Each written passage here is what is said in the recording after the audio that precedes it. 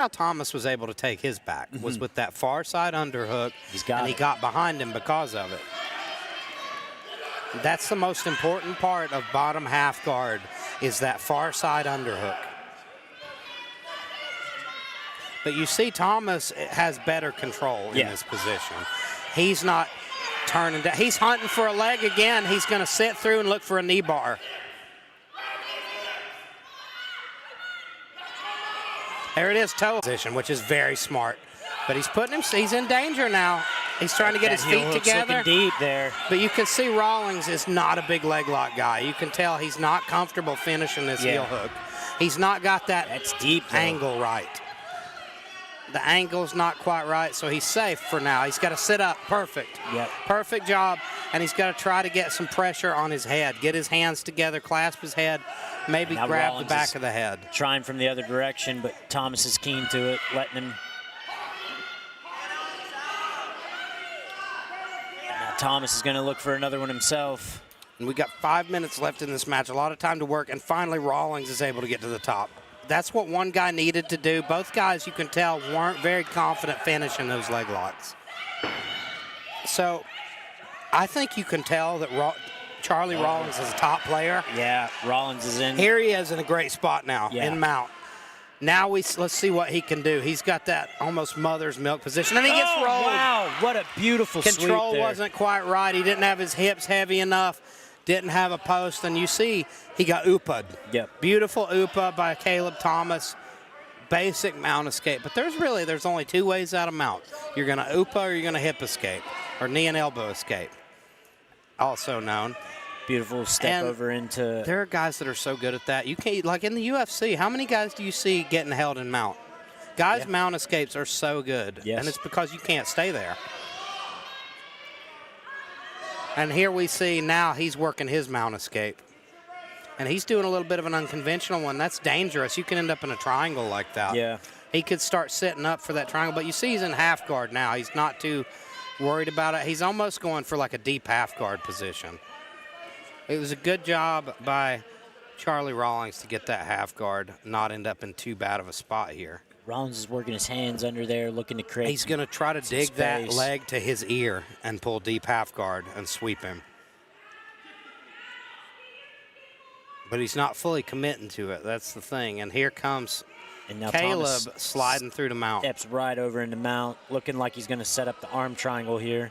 And he's got him in a great spot here. He's going to start walking that hand up, getting that elbow, arm to his. There it is. He's got him in a terrible spot. Oh, boy. If he can be slow down, keep his back to the mat, he should have this. That's it. Beautiful. Another arm triangle finish here. Great job from Davis Karate's Caleb Thomas. I think it all began with that beautiful back take. Now, that was an excellent jiu-jitsu match. That was great back and forth action. Both guys got in dominant positions. Both guys shot for submissions. I mean, that's what you want out of a bout like this.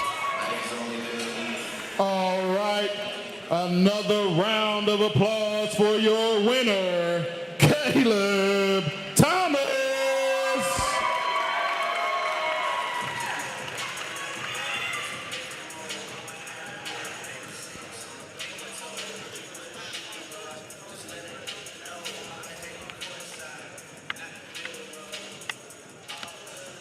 Now, we got a little out of order on that last one, so I'm curious. Who's going to come out next? That's the mystery of New Line Cage Fighting.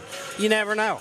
You don't know who's coming out. You don't know what's happening, but it's going to be cool. That's all I know about it. Well, hopefully we didn't see a complete scratch of our teen match. Yeah, we were looking for Peyton Mayo versus Corey Combs. That one, we saw Peyton Mayo come to the cage, but there must have been an issue with Corey Combs. We should be seeing Arthur Noble versus Alex Chaparro next in an New Line Cage Fighting EBI no-gi catchweight bout. Central Bank Center, Lexington, Kentucky. We just getting started.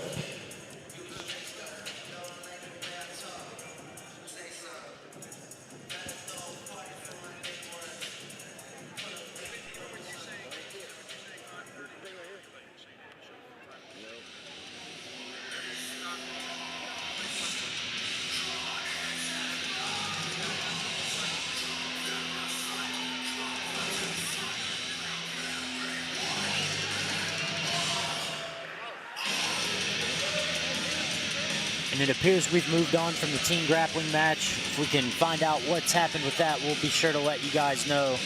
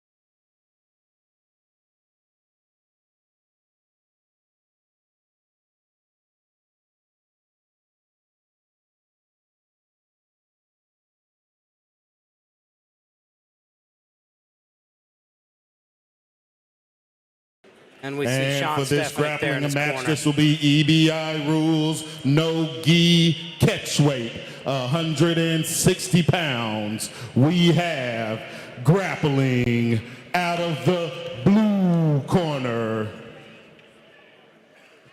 representing Valhalla AJJ out of Frankfort, Kentucky, Alex Chaparro. His opponent grappling out of the red corner from Hybrid MMA here in Lexington, Kentucky, Arthur Noble.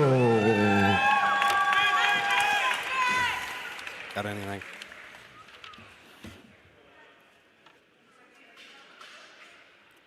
And here we go. And you know, interestingly enough, it's Jerry Van Zant is coaching there at Valhalla now. My first jiu-jitsu match ever was against Jerry Van Zant. How'd that go? When I was 16 years old, I beat him in overtime, and he's never liked me since. We got Alex Chaparro's now got Arthur Noble up against the cage. Let's see how he uses that cage to his advantage here in this no-gi grappling bout. It's something a little interesting that you won't see in most typical grappling bouts, Elijah, is we got these guys are able to use the cage. Beautiful job taking the back there from Arthur Noble. He's hanging off the side a little bit, though. He's looking to get that other hook in, but he does have... Beautiful job. He got the bottom hook. That's what you need. That bottom hook's the most important one. Now if he can just drag him off to the side. He's working for that choke, though, already. He is. He's got that right hand under the chin, I do believe. He's lost both hooks now.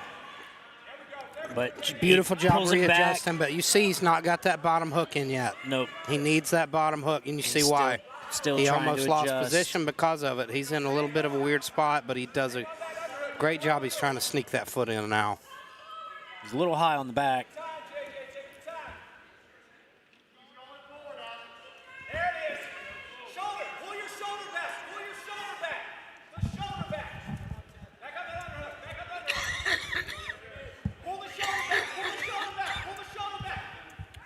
And he's got that. He's got his arm over the chin. It's so tight. It's so tight right now. This, even though it's a pain compliance move, he's got it locked in very deeply, and I believe he's going to tap. I don't know that Alex is going to get out of this one. As long as Noble can stay calm here and just keep that squeeze at a steady pace so he doesn't gas himself out. Definitely. It looks and like you he's see let he lost go. it. Good job by Chaparro hanging tough there. And he's almost ends up on top. Tried to escape there, but the body lock really saved Arthur Noble. Noble's doing a great job maintaining that back control. Absolutely. And he's sinking that choke in deeper now. And he's going to pull him backwards. If he can get his hands together, let's see. Oh, this If is he can get him bad. flat, he's got Bad news here. Got him flat. He's over the chin still. Oh, he's good.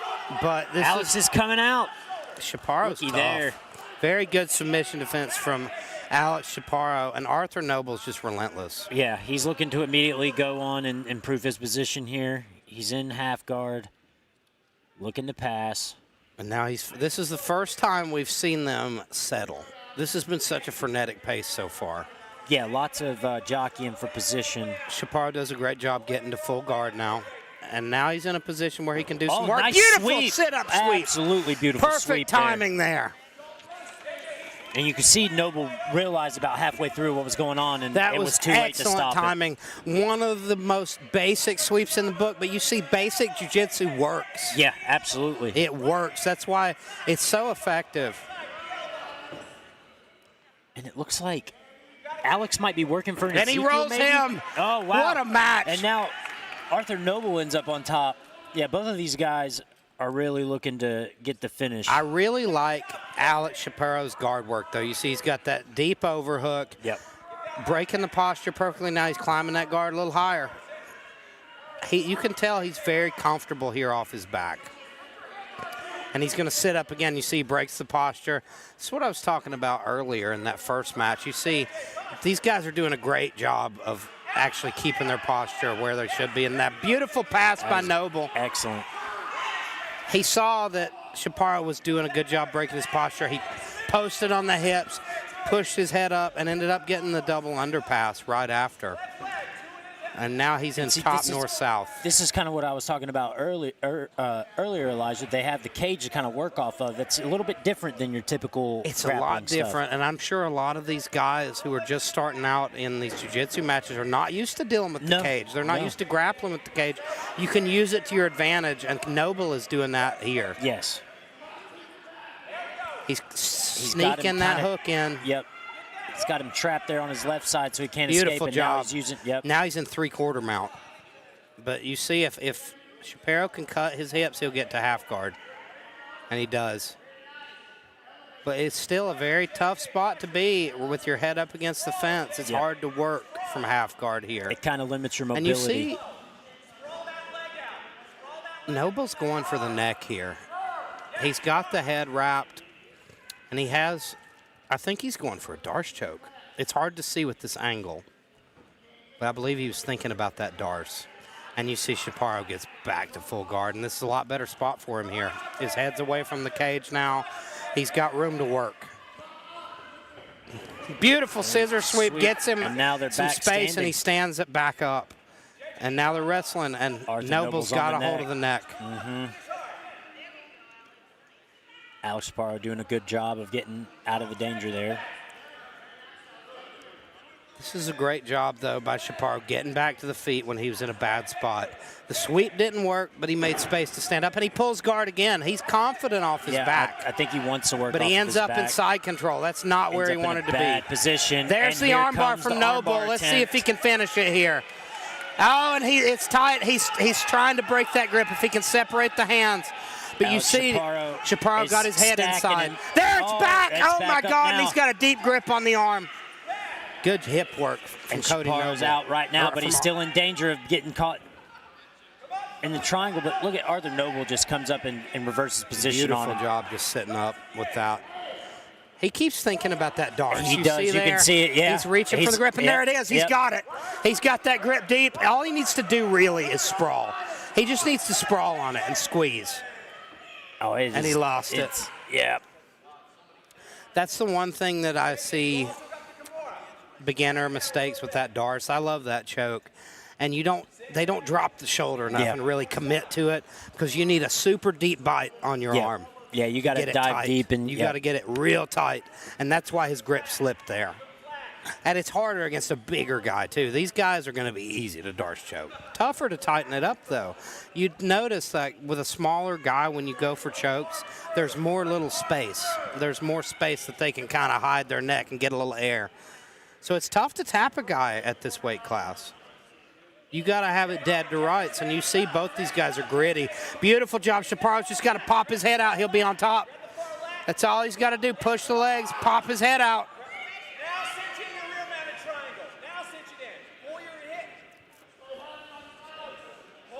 And if I'm not And mistaken, he's looking Arthur for a Noble reverse is triangle here. He sure is.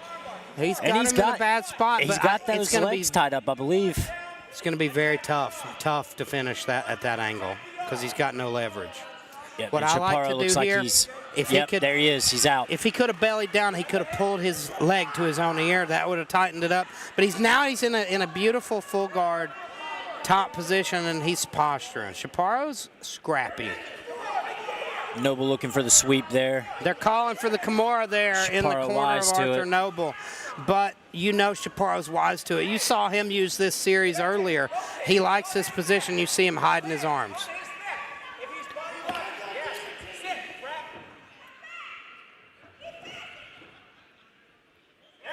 Good corner work from Hybrid MMA here. And you see how he's on his leg. What I would do if I were him, I would figure 4 my own legs from the top. That's a terrible position to be in. He has ended up in a great top half spot right now.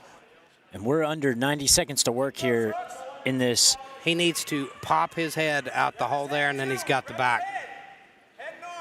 There it is. He's trying to work that arm. He's got him in a great spot. He's pretty much walking right through to side control. Yep. There he is. And now steps to mount, but he's a little lazy with it. He ends up in half guard because of it.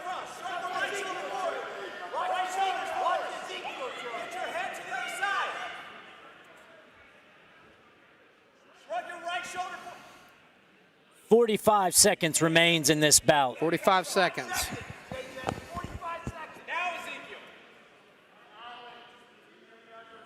And if neither man will hit a submission here, we will go into our first overtime round of the evening. We see Noble sliding through the mount to end the match here.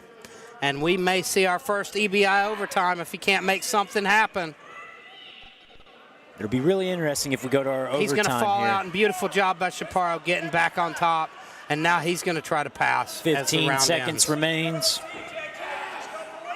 Incredible match, back and forth. 4, 3, 2, 1. And we will see our first overtime. And now, if you're unfamiliar with EBI overtime rounds, Eddie Bravo Grappling match will now go to OT. Came up with a brilliant way to make jiu-jitsu more interesting here. We're going to put each guy will have a chance to tap the other. They're going to start off in a bad position here. They'll start off on the back or in the spider web position. They get to choose. So we're going to start off with them defending the armbar here. And they've got 2 minutes. So now and we see Noble's getting out already.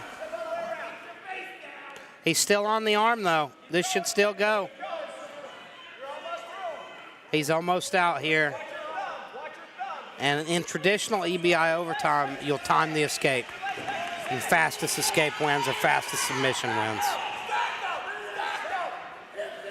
He's stacking, and he's out. And that's it.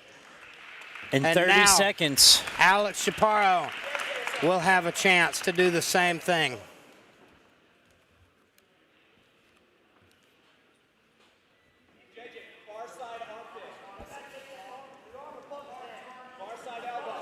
Now, interesting.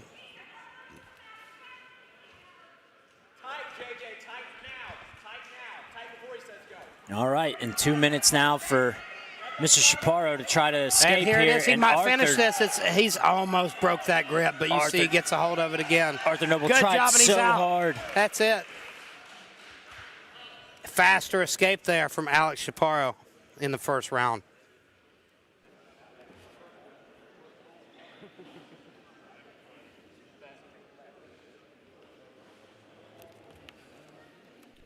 And now we'll see them try it from the back here.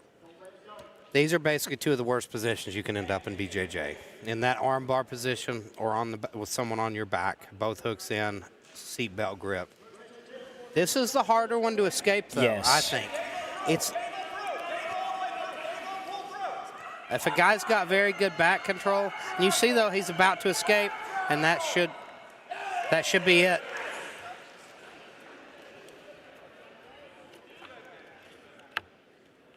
Now, what was that? About a 17-second escape? Mm-hmm. Beautiful work from both guys here. This is such a compelling matchup. This is a good matched jiu-jitsu bout.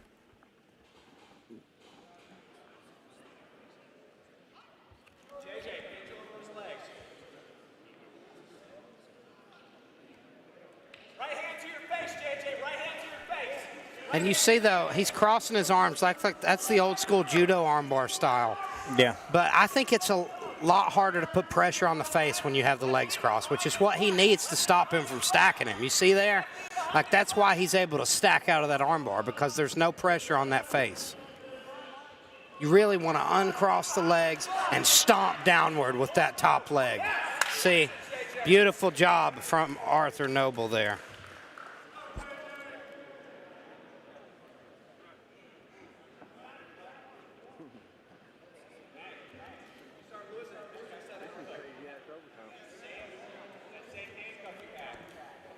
Ready to go for the second round?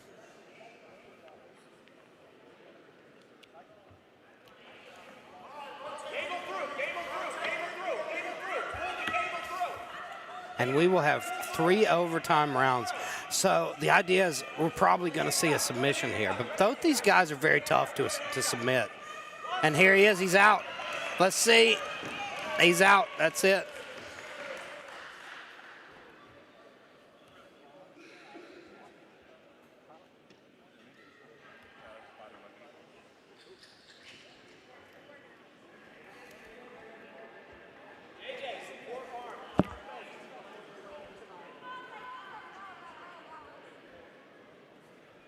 And this will be the third and final round of overtime, if I'm not mistaken. I believe this is the last attempt.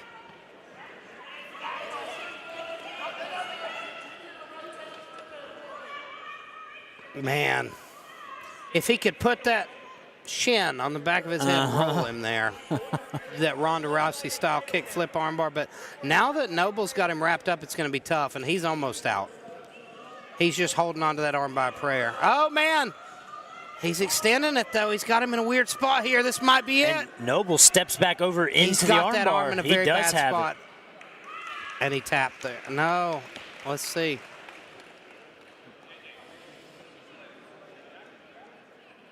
Tap. And that was a beautiful match, and he caught that armbar by the skin of his teeth there at the very end as he was passing. But Arthur Noble has no reason to hang his head. That was a great match. Beautiful fight. Great match. Got caught in overtime in the third round. Beautiful armbar.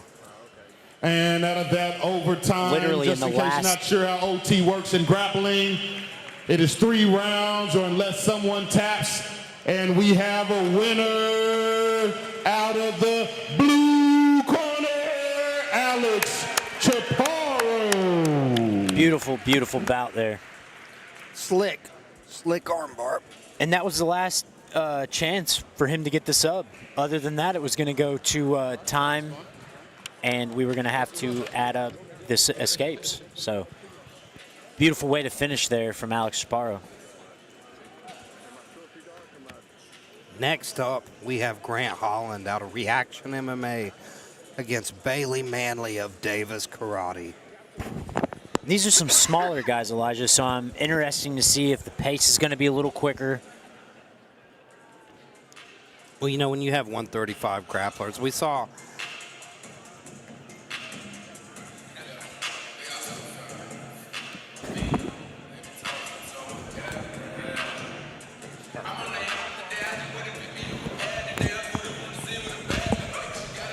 We need all fighters. We need all fighters for a meeting behind the wall. All fighters, a meeting behind the wall.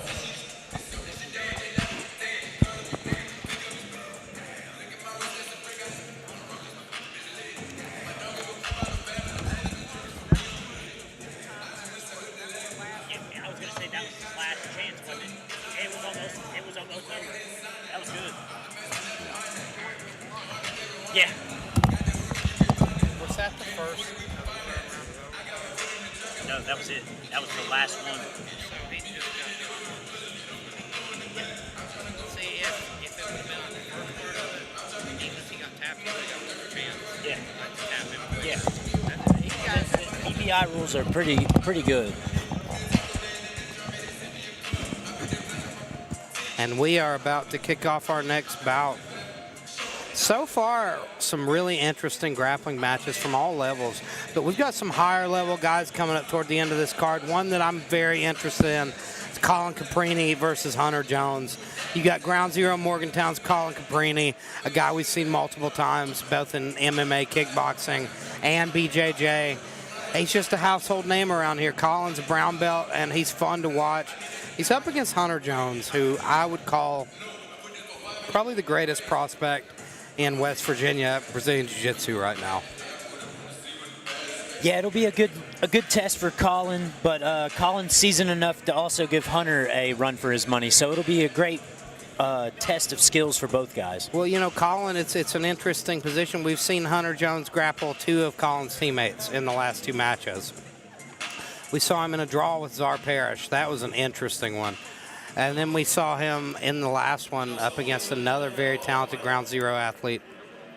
But here we go. It looks like Grant Holland versus Bailey Manley up next. 135ers, bantamweight grappling.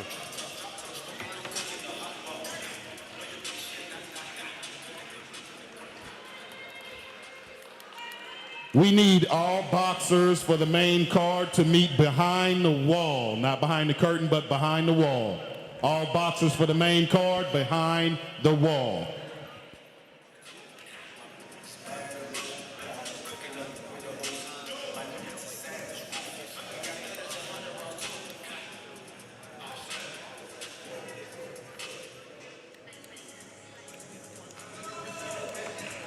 And here we see Grant Holland out of Reaction MMA in Lexington making his way to the cage. I expect him to get a pretty decent hometown ovation here.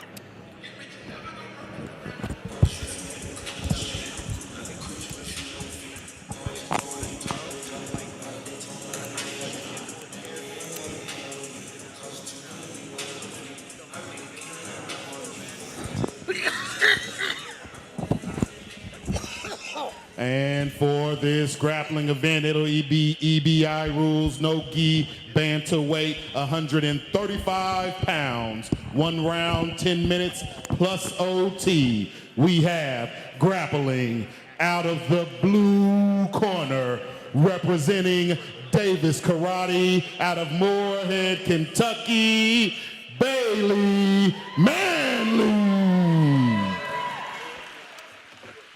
His opponent grappling out of the red corner, representing Reaction MMA here in Lexington, Kentucky, Grant Holland.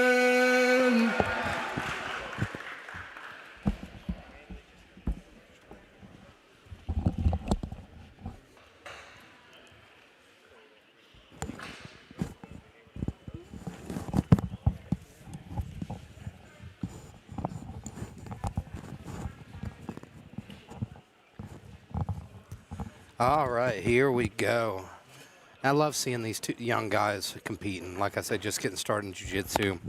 Reminds me of me when I was a young fella. You see Grant is mainly being the aggressor here. Sometimes you see some of the most talented guys in these young youth weight divisions. Yeah. You already see some excellent wrestling from both young men. They're doing the exact right things, both just testing the waters right now. Looking for that underhook, looking for that dominant position so they can make something happen. And we see there he's trying to get to the back.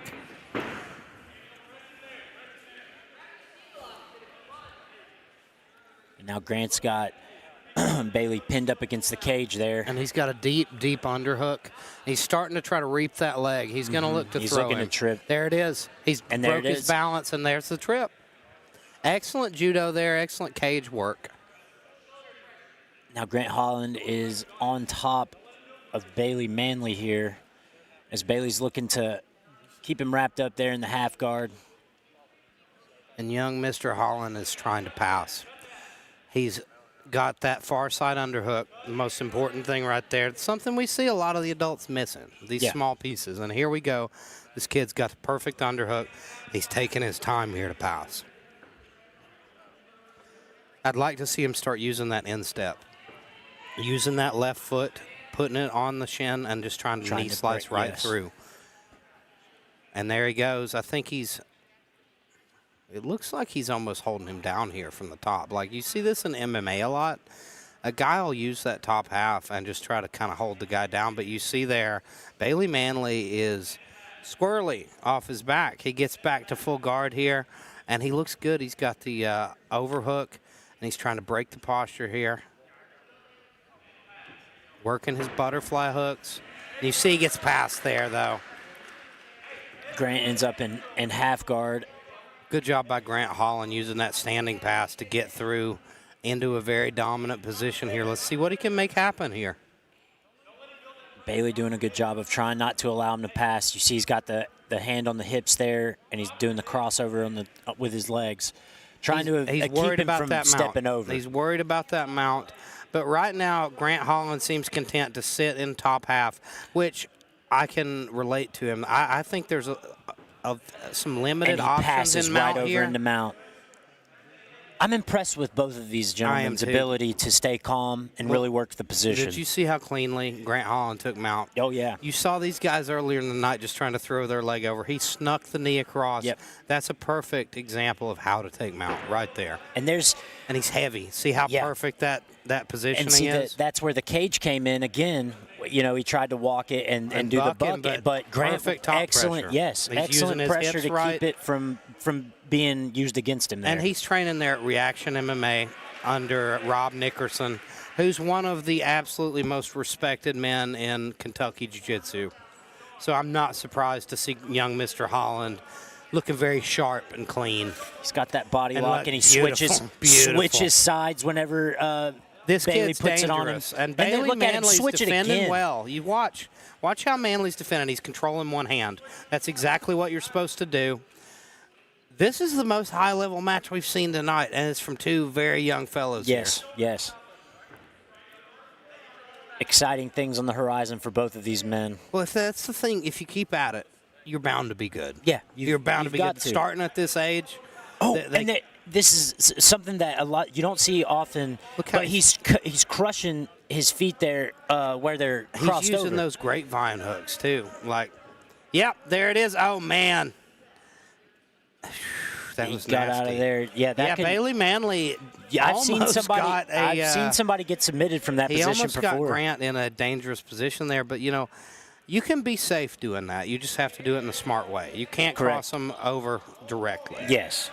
But I've seen guys that like to cross their feet. They just have to do it smart. They float them in the right places. Yep, in the wrong place, and you could get yourself submitted. So. And I really am impressed with Bailey Manley's defense. You see there, keeping that arm like that. That's perfect rear naked choke defense. It's going to be hard to tap him here. He's staying calm, and that's one of the most important things is getting in these bad positions is to stay calm.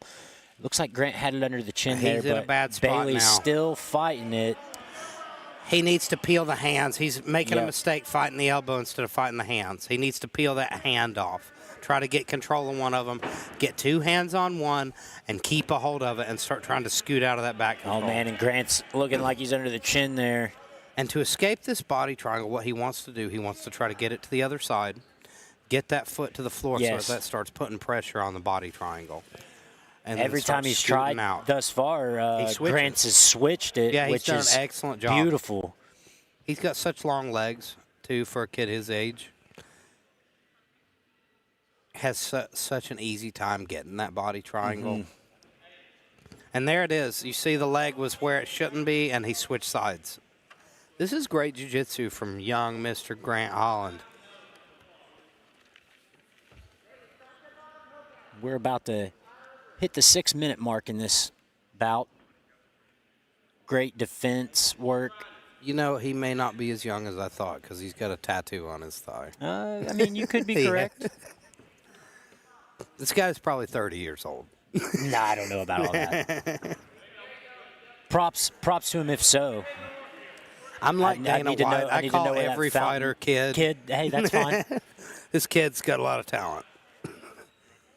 Yeah, I'm older than you. And he's Grant's still looking to It looked like he was working up to the arm bar, but man, Bailey's doing such a great job at defending and just staying calm. Beautiful knee and elbow escape to get back to half guard. He's a little outmatched here, but he's not beaten. No, That's no, the thing absolutely about him. not. He's very tough. And this is going to become a lot more interesting if we make it to EBI overtime. I agree. Arm triangle here for Grant, and you hear the crowd reacting to it. They know that this is a dangerous spot, and he's trapped against the cage, too. It's going to be difficult to move. Bailey's doing a good job trying to defend. He's answering the phone there with the right. Beautiful job knee slicing with through the here. If he yes. can kick that leg out, that's what he's trying to do, is kick that. There it That's is. it. He stepped over. But you see he lost position because of it and gave up too much space. Now that he's on his side, wow. Look at Bailey. That's Look at that. perfect defense. That defense he is wrapped his absolutely leg. beautiful. This is excellent work from both young men. I mean, that was absolutely picture perfect arm triangle defense. Yeah. He got to his side. He wrapped the leg. Yeah, Bailey's defensive jiu-jitsu is pretty good. I mean, it's probably some of the best we've seen this evening thus far. And it's crazy to think we have some higher level guys still coming up. I mean, this is high level for the stage that these guys are at in their definitely career. my favorite match of the night so far. Both guys are very excellent grapplers. This is not just a white belt level match here. These guys are definitely these guys are knocking on if not blue they're belt, blue belt, they're knocking on the door. And to be quite honest, if they're not blue, it wouldn't surprise me to see a guy get promoted after this. It's excellent work, especially from Grant Holland, who's been a step ahead the whole time. But you have to say that Bailey Manley is very tough. He's defended everything that Grant's thrown at him. And here he is in a dangerous spot again. He's fighting the hands, you see. That Perfect was very defense. impressed Good job. with his ability to stay calm in that arm triangle because it was deep. And he was in a did, bad like spot. you said, he did the best thing that he could have done to escape it. And here we are. About 3 minutes later, we're about down to 1 minute left. Man, he's putting a lot of pressure there. He did a great job stretching him out with him on the back. You saw who was so good at that was Davison Figueiredo. Yeah. Back in the day when he won that title, that's how he won it. He got that rear naked choke, and he would stretch you out when he was on your back. And we've got 1 minute left in this bout before we go to OT.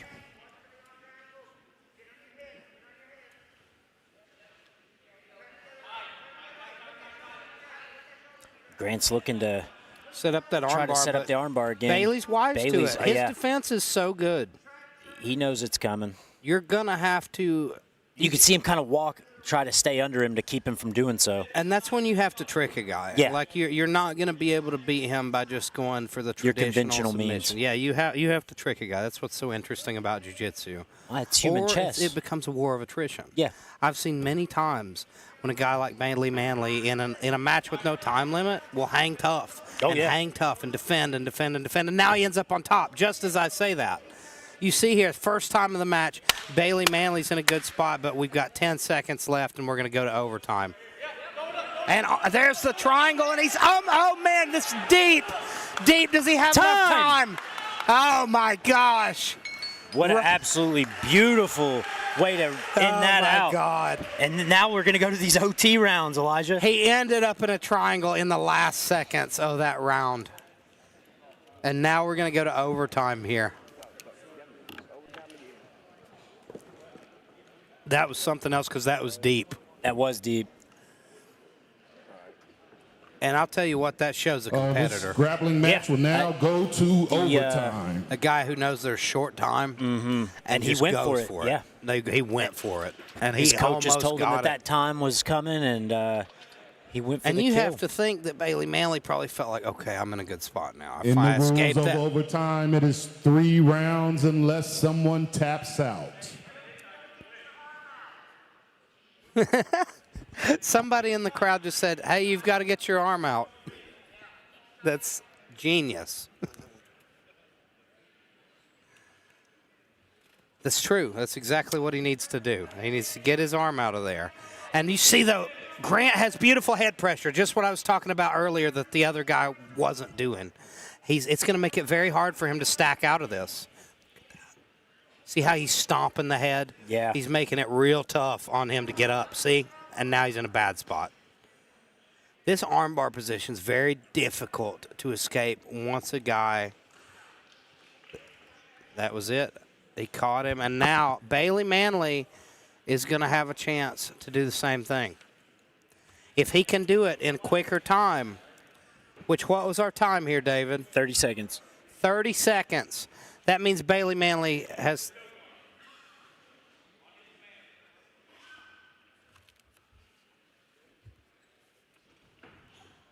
And he chose the back, and he's out. And that's it. He was out in 2 seconds there. Beautiful escape from Grant Holland. Oh, maybe he didn't tap him there. Maybe that was an escape. It was so quick. I thought he caught him with that first armbar, but it appears not.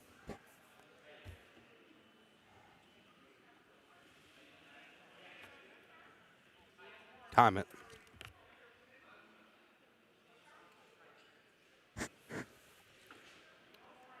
And we see, I believe Bailey Manley's going to have a little bit harder time escaping because Grant escaped so quickly. That was a beautiful back escape. That was. Yeah, he was out quickly. And you see he's got that. That's the problem with Grant Holland. He's got that body triangle. His back control's sick, so we might see him here for a while. Yep. This might time out the 2 minutes. Eventually, Bailey Manley worked his way out of there. Yeah. If he could tap him here, this would seal the deal, folks. But we've seen through this whole match, Bailey Manley has incredible submission defense. Yeah. I'd be surprised to. Let's see. He's trying to dig under the chin. It's hard to see. It looks like he's got him gable gripped. How deep he has it. Yes, he does. He does have the gable grip. But I believe he's over the jaw. I'm pretty sure I heard his corner say even if it's over the jaw, go for it. Yeah, he should. He's cranking, man. You can see it in his arms. And you see there he peels the hand off. Great job by Bailey Manley. Calm. Even in the worst positions, the guy stays calm and finds a way out of it. In jiu-jitsu, because you end up in all these bad spots. You can tell Bailey Manley's a guy who's grappling a lot with tough guys. Yes, absolutely. Who are putting him in bad spots.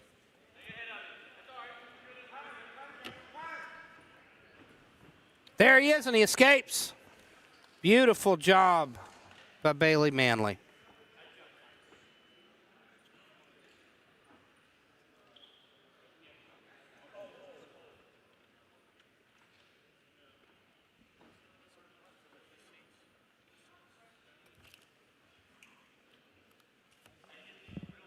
And now we see Bailey Manley here in this armbar position.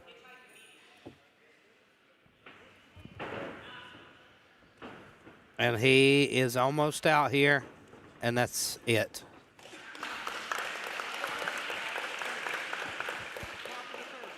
Yep. And we begin the third round of overtime here. Each guy will get one more shot at this.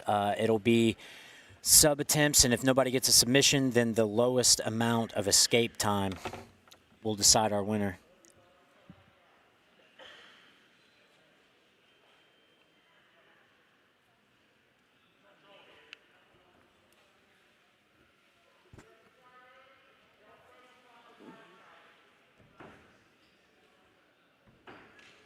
In Bailey Manley's corner, they're telling him, don't let him lock that body triangle. That's what Grant Holland is so good at. Yep. And here it's coming. Yeah, Grant's working for it. Bailey's wise to it. You can see him locking up the legs a little bit, trying to keep him from doing so.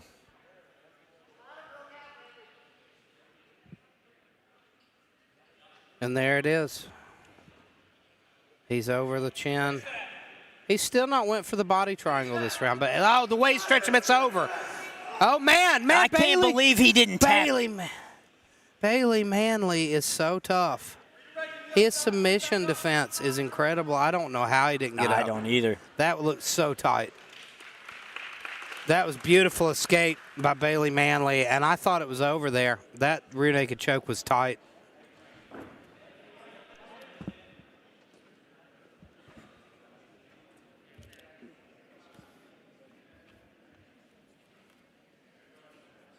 And this is Bailey Manley's final shot. Yeah, I mean, he's got to get the sub here. He's going to get beat.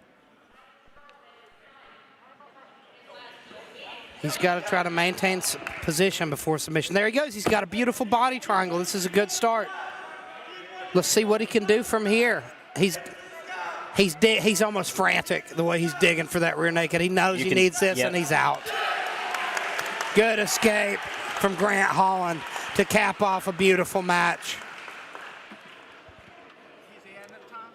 Yeah, he's got escaped. Yeah, it's Holland, yeah. Grant Holland. Yeah. And we have totaled up the escape times here. Let's give these two grapplers another round of applause. And your winner, out of the red corner, Grant Holland. Very talented young man. Beautiful display there from both guys. Interesting future ahead of those gentlemen as long as they continue down that path. This was the most high-level match of the night so far. Excellent work. 21 here in Central Bank Center, Lexington, Kentucky. We just getting started.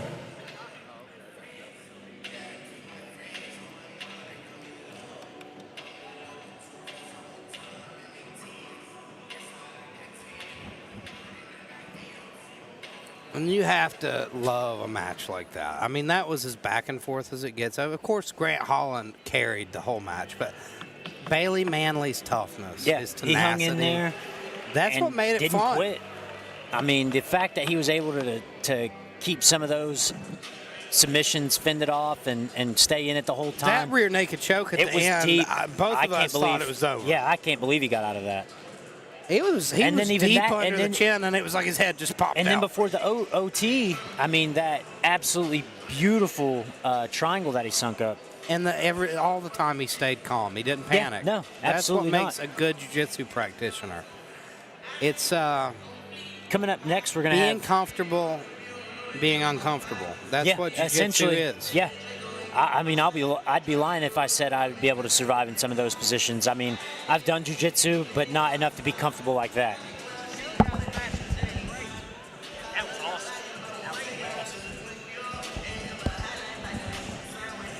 And you know, Eric Swan walked up to the announcing booth here, and he said, "These young guys' matches have been great." He's right. It's incredible. It really is incredible. It's exciting to see just how high level these guys are at such a young age and what the potential could be. The sport's evolving so much. You're seeing so many young people getting into jiu-jitsu young. And you see guys like that who are just as good as I am. And I've been doing it 10 years. Right. Like, my God. No, there's no doubt about it. Those guys would show me what's up on the mat.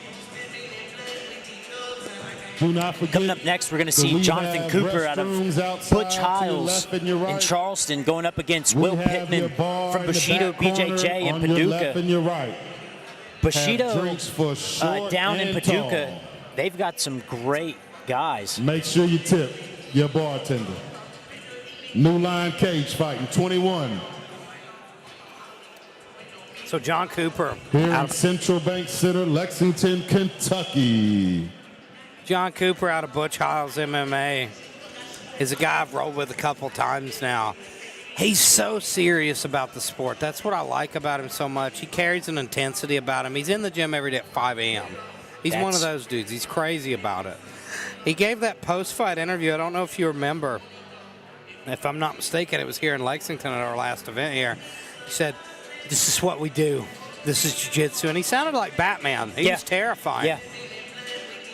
Guys that are into it like that, man, the guys that are intensely into it, they'll get up at 5 in the morning and they end up in the gym and they, guys who are dedicated like that, those are the ones that are really going to build the names for themselves. Well, you have to love it. You have to truly love it to get anywhere in this game. This and event John is Cooper being loves shot pay-per-view at combatsportsnow.com. combatnowsports.com.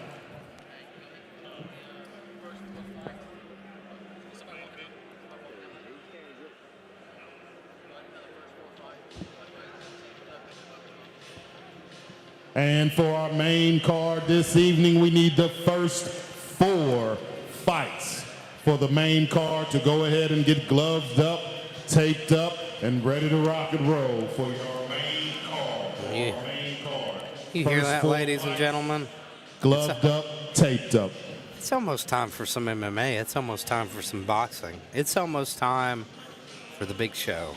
But we got a few more grappling matches to start out with, and I couldn't be more excited about these next ones because these are the high-level guys. Yep. This one we're going to see some really, really sharp jiu-jitsu.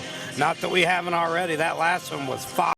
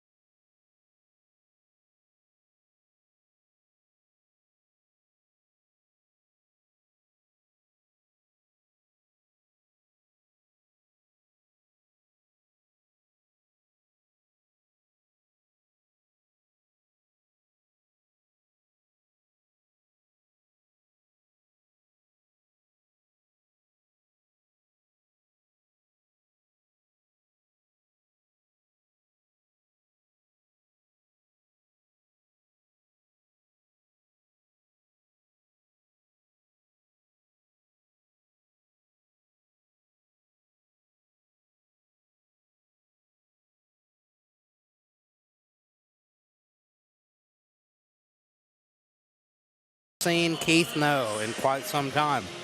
I'm beginning to worry he's been kidnapped. I haven't seen him since the show started, but that's all right.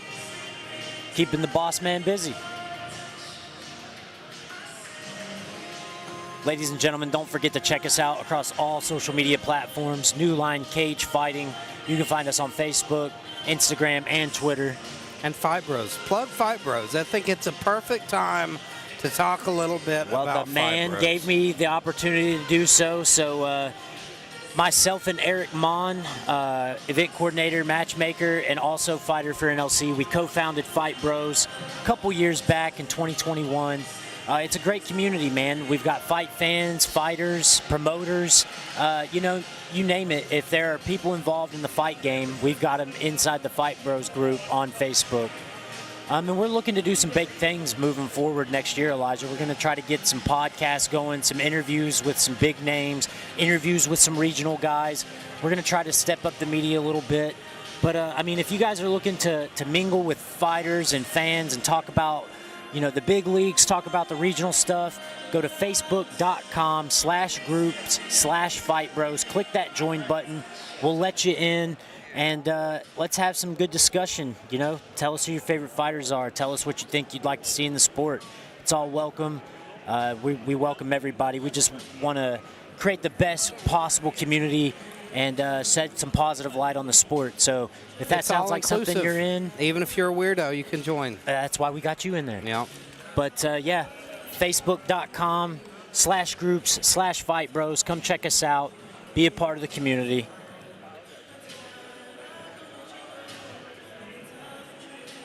And I've got to ask you, Elijah, is this the most professional bouts you'll have called in one night?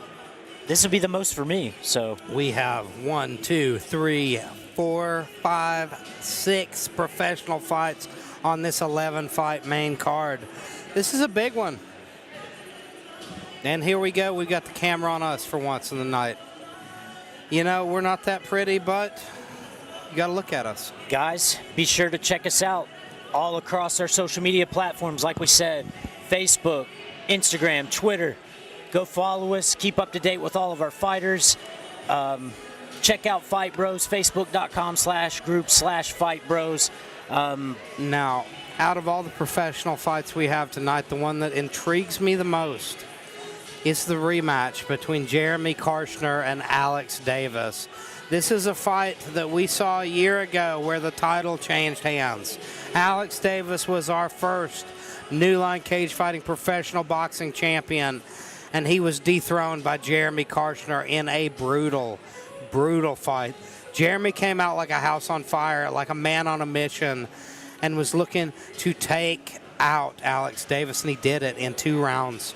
And it was a moment where we wondered what would happen with the career of Alex Davis if he would keep going. And we see him almost a year to the day here in Lexington coming back for that title. Doubling down and looking to exact his revenge. And, you know, he's been very busy as of late. He's been training a lot with Tucker Lambert. We're looking for Will Pittman.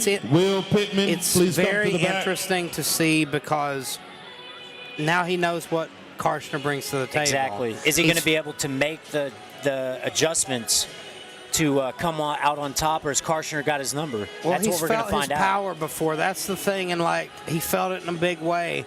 I think he knows he can't stand in front of Jeremy Karshner. Footwork's the key to this fight for Alex Davis. If he can stay on his bike, weather the early storm, touch him and stay get elusive. Jeremy tired. Yes. That's the thing. Jeremy Karshner is a guy who started out his boxing career 0-6. And he told me, you know, I was taking fights when I was young and dumb, and I'd come out like a house on fire, and I'd gas out. He said, I've changed that. I've fixed it now. But, and we've really seen that work out for him. He's rolling a 6-fight win streak now. But we've never seen him in deep water yet. We haven't. Right now we have coming to the ring. And here we go, folks. Jonathan Cooper. We are back on track. And here comes Mr. Jonathan Cooper from Butch Hiles. The Batman of Butch Hiles. Up at 5 a.m. You got to get up pretty early in the morning to beat Mr. Cooper. Right, so Jonathan Cooper's opponent, Mr. Will Pittman, did not show up, so we will announce Jonathan Cooper representing Butch Hills BJJ from Charleston, West Virginia, as your winner. So John Cooper wins by retirement. Don't make it look so easy next time, my guy. And here we go. We've got Anthony Vander. And, you know, it's got to be frustrating for John Cooper to drive all the way from Charleston, West Virginia. And your opponent not show. Match. I mean, you know, you got to think these BJJ guys are not getting paid. They're doing it for the love of the sport. You've at least got to test himself. You've got to give your opponent the respect of letting them know you're not coming. At least cash app him some gas money. Yeah. That's what you should do, Mr. Pittman. Cash app John Cooper for his food and travel, for coming all the way down here, not getting to compete. My God. Anthony Vanderpool versus Danny Cornette next. Danny Cornette fighting out of the Hungry Grappler gym in Marion, Virginia. I love the name of that gym. Hungry Grappler BJJ. Hungry Grappling. Then you got Anthony Vanderpool out of Valhalla Academy.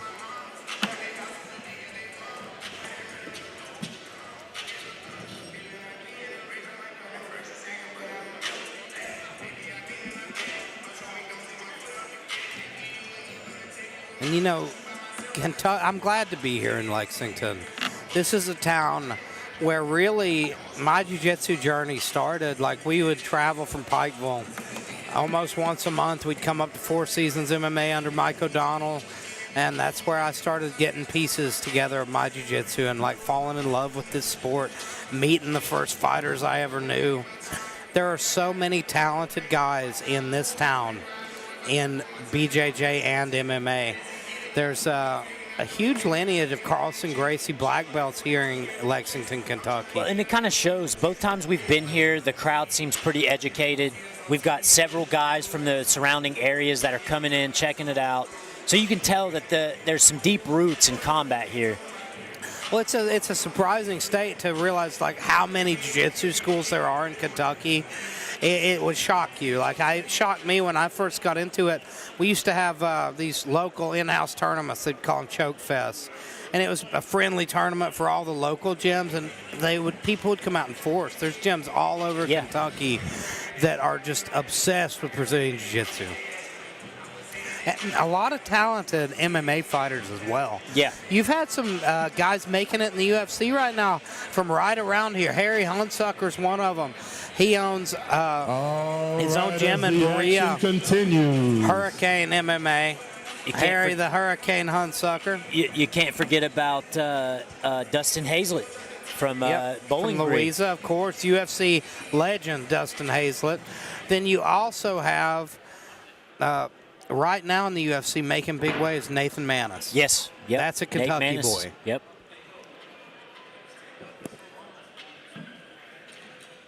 Yeah, we've got a lot of talent right around in this tri-state area. Ohio, There's a heavyweight West from Virginia. Kentucky in the UFC right now as well. His name eludes me. Dontel Mays. Yes. Dontel Mays is a Kentucky fighter as well. So, Elijah, I'm curious here. This is the first time I'm seeing this on our ticket. Nope, I guess I'm wrong. but I see open weight here. So what exactly does that entail? This means that these guys have just agreed to grapple no matter what weight they are. Old school. They both look pretty even, actually. I was going to say they look to be about the same. So I would say around 205, 185. These guys are big And boys. for this grappling event, it will be EBI rules, no gi, open weight, 1 round, 10 minutes with OT. We have grappling out of the blue corner, representing Hungry Grappler out of Marion, Virginia, Danny Comet. His grappling opponent out of the red corner, representing Valhalla AJJ out of Frankfort, Kentucky, Anthony Vanderpool.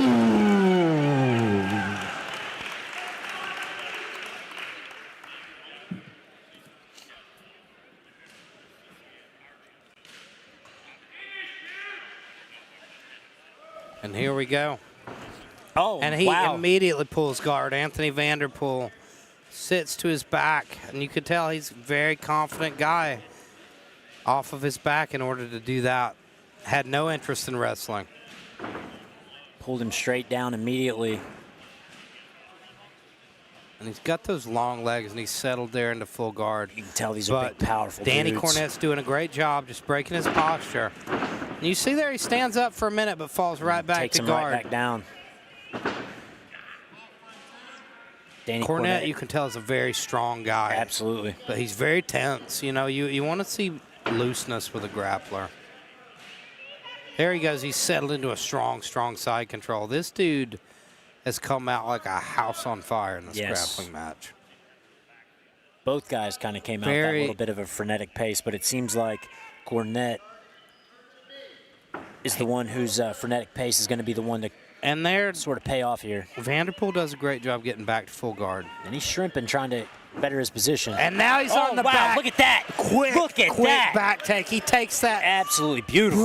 brief moment and seizes his opportunity, and he's on the neck. Yeah, it's under He's the chin deep, last I deep saw. under the neck. And he switches to the gable grip now. And you see here, Cornette is peeling the hands off. trying to get, there he goes. He's got some breathing room now. He needs to try to get a hold of one wrist with both hands. That and arm like, is back underneath. And that's deep. He's That's done. deep. Beautiful submission. Rear naked choke finish from Anthony Vanderpool of Valhalla Academy.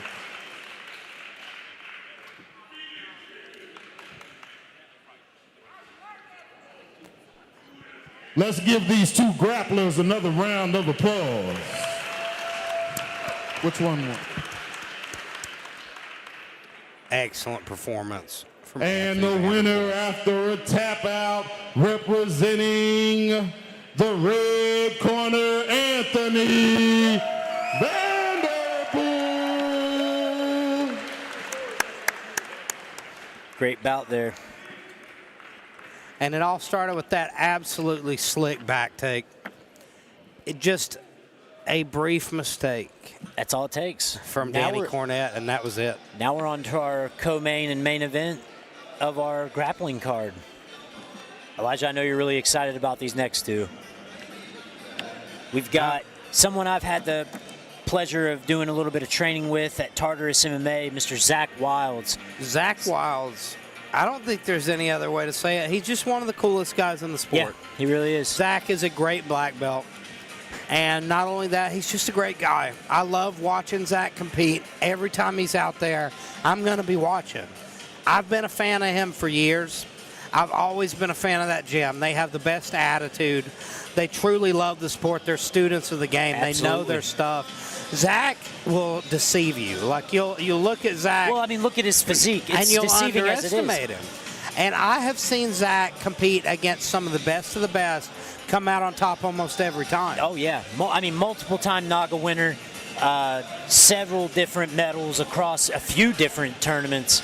And Zach's just always laid back. He's always fun. Yes. Always having a good time. Even on fight night. He'll probably be in here joking with his opponent while they're rolling. You see it gets to some guys, but Zach's been here, done that for so long. Absolutely.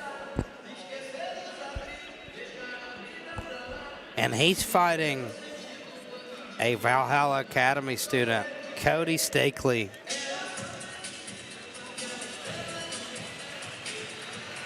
And these guys are the real deal. I'm really interested in this matchup. The dude's an absolute tank. Yeah. I can see that coming out. He is a very large man. However, I will say this will be not Zach's biggest opponent, believe that or not. Yeah, Zach's last MMA fight was against an absolute monster. I don't know. This dude's a big old fella, though. I think he might have Zach's last opponent beat in terms of athleticism. Athleticism, yeah, absolutely. And for this grappling match, we have EBI rules, no gi, heavyweight, 265 pounds, 1 round, 10 minutes plus OT. We have grappling out of the blue corner, representing Tartarus MMA out of Ashland, Kentucky, Zach Wiles. His grappling opponent out of the red corner, representing Valhalla AJJ out of Frankfort, Kentucky, Cody Stakley. Cody Stakley getting a big ovation from the crowd here. To tell you about Valhalla's style, it's similar to Tartarus. It's an old school jiu-jitsu gym, Carlson Gracie lineage. So heavy top game, crush. I think both these guys are going to be looking to get on top here. And we were talking about patience earlier, Elijah. Zach's got incredible patience in this game. It comes with so long. Just got so quiet when this match began. You can tell there's something different about this one here. Mm-hmm. These are two high-level two high-level guys here. I'm not sure about Stakley's rank, but I know if he's in there with Zach, that this has got to be a high-level jiu-jitsu match here. And beautiful duck under, but Zach's wise to it. Nice arm drag from Stakley. And he suplexes Zach. That's it. Zach's hurt. Zach's hurt. That's it. That's going to be the end of the match. He hurt his shoulder there with that suplex, ladies and gentlemen. That's a terrible way to see it end. You know that's not what Stakley wanted there. Looks like he dislocated his shoulder here. You hate to see it. You see great sportsmanship here. He comes to check on him. Good guy there. Doc's in there checking on Zach now. That's not what you don't want to ever hurt your opponent. You hate to see it because these guys could have had a great match, but it's just what happens. It's the name of the game. It's combat. It was a beautiful suplex. That was a beautiful suplex. Beautiful belly-to-back takedown ends the match right as it begins. That was nice. Like you said, nobody wanted it to end that way. No, and you hate to see Zach get hurt, too. You hate to see any of your on Facebook at buddies get hurt. Facebook.com/Fight Let's give this man another round of applause. Great sportsmanship shown here, and that's what I love about jiu-jitsu. Like, usually you see some of the best sportsmanship after a jiu-jitsu match.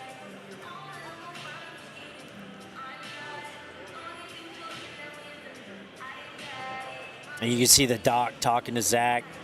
Stakley still checking on him, making sure he's all right. That was just an absolutely brutal suplex. It was. You see the power of wrestling and good takedowns. Like, they can end a fight before it starts. All right, let's give a round of applause for your winner, Mr. Cody Stakley. And you see there, look at the sportsmanship there between these two men. Making sure that's what all right. I love seeing that. Love seeing it. Well, and you can tell Stakley's disappointed because he wanted to perform. He wanted to have a longer match, but that was a beautiful job by him. Beautiful takedown. You can't get a more picture-perfect belly-to-back takedown. We have 2 more grappling events before we start our main card. two You can more tell he's just so grappling disappointed. events He before wanted we to- start he our main wanted to card tonight. perform. We want to welcome He you came to out of the Line cage and told some of his Cagefighting fans that he was 21, sorry. There's nothing really to be sorry about. I mean, the man went out there, did his job, and it just so happened that an injury caused the stoppage. I think a lot of times guys just want to compete longer. They want to. It was just that's a rough.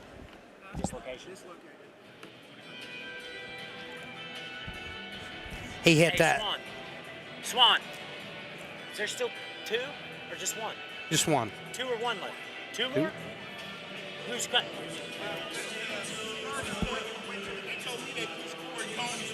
Okay.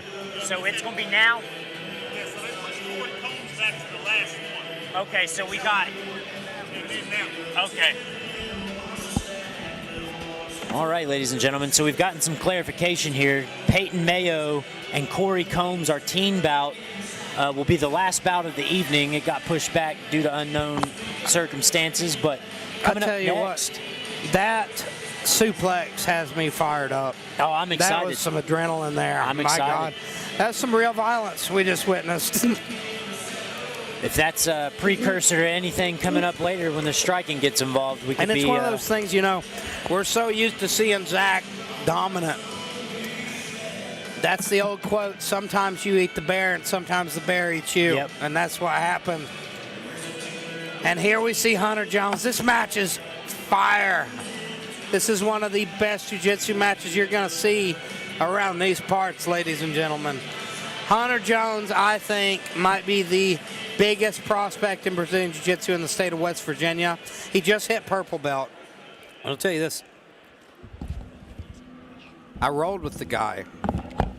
Absolutely told me. He's scary. Like, he's got a wicked Darce choke, wicked Peruvian necktie. His last name's Bailey, I think. Or maybe it's Jones. I can't decide. I'm giving him a hard time. He was walking by me. His first match, I called him by the wrong name. I thought he was going to beat me up, but we've become good friends. And speaking of a good friend of mine, you see Colin Caprini on the other side of the octagon. And for this bout, you will have EBI rules, no gi, welterweight, 170 pounds, 170 pounds. 1 round, 10 minutes plus OT. We have grappling out of the blue corner, representing Butch Hills BJJ out of Charleston, West Virginia, Hunter Jones. Hunter Jones out of Butch Hills MMA. His grappling opponent, grappling out of the red corner, representing Ground Zero, Morgantown, West Virginia, Colin Caprini. Colin Caprini out of Ground Zero, Morgantown, is a student of the game. He's been around a long time. He's competed in MMA, kickboxing, boxing, and jiu-jitsu. Like, the guy knows his stuff. He's a brown belt, and I love to watch him work. He's a leg lock specialist. Immediately pulls guard against Hunter Jones, who is a collegiate wrestler. So, smart move there by Colin. I got a feeling we're going to see a chess match here. Yeah, I'd have to agree. Colin has a slower, more methodical pace, though, than Hunter does. So I'm really interested to see if Hunter tries to push the pace against Colin, or if Colin's able to slow it down. Oh, Beautiful, Colin dives for the right leg. in the leg lock. Wow. Beautiful. Colin is a great leg lock specialist, and he Eminari rolled beautifully, Yes, and now he he did. ends up on top of Hunter. This is a big step up in competition for Hunter Jones, and Colin's very familiar with him because he's seen Hunter compete against 2 of his teammates recently. And now Hunter's back to his feet, and Colin just sits down. invites him back to the Smart cage. game plan in here by Colin Caprini, who knows he's up against a collegiate wrestler.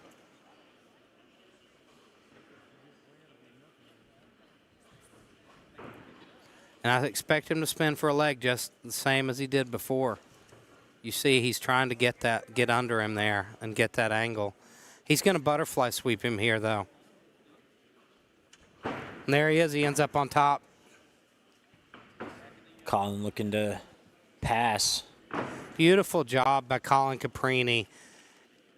He's planned for this opponent. He knows exactly how to approach him, and he's doing an incredible job. Like, so far we've seen guys try to wrestle with Hunter.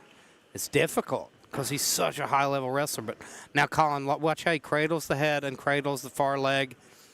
That's a beautiful control position. He can almost steer him. Now he's hunting for that neck. I was gonna say, it looks like he's under the neck there. But you see Hunter's got that far side underhook. Yep. That's why Colin's shooting for that leg.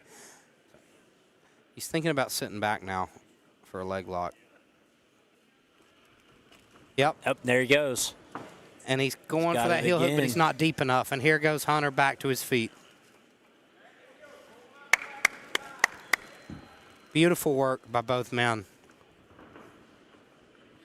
We expected a high-level match, and we've got one so far. And we see there's Hunter in a much better position now. He passes. Colin rolls through. I love to see some good scrambling. Rolling right back through the guard, not hanging out in that turtle position. Because Hunter's very dangerous there. He's got a wicked Darce choke, wicked Peruvian necktie, and Colin Caprini knows it. So he's not going to hang out there in that spot. And now he uses that beautiful butterfly hook again to sweep Hunter back to his back. Now he's going to work on his own pass. And Hunter's back to his feet. I love it. I love it. I love a good scrambly jiu-jitsu match, man, where everybody's jockeying for position. And both guys are... It's so technical. Yes. This is so methodical and technical. Even though they're moving at a fast pace, it's super methodical. These guys know exactly what they're doing, and they have a goal. Well, and all their movements mean something. They're not meaningless. So far has been brilliant. Like he's given Hunter Jones the hardest match that I've seen him have so far. Absolutely. And that's like we said earlier, we fully expected that from both guys, you know.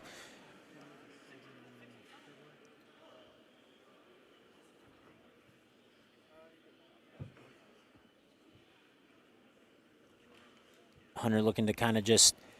He has a beautiful butterfly guard. You watch that butterfly hook, he's so active with it, he's constantly lifting him. That's why Hunter can't pass. Every time that he's getting elevated. Yep. And with the thing with Colin, he's either going to do two things. He's going to sweep you, or you're going to end up in a leg lock. You pick your poison there. And he's shown that multiple times so far. And there's that butterfly hook again. He's so dynamic with it. There he's got that leg again. He's going to start shooting under it. There it is. He's going to start going to Ashi. Yep, there he is. Desperately looking and he's for in that. The heel hook. He's deeper this time. He's a lot deeper than he was before. But Hunter's doing the right thing. He stepped over perfectly. Beautiful job scrambling out of that. Tried to take his back. Colin rolls through. This is a beautiful match. Absolutely.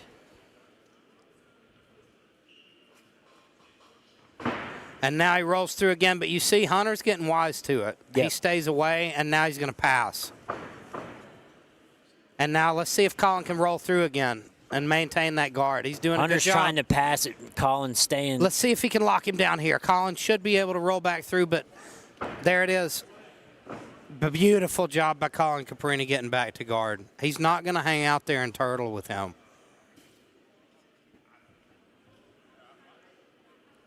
And that's a mistake you see lower-level guys doing. Right. That's how Hunter caught me. I was fat, and I was lazy, and I hung out right there, and he Peruvian necktied me. And something's happened I believe Colin may have gotten a knee. Yeah, accidental knee here. They're going to take a moment. Doctor to the ring. Hunter. Inadvertent knee there. Yeah, it accidental happens. for sure. It happened in the scramble. And it's funny. I've taken harder shots in jiu-jitsu like this than I ever have in boxing. Was it a headbutt? It looks like Colin's kind of either an eye poke or a knee. Let's see. Uh-oh. I believe Colin might have blown his knee out. Yep. We've seen two injuries here. Here it comes. It's his right leg.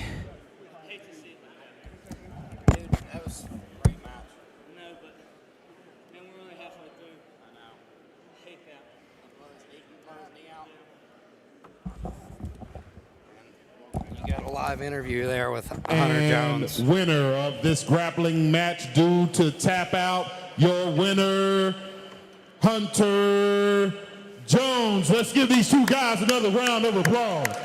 Great job, young man. And Hunter Jones' first words when he came over here, he said, today. "You hate to see it end that way." You know, he was like, we were only halfway through, and that was such a fun match. You could tell they were both having a great time in there. We have made it testing to our each last other. grappling bout of the evening.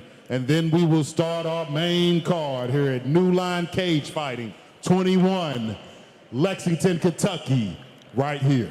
Ladies and gentlemen, we're going to have a brief intermission here, and then the fights are going to start. It's time. I think we've got our last teen bout. Oh, wait, Yeah, wait. Corey Combs got pushed I back. almost forgot.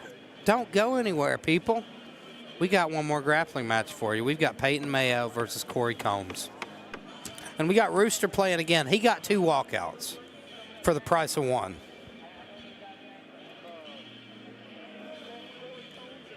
We get to hear Alice in Chains Twice.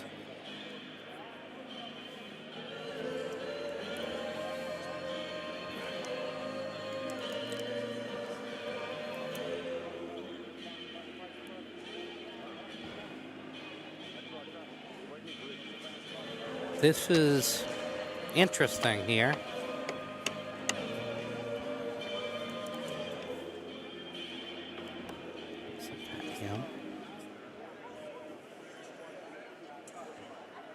It looks like Danny Cornette that we saw earlier in the night grapple Anthony Vanderpool.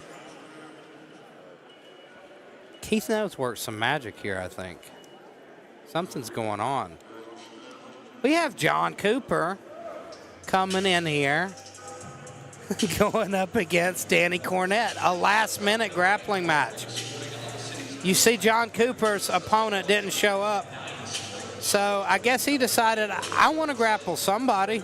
Will anybody here grapple me, please? And I guess Danny Cornette decided, I'll do it. All right, so we have a surprise for you. Remember Jonathan Cooper, whose opponent did not show up. We have a fill-in opponent for Mr. Jonathan Cooper so that he will get to grapple tonight. Let's give it up out of the blue corner for his fill-in opponent, Danny Comet. And he changed his name. His name's Danny Cornette. Our announcer has changed it to And Danny grappling out of Comet. the red This corner, is like we his know alter Jonathan ego. Cooper That's all right. From Butch House, BJJ, Charleston, West Virginia. Let's go, guys. Danny Comet is the name that he fights crime at night under. I'm fine by that, as long as he uses jiu-jitsu.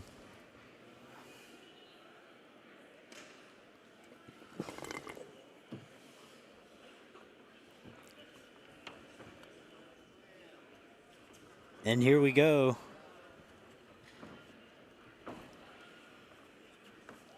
And it looks like John Cooper's looking to wrestle. For how long, that's the question, because the guy loves to play guard. I have a feeling we're going to see him sit to guard.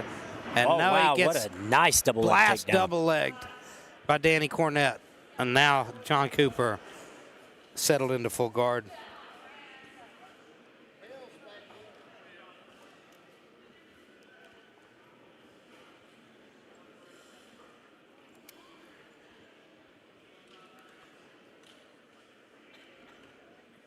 And you can And we see that beautiful overhook guard, and he's going to go for that armbar now. Yep. He's going to go for that shoulder crank armbar. You'll see he likes that a lot, but you see Cornette is wise to it. Pulls out. It looks like Cornette may be the bigger of the two. Well, we saw he was a powerhouse in that first match that he had Absolutely. tonight against Anthony Vanderpool. Ended up getting his back taken, though, and getting caught. This is an interesting matchup here.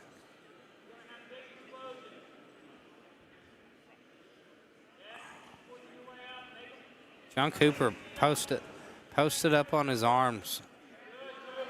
And you remember in that last match that he had, Butch was commentating, and he's his coach, so it was interesting. He said, Cooper has a tendency to hang out on his back too much. You remember he would get the sweep and then just sit there. He wouldn't come up to the top. I'm sure he's been working on that. Like, it's so interesting getting to compete like this and watch yourself. Yes. And get to improve because of that. I know that you kind of see your bad habits in a way that you hadn't before. Absolutely. And he's trying that sit-up sweep, and he's got perfect timing on it, but beautiful base by Danny Cornette. He's got a very excellent base, just kind of based out and, like, stayed heavy.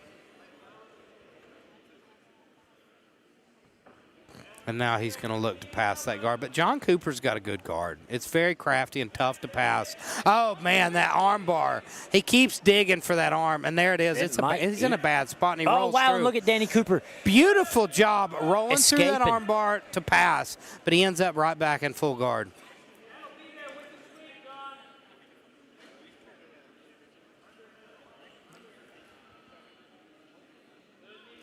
Danny Cooper looks like he's sitting in half guard. And I'd like to see him dig for an underhook here. On you can see John left side going for that arm again. There we see it was Danny who takes that far side underhook, which is all important there in this position. And now John's fished for it. You see they're fighting over that underhook, but I think neither one realizes how important it is.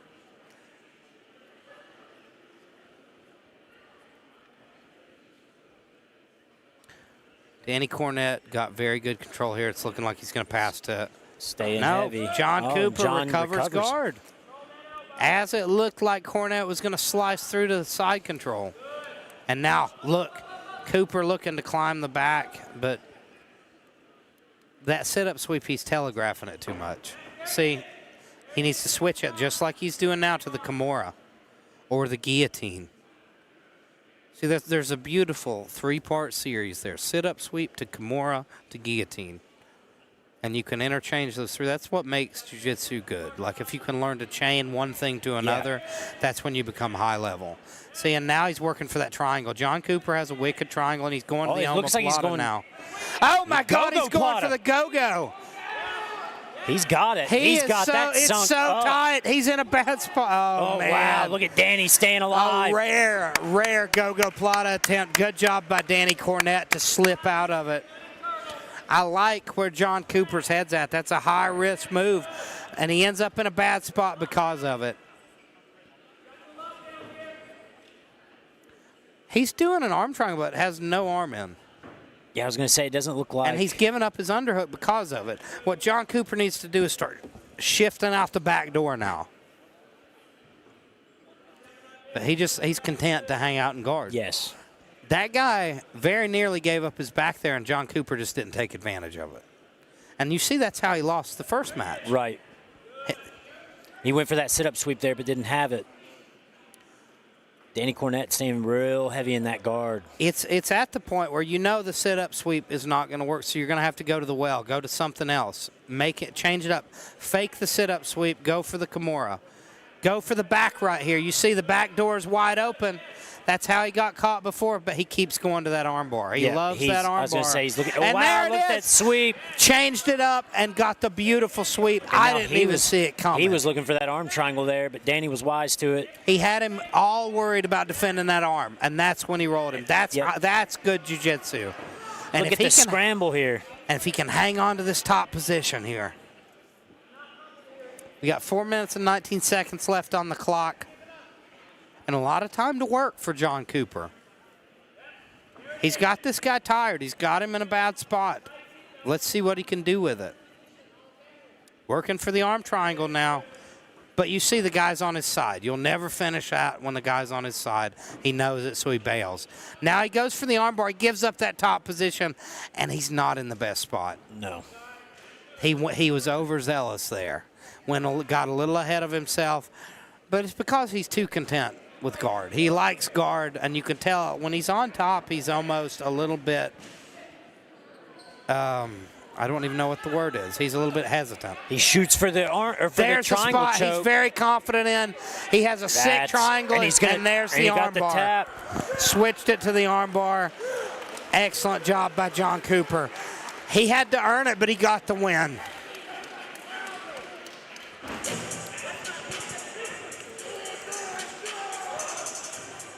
Okay, let's give these guys another round of applause.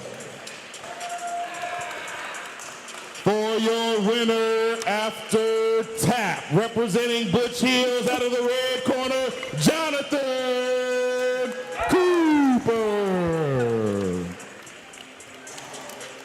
Good job. Another hand for Danny Comet. Have to come out here and grapple twice in one night. Good job, Mr. Comet. Thank you so much. Thank you so much, Danny. We have one more. We have one more grappling match. One more, and then we'll get to our main card. So let's get this last grappling match started for the evening. Would you please, Maestro, start the music?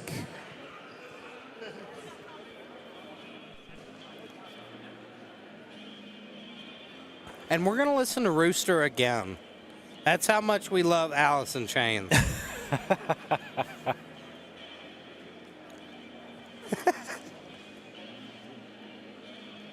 So, I'm not sure. I believe we have one more jiu-jitsu match. That's what it's looking like. I don't know. The only other match it could be would be Peyton Mayo. Here comes Peyton Mayo. He has his walkout song played for the third time.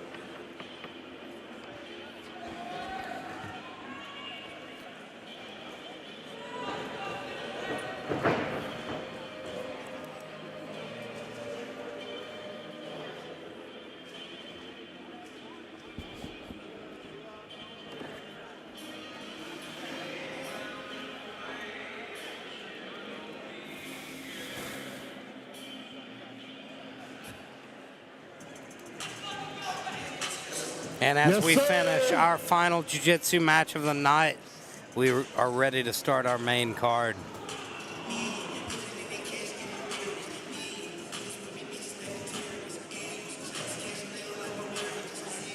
And that was actually not Peyton Mayo. This is Peyton Mayo, and he's a man that we're very familiar with. Might be the most dangerous 15-year-old on the planet, in my opinion. I mean, we saw him kickbox in Huntington. He's a big fella. And he's so dangerous.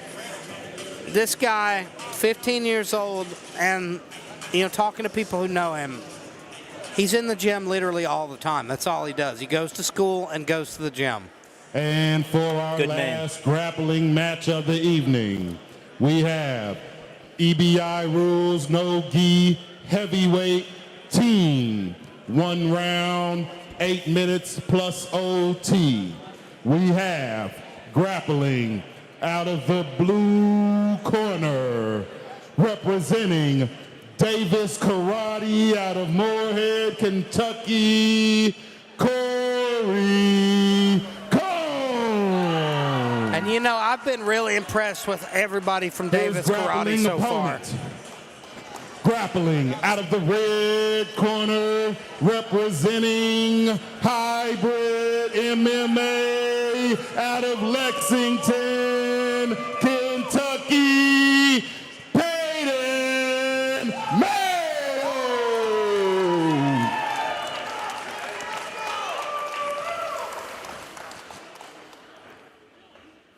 But Peyton Mayo, you got to time this.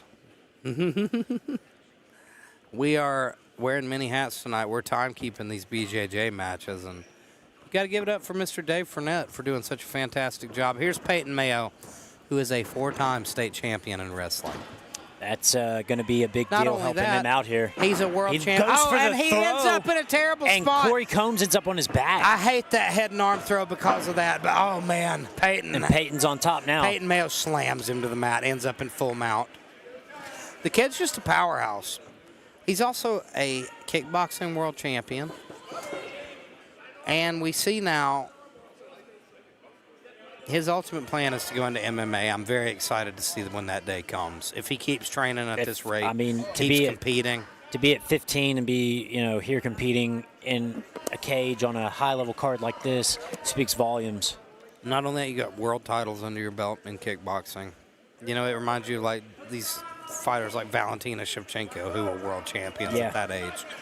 Look at the great things they went on to do. And here he's just absolutely got this guy in a terrible spot because his top control is going to be dominant. He's a very big guy. But Mr. Combs is hanging tough so far. He's got that arm gift wrapped. Yep. Peyton staying heavy. And you see Peyton Mayo has his arm in a terrible position at the moment. He's going to try to set up an arm triangle, but Combs is doing a great job of staying off his back. Here he is. Now he's in big trouble. Yep. That's deep. That is deep. Deep, deep. That's There it is. That's a tap. And Peyton Mayo gets another quick victory and a beautiful victory celebration from one of the biggest prospects And here comes a replay in of our the finish. sport right now. Dangerous young man in Peyton Mayo. Peyton walking him down, sinking that in even tighter, and it forces no other place to go for Corey but the tap. Let's give these two grapplers another round of applause. Your winner by tap out of the red corner, Peyton Mayo. Well, Elijah, that concludes our grappling for tonight. It's time to throw in some striking, buddy. It's time for fights. Time for some fights. Before we get started with our main event tonight, we would like to let you know, we'd like to welcome you here to Lexington Rupp Arena City Bank for New Line Cagefighting 21. Right here, we're gonna get into our main card. Before we do, understand that we have drinks in the back for tall and small. Your restrooms are outside to the right or left, and so is your concession stand. If you would like to keep up with fighting news, you have fightbrothers.com on Facebook. Facebook.com/group/fightbrothers. They sponsor fighters. They keep you up to date in the community for fight fans on national news and on regional news as well. Do not forget that tonight's event is pay-per-view combatsportsnow.com. So if you see a camera, wave and say hi to your moms. I love Charles. And as we start our main event here at Louisville, Kentucky, let the fights begin. Louisville, Kentucky. Our announcer Charles gets a little ahead of himself sometimes, but we love that guy. I love it. He don't know what city we're in.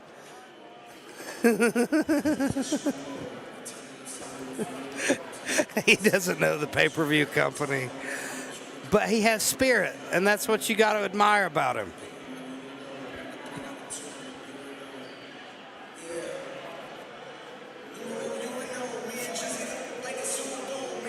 Sometimes I feel proud that Charles just made it here. Like I'm worried he'll get lost on the way. He'll end up in Louisville. Well, to kick us off to New Line Cagefighting 21. We are here from the beautiful Lexington, Kentucky, home of the greatest horse racing in the world, home of the University of Kentucky Wildcats, in the beautiful Central Bank Arena. JoJo. We have a lovely night of fights in store for you. My name is Elijah Thacker. I'm here alongside Dave Fournette of the Fight Bros. And our main event of the evening, we have a professional MMA bout. Justin Thompson against Jacob Ray. And, I'm mistaken. This is not the Jacob Ray that we're familiar with. Yeah. This is a new Jacob Ray. You got to think, is that fight in the cards? Because you've got our champion in kickboxing and boxing, Jacob Ray, at 135, about to make his professional debut, and you have there at 140 the other Jacob Ray. You would love to see it, wouldn't you? Jacob Ray versus Jacob Ray. Some Ray on Ray violence. So what fights are you most excited for tonight, my friend? Buddy, I got to say, one of the most anticipated bouts on the entire card, and I'd say that goes for everybody in attendance, has to be Eric Coon versus Mitchell Vaugh. We saw this one get set up in Huntington. Eric was on commentary. Mitchell had a fight there that he was victorious in, and we got Eric Coon got in the ring, and we got these guys step face to face, talking a little trash, and it's just continued from there. So I'm really excited for that matchup. Well, Eric Coon, on paper, is 0-0. It's his debut. Right. But the amount of experience. He competed in karate combat. Yeah. That's high level. That's about as high level as you get to make your professional fighting debut or to make your amateur debut. So actually, on the highest level stage you can possibly imagine, you got to understand that Eric Coon's used to competing on national television now. He's used to compete in front of Boss Rutan. Yeah. It's unbelievable. And even though he lost those bouts, he had an impressive showing. Right. He proved that he belonged to be there, even though he did lose. So it'll be really interesting to see how that one plays out and if the feelings will get involved in the matchup. Well, you know, Mitchell Vaugh on the opposite side of the spectrum is angry. He cannot stand Eric Coon. Eric Coon is a guy who I think I wouldn't be ashamed to say he likes to talk trash. Yeah. And he's been talking trash to Mitchell Vaugh since his fight with Stephen McGrew. Stephen McGrew is training partners with Eric Coon. We lost him a few months back after that amazing fight that he had with Mitchell Vaugh, where he got the better of Vaugh. He TKO'd him. We see Stephen pass away under terrible circumstances. And then this bad blood boils up between Eric Coon and Mitchell Vaugh, and they said, that's the next fight. We're in the same weight class. We don't like each other. We're going to settle the score because there was supposed to be a rematch between McGrew and Vaugh. That never happened. Coon stepped up in the place of his old friend, Stephen McGrew. And we see, I think, maybe the worst grudge match we've seen in New Line history. I would have to agree. I would have to agree. Stepping into the cage now is Joseph Egleston. This is a featherweight MMA bout. And I'm very excited to see him step into the cage against Sheldon Starcher, the return of Sheldon Starcher. Here we see him walk into the cage. This is a guy who just fought for the title and came up short against Chase Thomas in a really incredible fight. You know, well, and this is Sheldon's going to be a really good test here for Joseph Egleston. This will actually be Egleston's first sanctioned bout. He's had some experience in street beefs where he went 4-0, but this is his first sanctioned bout, and I would say Starcher's probably one of the better guys to welcome him to the cage for his first sanctioned fight. As far as fights, you know, how do you compare a street beefs fight to an actual sanctioned fight in the cage? Well, like, I mean, do you think that gives you the kind of experience you need? Because on paper, he's had more fights.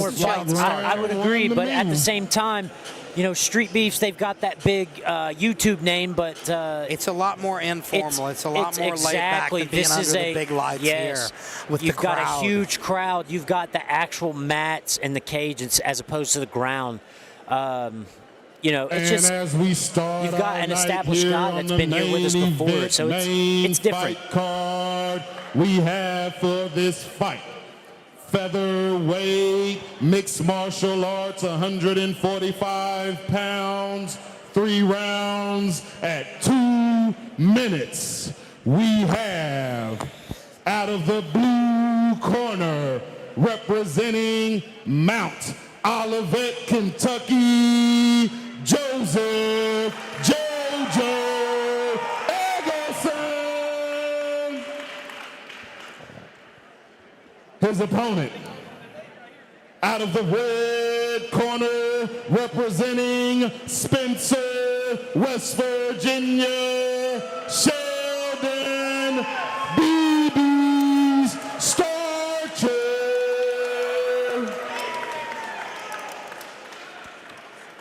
I think this is a good bout to open us up here, Elijah. Absolutely. Sheldon Starcher is always exciting, and he's really stepped up his training lately. He's been training at Category 5 in Hurricane, West Virginia, there with Eric Coon. Big right hand from Sheldon Starcher, and he gets the body lock, ends up on top here, directly in full mount, right in front of us. He's going to try. You can see Egleston trying to walk the cage here to buck him off, but Sheldon Starcher's going to want to try to break the arms out of that grip, those double overhooks, but he's going to get rolled if he's not careful here. Egleston almost walked out of it, and Sheldon with a beautiful reversal.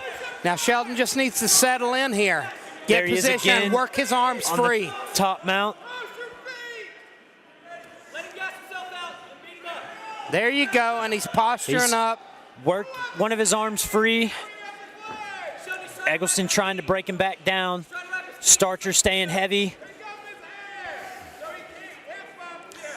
I'd like to see Sheldon start framing off of his face. That's how he'll make the space. But he's got an Looks like arm Sheldon's triangle going position. for the arm triangle. And all he's going to do is start working that arm up. He's lost. He left it. Let it go now. There it is. Egleston put himself in this position. Yeah, he was out, and then he put himself right back in, and he's going to There tap. it is. Beautiful. Sheldon Starcher. First round submission from Sheldon Starcher, and he is back in the win column. And we see his brother, also an active New Line fighter, Preston, going back.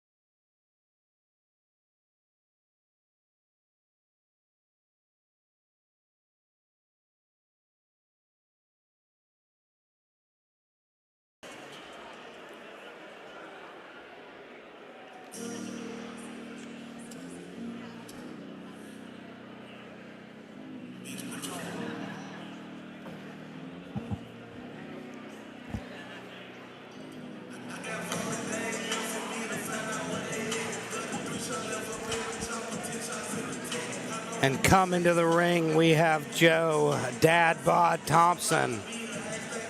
And he is fighting out of Four Seasons MMA. You see Raymond Diaz there in the corner. And he's got the full Muay Thai attire, headband and all.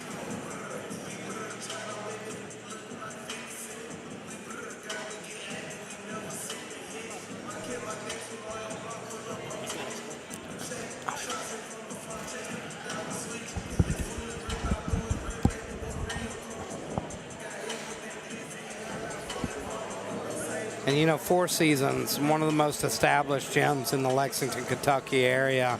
They've been doing it a long time.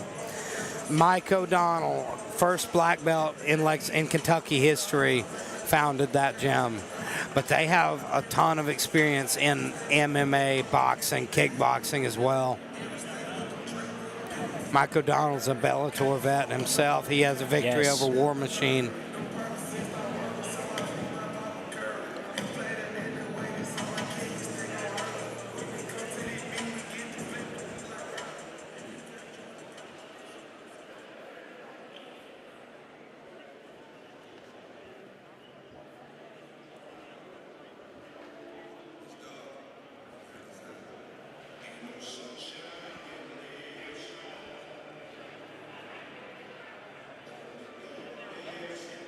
And we hear Ethan Baker coming out to the Anderson Silva classic walkout song.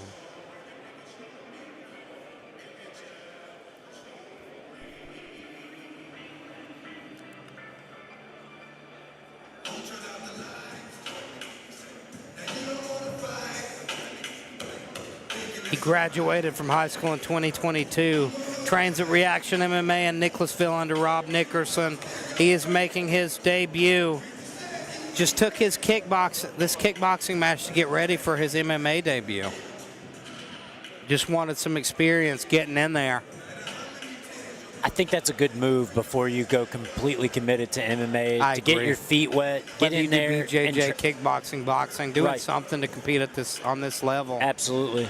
In front of this crowd, under the lights, just to know what it feels like. Well, and just to not have so much to worry about. You know, you've only got to worry about the hands and feet here as opposed to being taken down, worrying about the submissions. It gives you a chance to really hone in on the feelings and get those out of your system before you take a bigger match.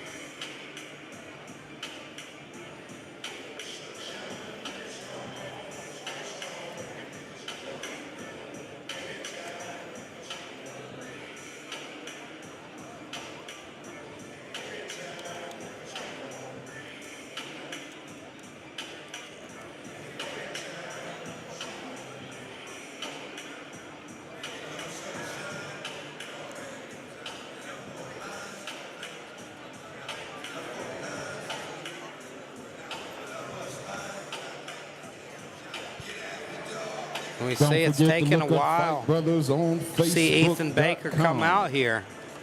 Must be an issue in the back. Fight Bros on Facebook.com. Keep up with all the fight action. Charles is doing a great job plugging our Fight Bros group on Facebook. If you'd like to check that out, please go to facebook.com/groups/fightbros. This event is being shown on combatsportsnow.com pay-per-view. New Line Cagefighting 21 here in Lexington, Kentucky. So what does this do for a guy like, you know, Chico Okafor, who's already in the ring? He's ready to go. I think it throws you off. It has to. I think it weirds you out. I think you're like, what the hell's going on? I'm ready to fight. To your left or your right. And we have beverages. You can see him keep checking the entrance to see if this guy's coming. It's a strange thing how... Make sure that you leave a tip. Your second favorite person in the building, your bartender. But it's a strange thing, you know, when you're that walkout, that whole process, it's such a mental game. Yeah. Like, you have to get yourself in the exact right space mentally. Yep.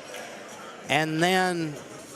you get out, you get in the ring, you get in that space. When you come out there and you have to wait, you're like, it's like where's my opponent? What's going on? Ice. You hear his entire walkout song play.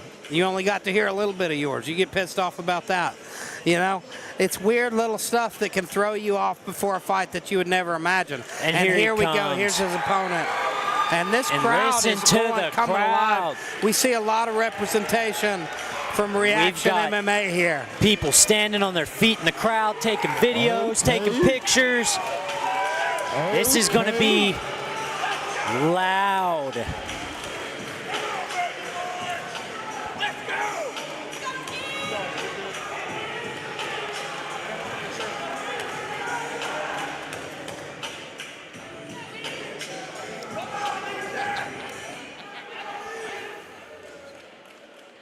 All right. And as we get back to the action, we have catchweight, kickboxing, 160 pounds, 3 rounds, 2 minutes. We have kickboxing out of the blue corner, representing Four Seasons Gym out of Lexington, Kentucky, Chica Okafor.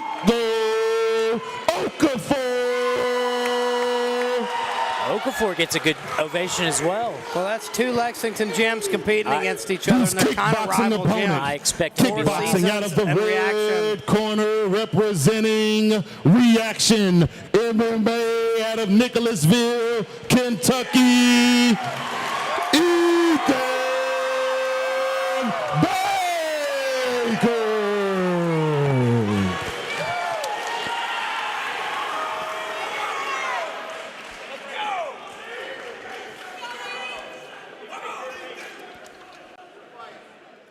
And you got to love that traditional Muay Thai gear.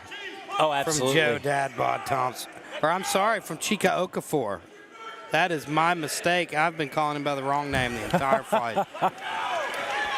And here we go. Nice. And good body kick to exit that combo by Chica Okafor. One of the best names, definitely in New Line history. Oh, wow.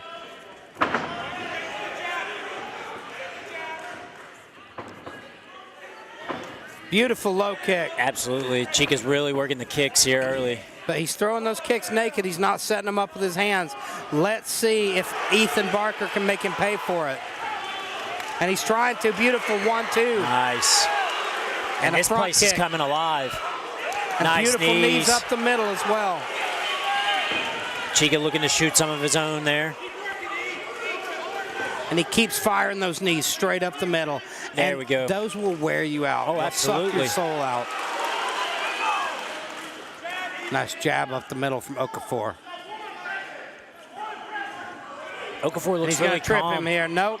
Good job keeping his feet there by Ethan Barker.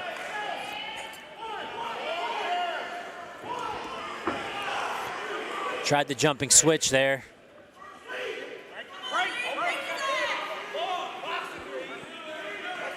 His corner there, Ethan, is telling him, box him.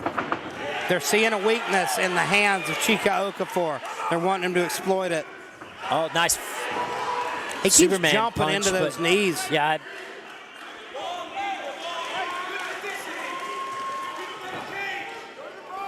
It's a nice jab from Okafor to keep Baker at distance there. And a sweep. Nice job by Chica Okafor. He's been looking for that all evening.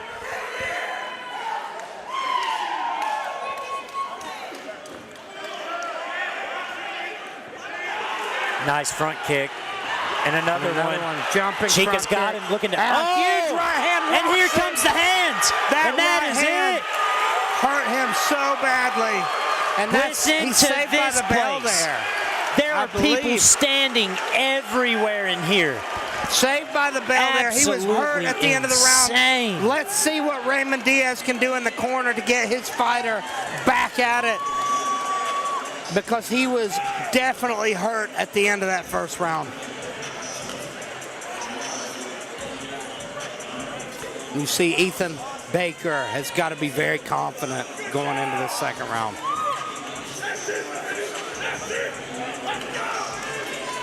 And here we can see a replay here. Here comes this up kick and then boom, big right hand, and then he just unloads on him to finish the round. I think if that round would have went on about 20 more seconds, it would have been over.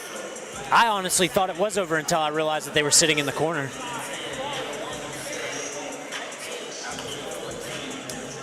I expect Baker to come out on fire.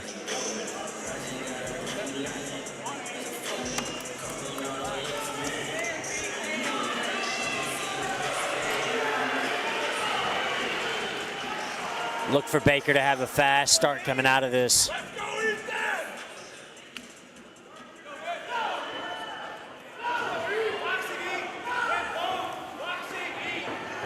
Now Chica looking to let his hands go a little bit. Ethan Baker telling him again, box him. They saw him having success with that straight right. He landed it twice in that first round, and it looks beautiful. He needs to throw it more. He's got Okafor biting on those kicks. Oh, and he catches him with that high another kick. right straight. And Okafor's on the This is the defensive. beginning of the end, folks. That's standing 8 count. Standing 8 count. And he looks bad here. I think the ref's going to call it. He's going to step forward. It looks like he's going to continue. He's not going to let him continue. Okafor's not telling him. And the ref's going to let him continue. But he does not look like he wants to be in there at this moment. He's got to be. Oh! Nice right hand, though. He caught the kick and fired a right hand. Okafor's got to get a little more busy. That gives him some confidence. He needs to move forward. He needs to start landing punches of his own. He's getting that jab going, but he's got to offer up more. Ethan's doing a good job at keeping him at bay with that push kick. Chica with the slip.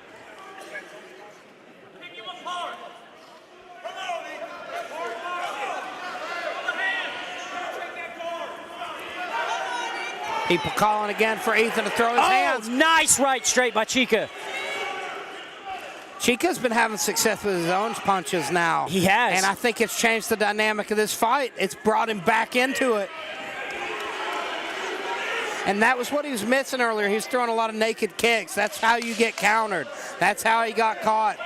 That front kick, though, the push from kicks, Baker has really been doing damage. Yeah, the push kicks are what's keeping Chica at bay here. Chica's down 2 rounds to 1. He's going to have to put the work in here and get this finish. I think he needs a finish here. Yeah, I agree. Closer round. But now what do you do if you're in the corner of Chica Okafor? What do you tell him? Because he's down 2. He needs a big finish here. I just tell him to empty the tank, go for it. What's going to happen? You go out on your shield? You got to get the finish anyway. I'm telling him, set up your kicks with your hands. Do not throw kicks without throwing your hands. Absolutely. The most success he's had in this fight was with his hands. The straights. He was starting to establish his jab a little bit towards the end there. I'd like to see him get that jab established and then make. But he's still, his heart. He's got Ethan on the back foot. This is all heart from Chico. Absolutely. He's in it. He's proved that he's not out of this yet. Both guys look to be a little gassed going into this 3rd round now.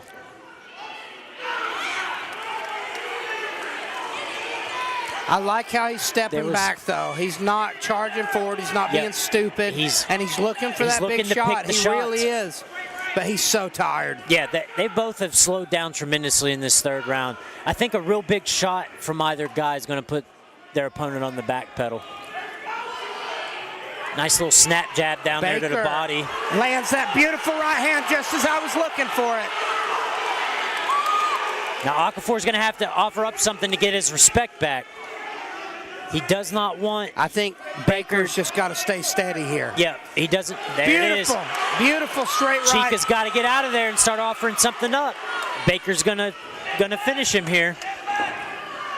Ref separates and they're telling him. His coaches are very smart. They've been telling him use your hands.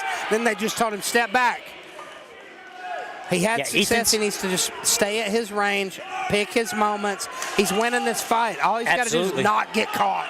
Beautiful high kick. And a Superman punch. Oh, and then right straight. I don't know if it was more of a slip. He was off balance there more than anything. That's the only criticism I have for Baker is he tends to come off his feet a lot with his shots. Beautiful performance from Ethan Baker, but great show of heart from Okafor to come out in that 3rd round and really dictate the pace. You might even argue that Chica won the 3rd round. It was such a close one. That was definitely the closest round of the fight. I still think Baker took it. Yeah, I got Baker. He landed some beautiful straight rights throughout the fight. I think that was the story of the fight for him, were his hands and his counter shots.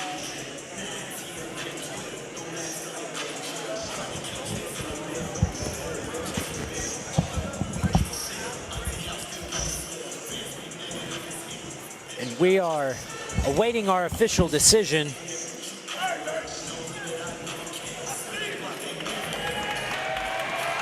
Ethan Baker playing to the crowd, getting that big ovation. Judges still rendering their decisions here.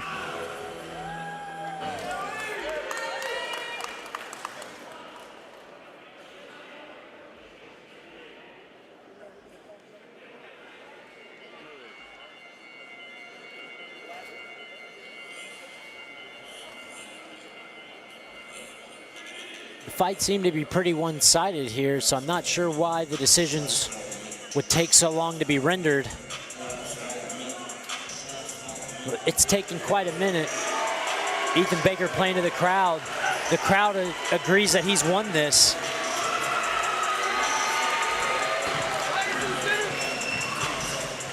We go to Charles with our official decision.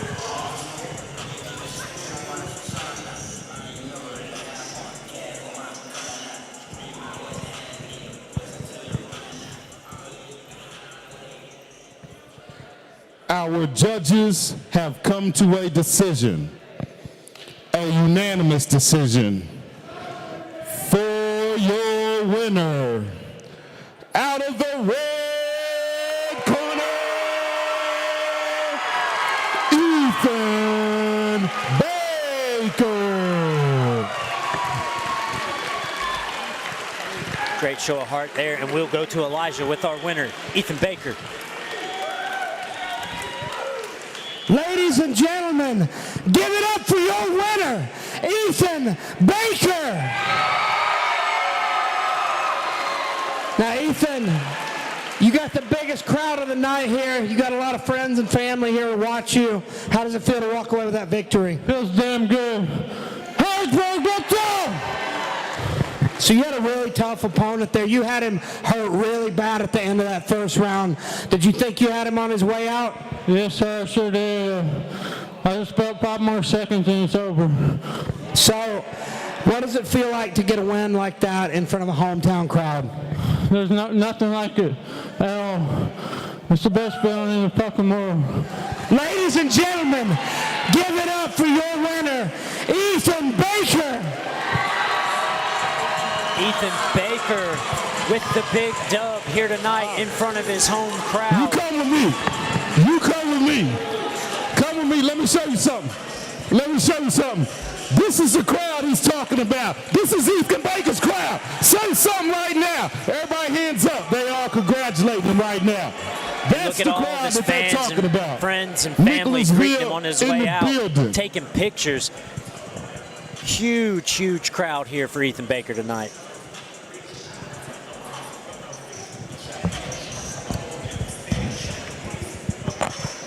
Don't forget that we have a concession stand outside to your left or your right. Don't forget the restrooms Next, we're gonna move on outside to to the a left or your professional right. bout. And do Light not heavyweight forget boxing at the beverages 175 that pounds. you love so We're much. gonna have Hamza for tall and smaller in each Abadrabo. corner. Make sure you tip versus your Joe Dad bartender tonight. Thomas. Isaac, how Should you be doing one back hell of there? a scrap there. All right, I see you. Tip your bartender.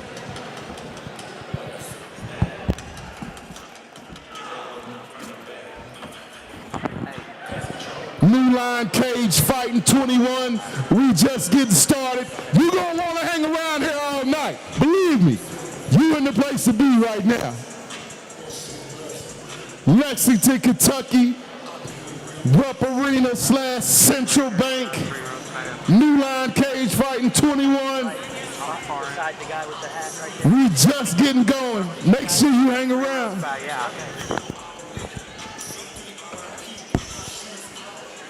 All right, next up, ladies and gentlemen, in a professional light heavyweight boxing bout, we've got Hamza Abadrabo versus Joe Dad Bod Thomas. And Hamza Abadrabo is a guy that I'm very interested in. He fights out of strong style MMA under Brian Gideon. Anyone that we've ever seen compete from strong style has been absolutely dangerous. But here we see coming to the cage is Joe Dad Bod Thomas fighting out of Pikeville, Kentucky. We've seen him a couple times now.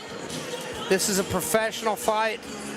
And, you know, even though Joe Dad Bod Thomas, he's taken a couple losses, he's always tough, he's always game, he's always coming to fight.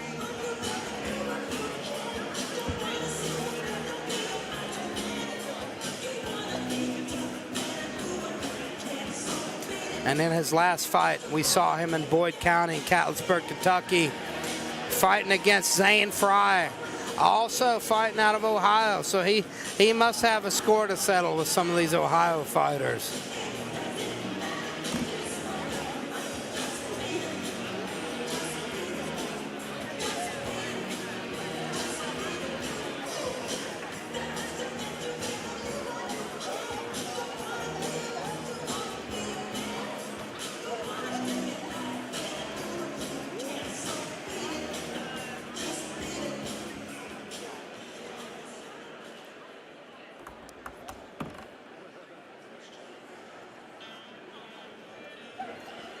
And here we await the much anticipated professional debut of Hamza Abedrabo. You know, when your boxing coach is also coaching Stipe Miocic, you know that you might be in the right place. Strong Style MMA is probably the premier MMA gym in Ohio. Up in Cleveland, they have some of the toughest fighters on the planet. Of course, Stipe Miocic, but Dewan Calloway, one of the toughest up-and-coming heavyweight boxers in the country. Absolute destroyer. We've seen him compete here for the WBF title and absolutely destroy Khalil Smoot in a devastating, calculated performance. I always like watching the Strong Style guys. They've always got a ton of talent.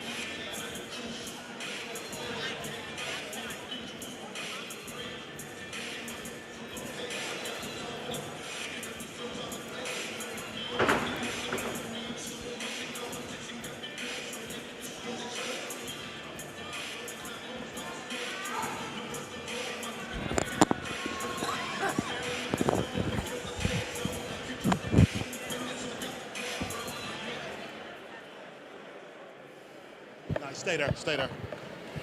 And as we get back to the action, this bout will be a professional light heavyweight boxing match. 4 rounds, 3 minutes.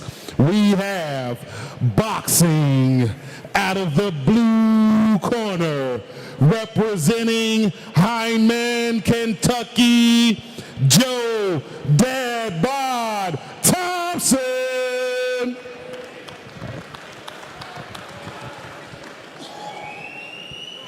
And his opponent, boxing out of the red corner, representing Strong Style Boxing out of Cleveland, Ohio, Hamza Prince Hamzi Abedrabo. That's an impressive title. Not only is this guy a boxer, he's a prince. So he's got something to fall back on.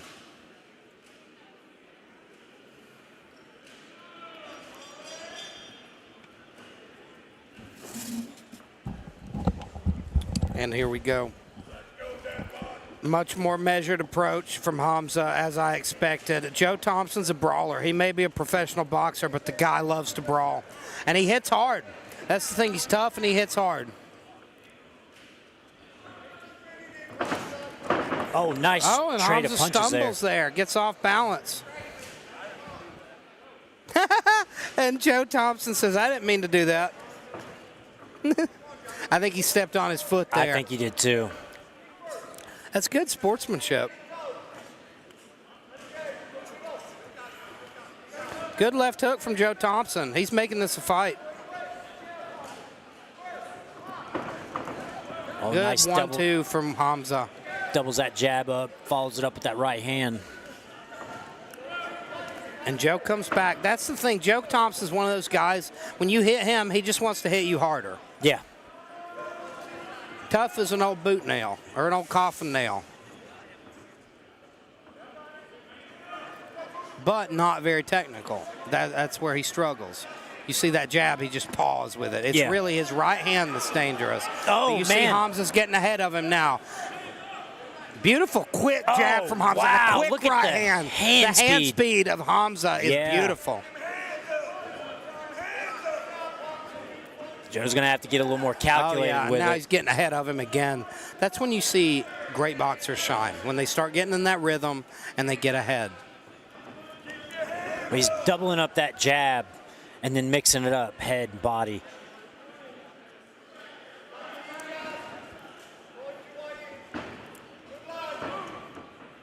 Hamza's just, I think where it's his professional debut, he's getting a little overzealous, kind of pawing.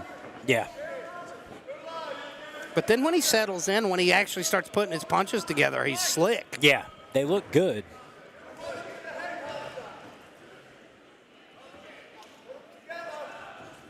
Oh, wow. Nice. Big punches here from Hamza. And Joe comes back with another big one. Hamza shakes it off, tells him no. You know when that happens, though, that hurt. Joe Thompson's making this fight.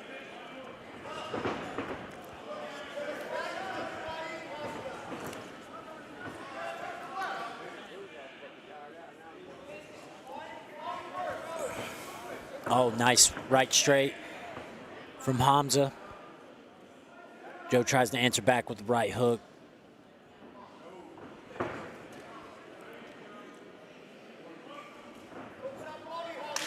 I'd like to see Joe put his punches together a little bit, throw some combos. He's just popping out one shot. That's what Joe always does. He pot shots. He needs to get with a good jam because Joe has the potential to be a talented fighter.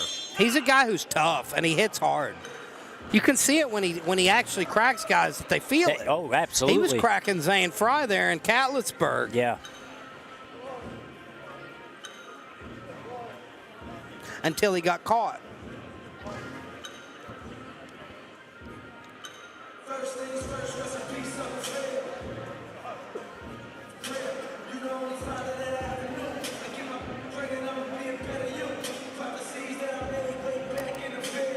And you see in the corner here of Joe Thompson, you see a confident corner for one of the first times. I think that Joe Thompson has the potential to win this fight.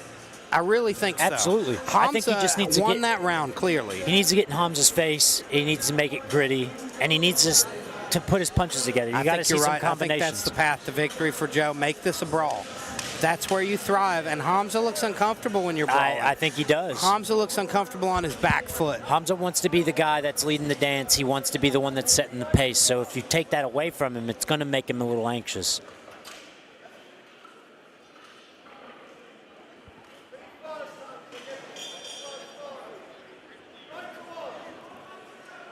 And they touch gloves to start the second round. And you see still Hamza pawing with his shots. And you wonder how much of that is first fight jitters.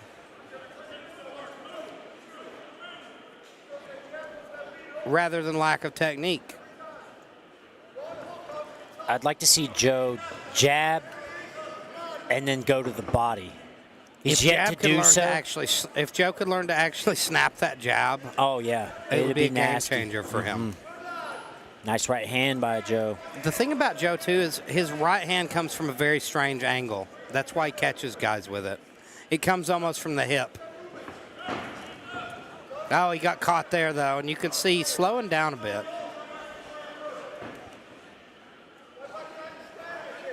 Yeah, Joe appears to be the more tired of the two fighters right now, but I still believe if he could hang in the pocket. Joe has big power. Yeah. That's one thing about him. Look at that. That was a nice shot to the body. You hear the power on that body shot. Yeah. Oh, that was a nice one from Hamza. Oh, and a nice jab from Joe Thompson. Gives it back. Hamza says no, but best jab he's thrown so far. That was a solid one. Had Hamza, and Hamza looked guessing to go back in frustrated. There.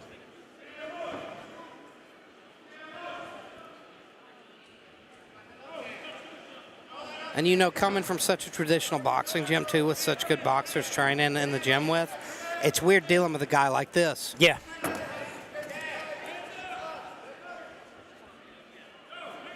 Hamza's landing good shots, though, clean shots. Yeah. Much cleaner of the He's two. just, at this point now, he's just picking them. He's waiting for Joe to kind of make a mistake or be off a little bit.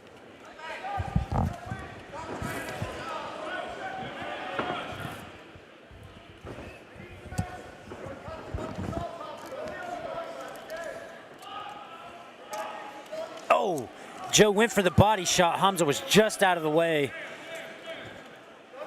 And Joe does seem to be fading. Those jabs are coming slower. He's slowing down. But he's a guy that carries power deep into rounds.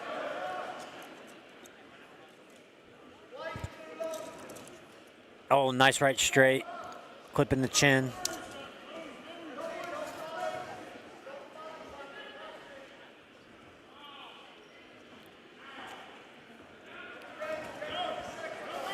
Hamza's starting to put some combinations together. Oh, nice right hook by Hamza. But Joe's just eating him and staying right in the same spot. And here we go. I think we're going to see him swinging at the end here. Oh, and a nice two-piece combination by Hamza to end the round. But this is a competitive fight. More competitive than I expected. Yeah, much more. I still have...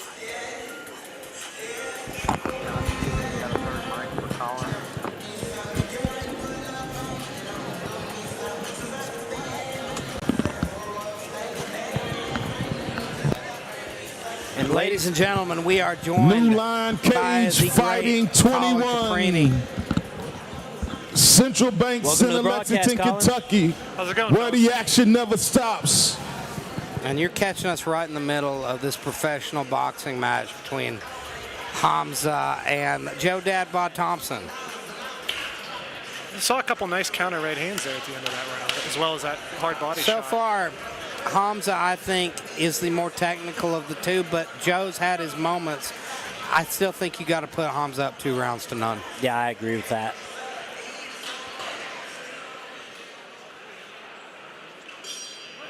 Here we go, third and final round. Or no, I'm sorry. Does this one go 4?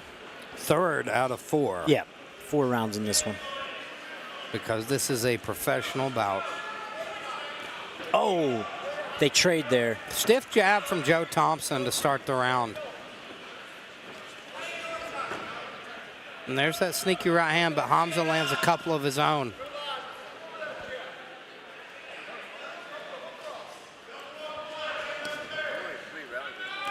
Oh, nice trade there from both guys.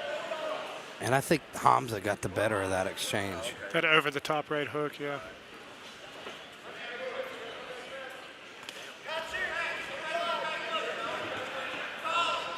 Joe's throwing with power, but they're not landing.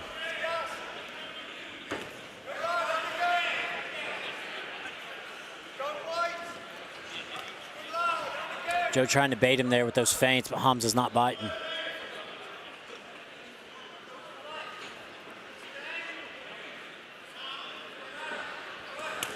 Oh, big shot from Hamza. 1-2 followed by another 1-2 by Hamza, both landing. He's finding a good home for that right hook over the top and then using it to But Joe Thompson's still hanging tough, always marching forward. Yep.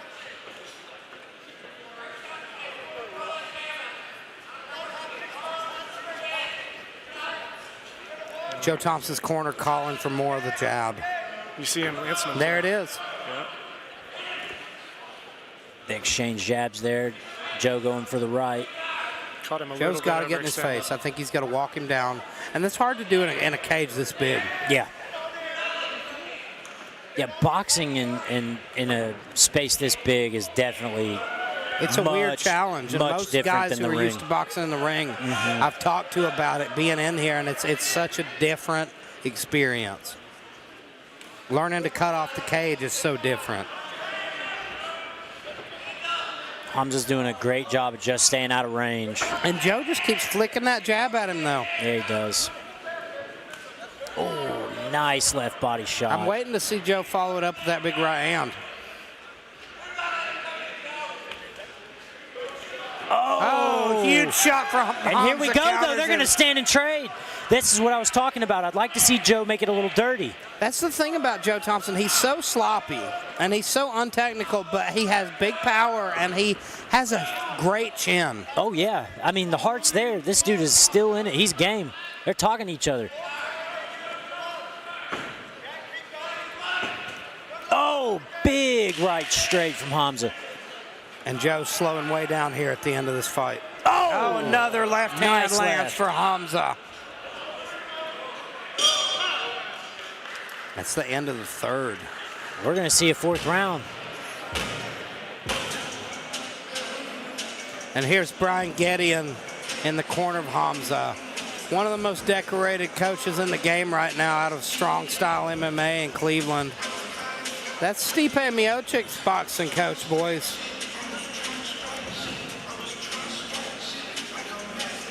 What kind of confidence does that give you going into a fight? Having a corner like that, just knowing that you have the best guys in the world in your gym, right? You have a high level of confidence, so you're not going to see something you haven't seen. He's doing a really good job landing that right hook over the top. Blue corner was doing a good job starting to counter it by keeping that jab active and controlling that inside space, right, with his left hand where that right hook was coming over the top. Yeah. But he started to fade as we went on. Be interesting to see how this last round goes. Blue was starting to fade pretty hard by the end of that third, but yeah, he's got definitely that minute to recover, so we'll see how he comes out. Yeah, I'd say he's the more tired of the two, but I really think if he makes it a little gritty and keeps it in Hamza's face, it could change up the complexion a tad. Here we go.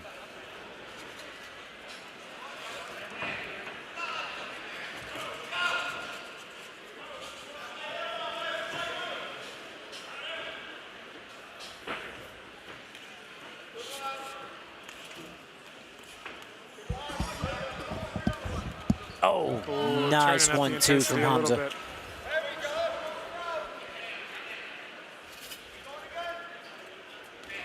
Oh, wow. There's that right hook again. Yep.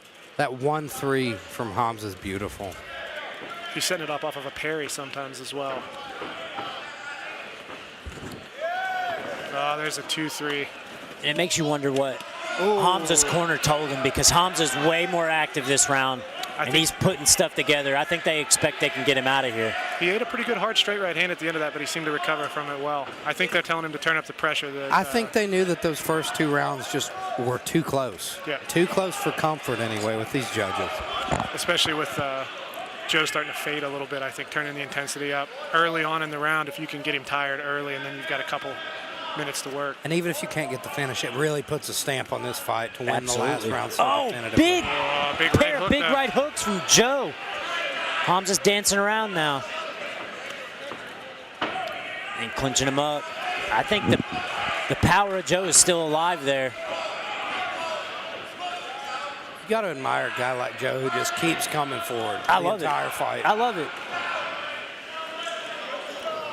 He's eating some big shots, but he's still walking forward. You got to admire it. Hamza controlling that inside channel with that jab again. There it is again. Twice in a row he's landed that well. He's done a good job at doubling up the jab and kind of being able to use that to keep his distance. See, as he starts to come forward there, Joe's a little tentative. And when he gets Joe to respond with that jab, he's able to parry it down and either counter right hook or throw his own jab up the center. Right. Doing a little jabber jawing in there.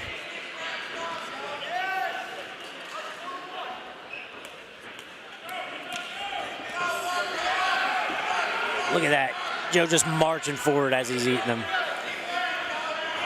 And to be honest, that's a little bit of a head game too, right? So like, you know, as Hamza, you're giving this guy your best shots, but he's just eating them. And just keeps coming forward, keeps throwing shots back at you. That's demoralizing. I mean, to be quite honest, I experienced that in Huntington when I fought Ben. I was emptying the kitchen sink on that man, and he was just coming forward. It's like, what do you got to do to put this dude down? There it is. Hamza's going to unload here, I feel. He's trying to put a stamp on this round in the judge's mind. I think Hamza should win the clear-cut decision, but Joe Thompson made it a fight. I mean, he stayed in there, man. I love it. Love a good heart like that.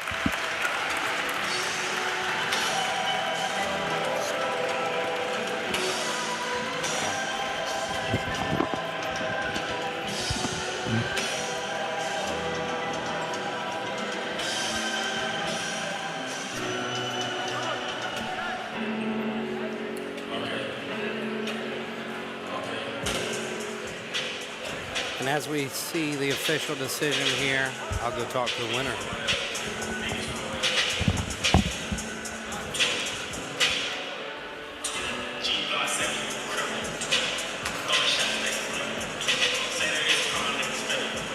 Joe went to exit the cage, and ref pulled him back in. No, I joined there just at the beginning of the third round, so I missed the first two. I know that Elijah said they were pretty close. What's your thoughts on that, Dave? You know, I feel like Joe was a lot more in those first 2 rounds, but I still feel like Hamza kind of controlled the pace. He was the one kind of picking where the fight was and kind of setting the tone. Joe was kind of going off of what Hamza was doing. So I think it's a pretty clear cut 4 rounds to none, but, you know, it's fighting. And Joe was able to land some good hard shots, even in those rounds where he was not controlling the majority of the action, and especially whenever Hamza was standing in front of him and making it a little bit of a firefight. I think he was allowing Joe in there a little bit more. I think he wasn't quite as tired as he thought he was, or at the very least he was still able to fire back with fatigue.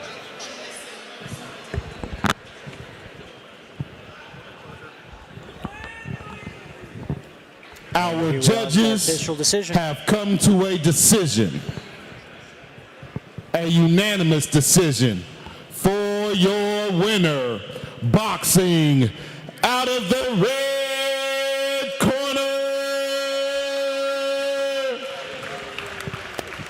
I'm so shocked.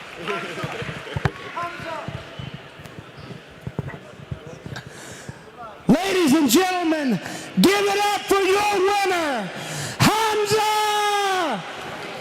Abidrabo! My friend, that was an absolutely picture-perfect performance in your debut. But he made it a tough fight. He's a tough guy and he's unorthodox. Talk me through it. My usually weight class is about 147. I took this fight. It was a good opportunity to come here in Kentucky and show my skills for you guys. And it was in a cage, something new I never did before. So, hey, man, I take chances, I take risks. And this is what happens when you guys take risks and you go to yourself and believe in yourself. Thanks, guys, for having me here. Ladies and gentlemen, give it up for your winner, Hamza Abidrabo! Beautiful performance and well-spoken young man there.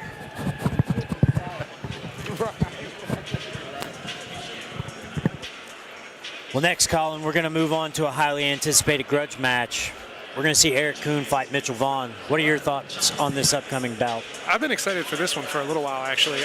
Mitchell looked very, very good in his match with Stephen McGrew there back on that card in Catlettsburg that I also fought on. Do not forget that this pay-per-view event is being brought to you by CombatSportsNow.com. Pay-per-view CombatSportsNow.com. Lexington, Kentucky, Rupp Arena, Central Bank Center. We're going to continue with the action here at New Line Cage Cinema. New Line Cagefighting 21. New Line Cage Cinema's got a nice ring to it, too. I dig that. We can make some movies around here.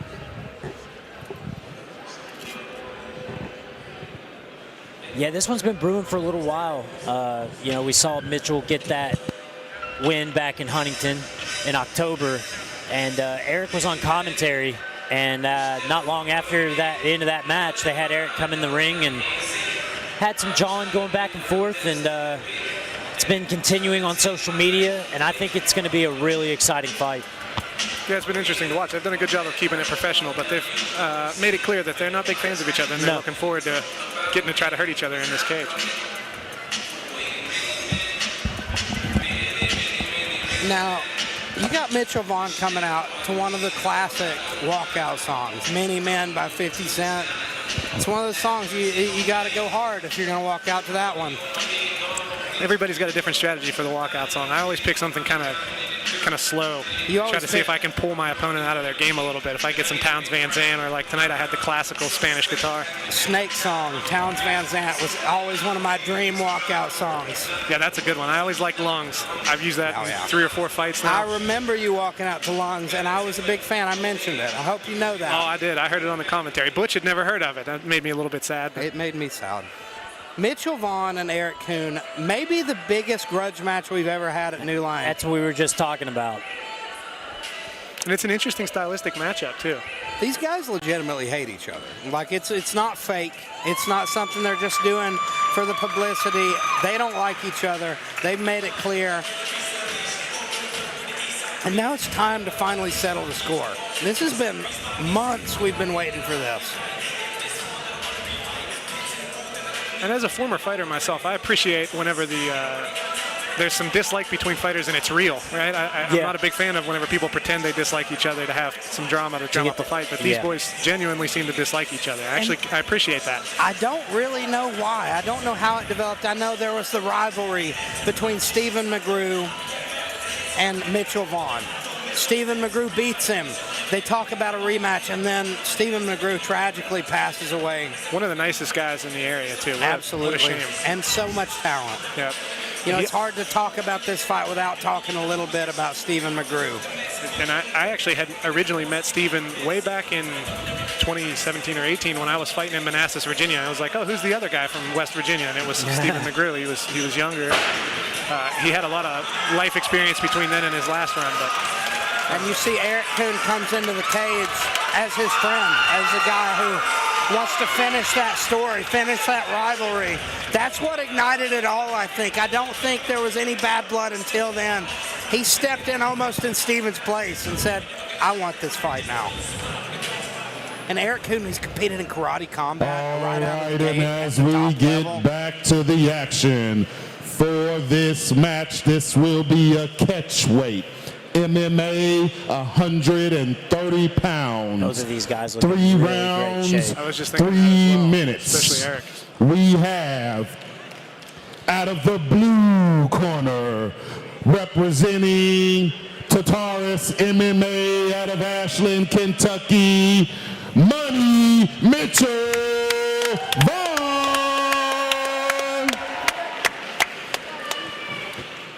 His opponent, out of the red corner, representing Hurricane, West Virginia, Category 5 Jiu-Jitsu, making his MMA debut, Eric the Goon Coon.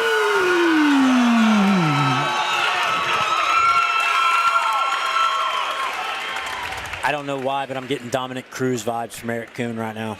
He's I got can the right see fade. Yeah. They have Probably the see same some- stylist. And we'll see some interesting footwork from him, I'd imagine, probably as we do. Well, from Cruz. he's a very high-level karate athlete. And you see, though, Mitchell Vaughn comes out of the gate with his own high kick. And we saw Mitchell Vaughn win his last fight with a beautiful liver kick. And that was a good front kick, toes up to the body. A little bit different than the traditional tie Oh, teep big style. right hook, and it looked like it rocked Mitchell Vaughn a little bit. His eyes got wide there. Mitch went for that Superman punch, and he was Oh, caught. and he's hurting him there, and there goes the wrestling. Let's see if he can bring him to the mat, and he does. Mitch is very heavy on his top game. And this is where I expected this fight to take place if it went Mitchell Vaughn's way. We've got a good battle here where Eric's starting to work up to his feet and try to wall walk. It looks like he's going to be able to Oh, stand. Mitch with some big right hands. Eric's got the guillotine, but it looks like he's going to lose it. Yeah, beautiful job by Mitchell Vaughn, taking him down, falling through the side control. He could Von Flu choke him here if could. he's not careful. And Eric wisely lets go. He starts going in for Kimura from half guard. Which is not a bad spot to go for it unless you get re-armbarred or re-Kimura'd. Exactly. Especially if he's able to kick out to that T Kimura position, start to take the back. You just have to be wise to it. Yep. And I know that's a position that Jim and Hurricane is well developed in. Which I love the Kimura from half guard. I landed a lot. You got to be careful. It's a weird position. The guy on top can do some stuff to you, which he should grab his own hand right now and re-Kimura. And instead, he's trying to punch the body on that far side and post on the mat. He's just hiding that hand. He's trying to hide that hand and bank. His hip pressure is not enough. And it's almost out away from the body. This is bad news. Using it to set up a Mitchell Vaughn. triangle now, it looks like, as he throws that leg up. Maybe not. Nope, back to the Kimura. This is bad news for Mitchell Vaughn if he doesn't do something about it. And now he's got that shin across the belly playing Z-guard on the far side. Eric Coon lets it go. Good job by Coon. And now he's going to go for a leg lock. Knee bar, and it looks fairly good. What do you think, Colin? No. Oh, It's man. difficult to see, I Look think at these he's been scrambles, boys.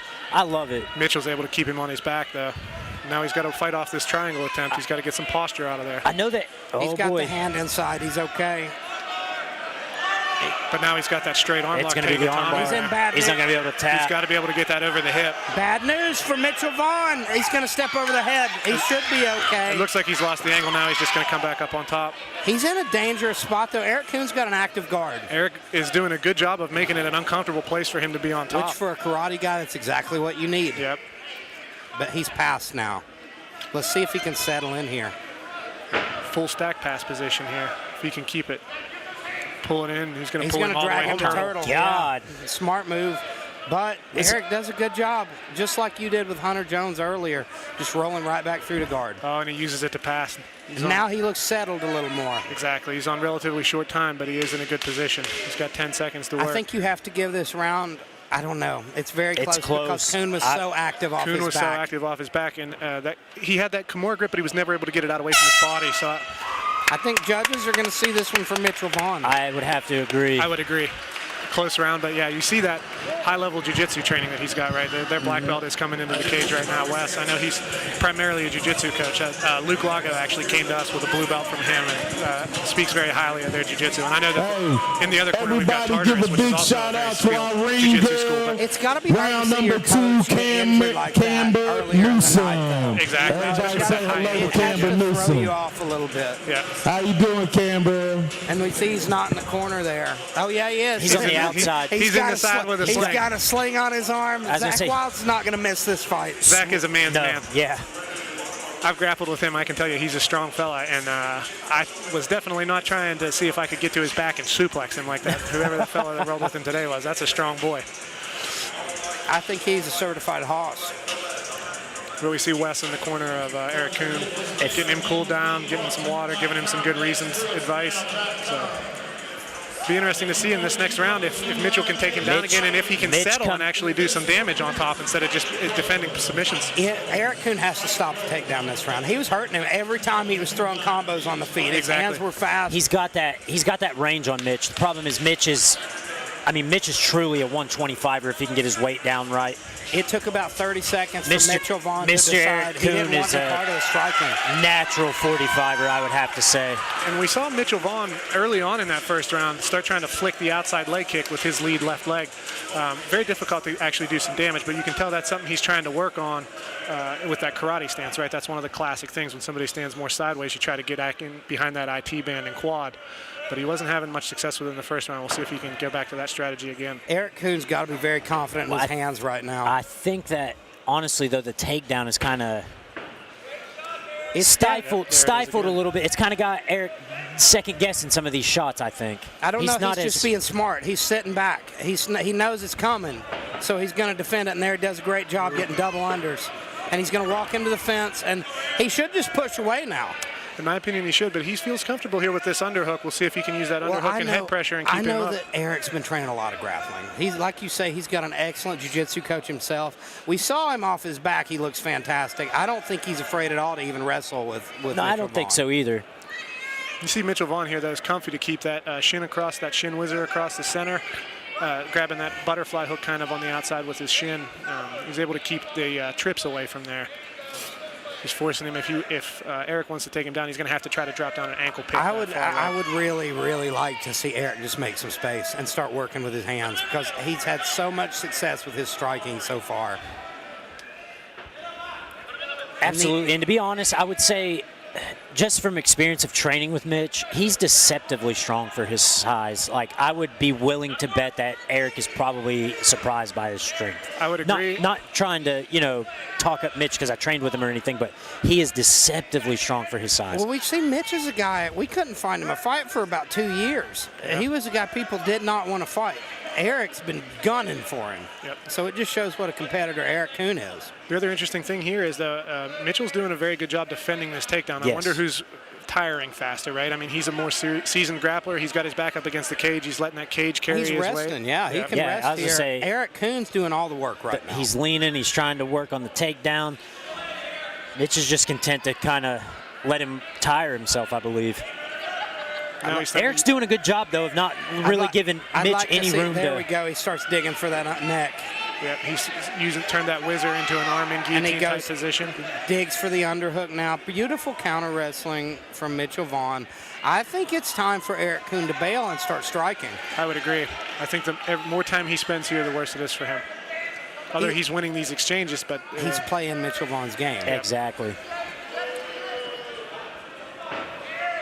Crowd's getting a little restless here, but I mean, this is very much so position to allow work. Eric's in a really good spot to drag his legs out from under him now.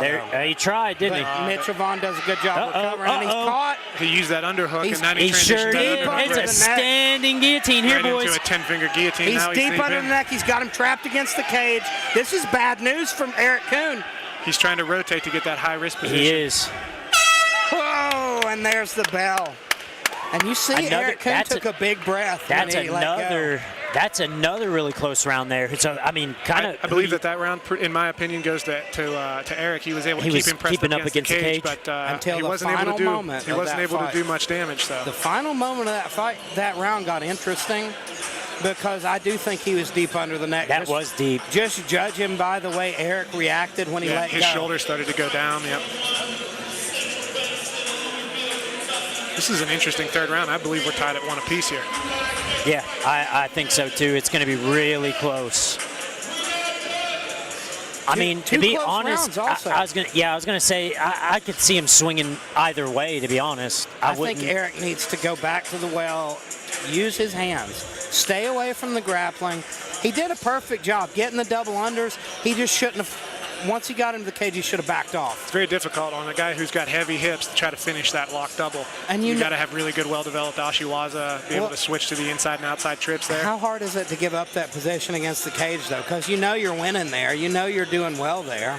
And that's an interesting position where the guy that has the underhooks on the break is actually at a deficit whenever they're starting to throw punches on the break, right? So I think he might have been worried that Mitchell was going to try to crack him, get a collar tie on the break.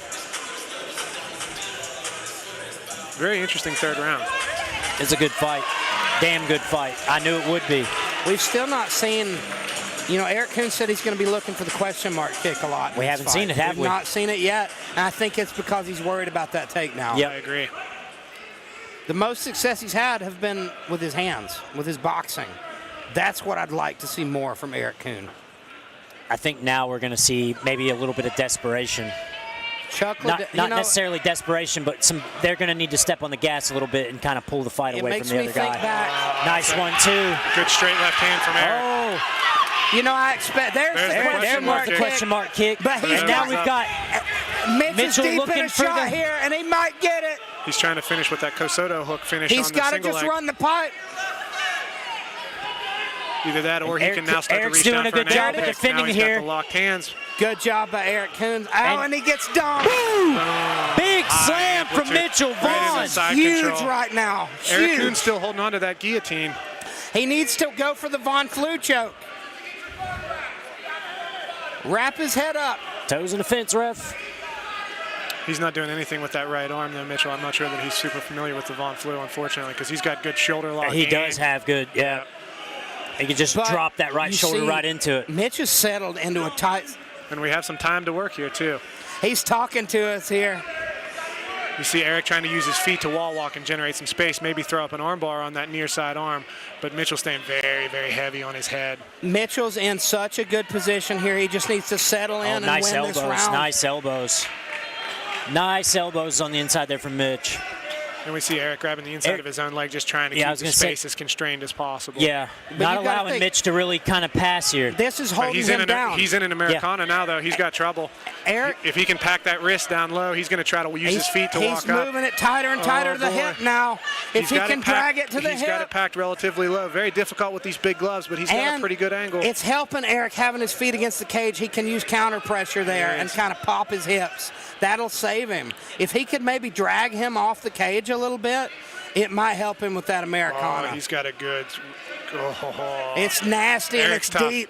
Yep, he's escaped it now. Eric was very tough in that position. Did a good job. He needs to drag his hips off the cage. But he needs to escape and he needs to do some damage.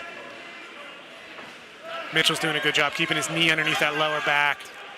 Mitch's top pressure is so heavy for a guy his size. Beautiful elbows to the body here. He's using those elbows to the body to bring that hand down. That's how he framed up that Americana the first time. It's a beautiful setup. Both guys looking to exchange here on the bottom and create some space. Kind of a pseudo-buggy position. He's really just trying to use it to control posture. Well, I think it's hurting him because it's holding him down here. He needs to get up.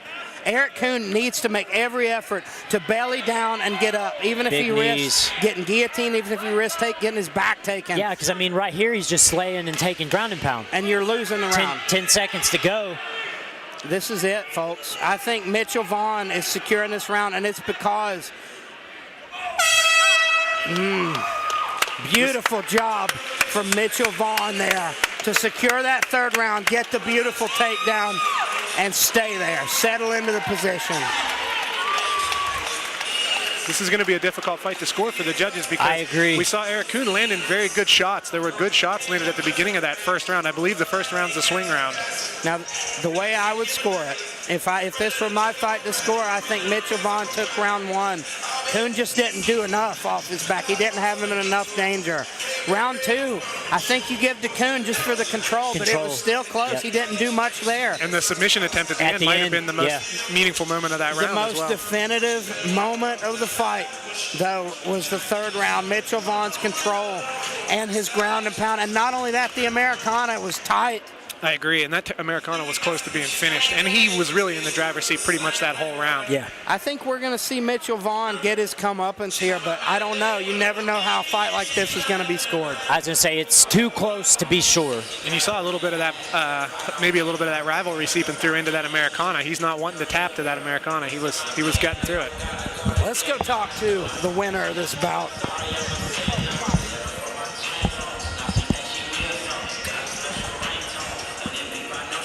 Fantastic fight from these two. Yeah, it delivered. I knew it was going to deliver for sure.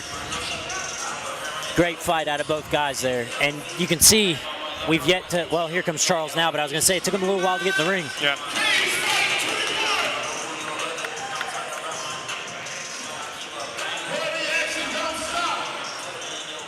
Our judges have come to a decision. A unanimous decision. 2-1. For your winner, out of the blue corner, Eric the Goon. Let's see if there's going to be any sportsmanship or, well. Oh, hold on. Money Mitchell, I'm sorry. Money Mitchell, I'm sorry about that. The winner, Money Mitchell, out of your blue we corner. See a little bit of respect there. After a tough Ladies fight, and it's impossible to gentlemen, not have respect. give it up for your winner, Mitchell Vaughn. He'll be back. Now, I have to imagine that this is a very sweet moment. This was a match where there was a ton of bad blood. You guys do not like each other. Eric talked a lot of trash coming into this fight. And I know you didn't like it, so I'm going to give the floor to you. What do you got to say about it? I knew that I was the underdog coming into this, and that just pushed me to train harder. I had to sacrifice being away from my family, and I worked my ass off, and I fucking deserved it. So, wrestling, that was the key to this fight, your grappling. He came out, he landed some really hard shots in the first round. I know you felt him, we could see it, but that takedown saved you. It secured the first round. He might have taken the second, but man, the third, you sealed the deal. Talk me through it. Did you know you'd done enough to win this? I knew I had the wrestling. I knew the striking would be close. He had a karate background, but I have good kickboxing. I just went out there and I worked, and I have heart, and I showed it. In a fight like this, I'm going to give you the last word because this is a huge moment for you. The biggest win of your career, and it has to be a sweet victory. So tell the people, how does it feel? It feels great. Eric said that Preston Starchin could freaking spark me next. I want to see that. Let's fucking make it happen. 135. Ladies and gentlemen, give it up for your winner, Mitchell Vaughn.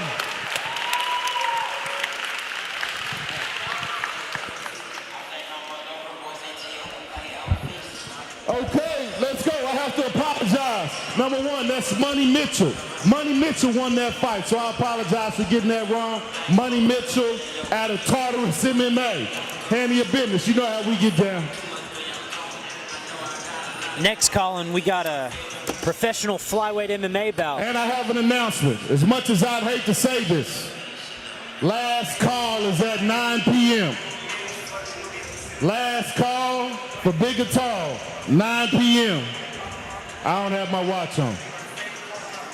Next, we're going to see Kendall Young versus Cameron Taylor, 125 So we're going to move on to the next fight. Professional Maestro, MMA. would you please?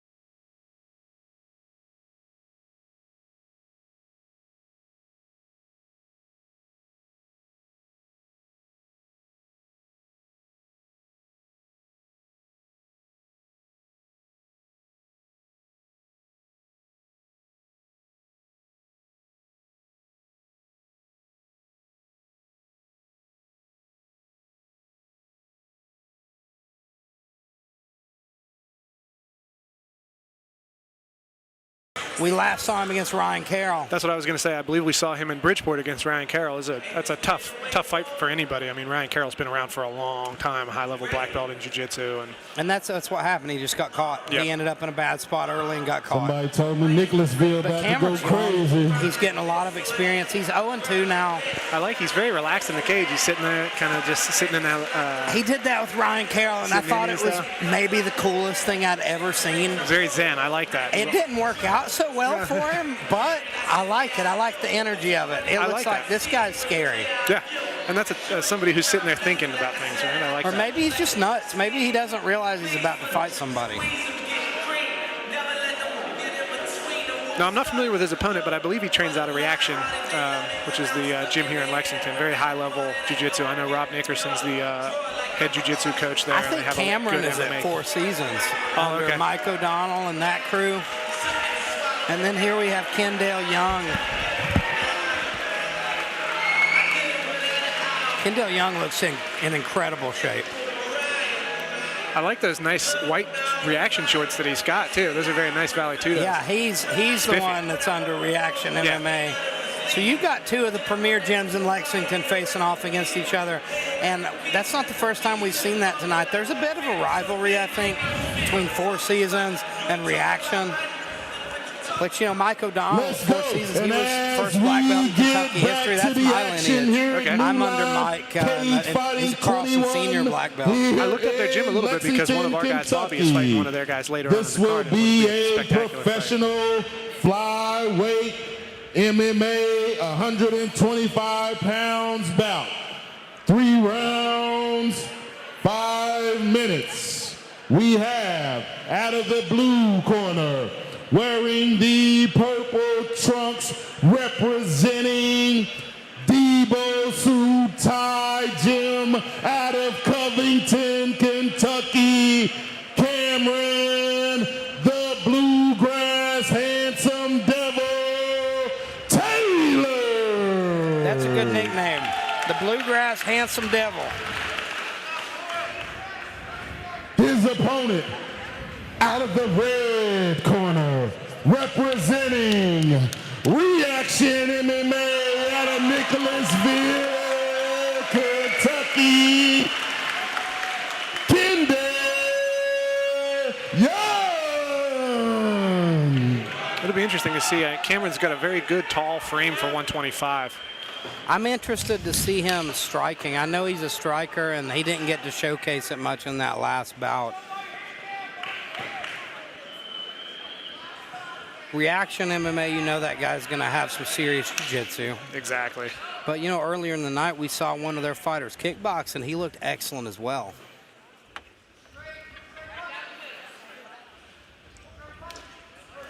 Beautiful low kick from Cameron Taylor out of the gate.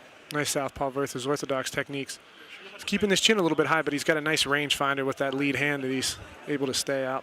He's built perfectly for kickboxing. But you're right, he's definitely leaving that chin up in the air. That was a good straight left hand. Oh, he got the whizzer, but that underhook was too powerful. He's down. He's in pin chest to chest half now. And let's see what he can do from the ground. We saw him very shortly on the ground with Ryan Carroll, who you said is a high-level black belt. He rolls in. That's just pure athleticism there. Oh, and he gets reversed right immediately. Matt returned. But he's starting to turn away. He's starting to work towards that turtle again. He needs to let go of the head. We'll see if not Kendall doing can him any keep him favors. pinned. He's giving him some space and letting him big turn. Shot. Oh, with a knee to the body in the transition there. Kendall just let go of all control in order to just beat the snot out of him. Yep, he's daring him to stand up, and he's punishing him for trying. You see some good ground and pound here. Nice tight waist on the far side, chipping away with shots on the near side. And he's smart. He's being smarter about it now. He's trapped that far side arm. Yep. He's settled into top turtle. But Cameron's trying to scramble away now. Cameron's doing a good job making him move. He's not staying in one that type of far spot. side arm control is what's keeping him there. Yep, it's beautiful.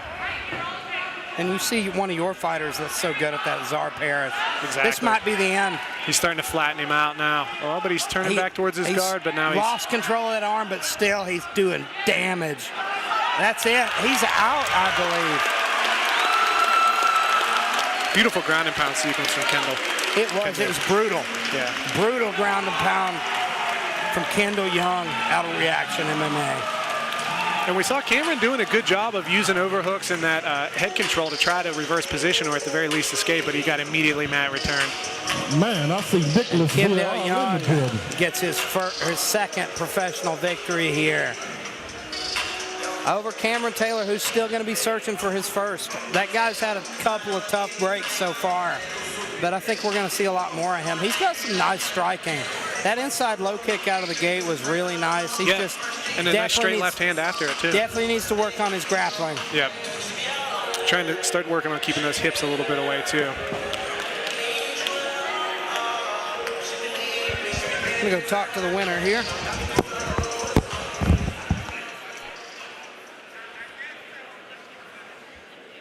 Referee stops the contest due to strikes. 1 minute, 41 seconds into round one. For your winner, out of the red corner, Kendall Young.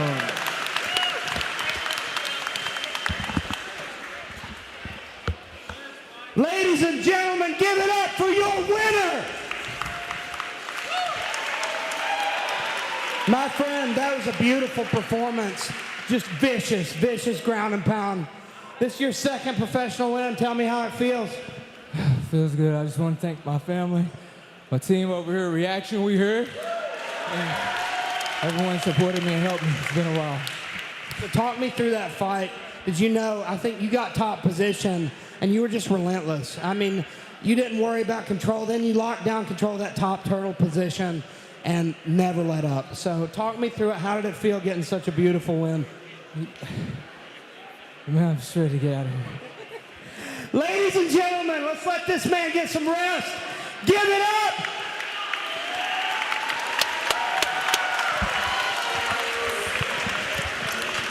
Beautiful work there by Kendall Young. Securing the takedown. Right. I'm getting ready to show you something. When you come out, beautiful, support your gym, support your town. I want to show you what Nicholasville, Kentucky looks like. I'm going to need y'all to stand up for me one time. That's Reaction in the night right there.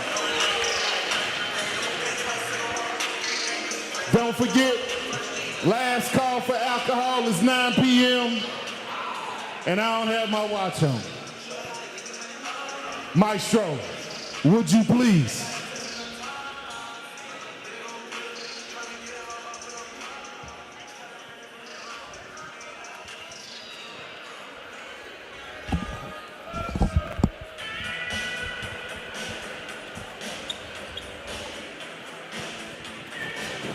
Stepped away for a second, Colin, but I did catch the end of the action. That one didn't last too long. No, that was a good performance by Kendall. He was able to impose his will, get the takedown, and then get a nice strong finish with ground and pound. Once he had him on the ground, the differences in the level of jiu-jitsu skill and control were very good.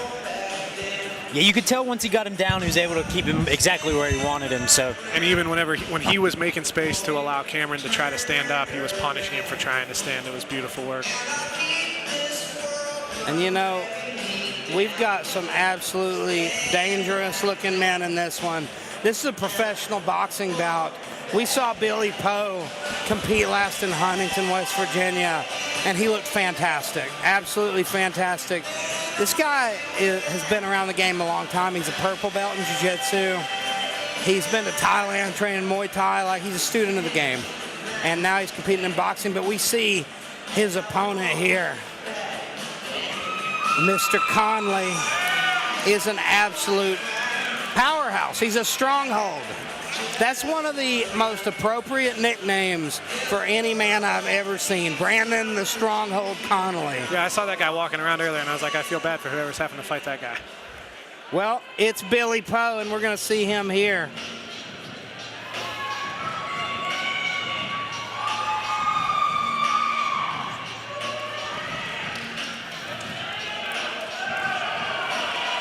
This is actually one of the most highly anticipated fights of the night for me. I know both these guys have a ton of experience, and we're going to see some high-level boxing. I think we're going to see power versus finesse and speed. Billy Poe's a guy who can stay on his bike. He's got quick hands, and I have a feeling that Brandon Stronghold Conley is a powerhouse. Yeah, he looks like the kind of guy who's going to be trying to get inside, land those overhands and hooks. use good straight punches to get in, but it'll be interesting to see. See a little bit of a height differential here, but I'm excited to watch this.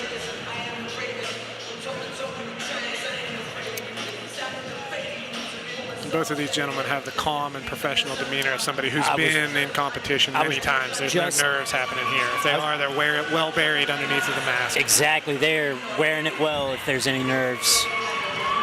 You see Billy Poe in his Muay Thai shorts, showcasing that Muay Thai background that he has. I believe he even has a Thai tattoo on his left shoulder. I know just from creeping on him on Facebook that he has been to Thailand. That's why, that's how I do most of my research. I'm just a creep. Very high-level training in Thailand. I've gotten a chance to train there for a couple weeks myself. Here at New Line Cagefighting 21 here in Lexington, Kentucky. We are going to get back to the action. This will be a professional heavyweight boxing match, 196 pounds plus.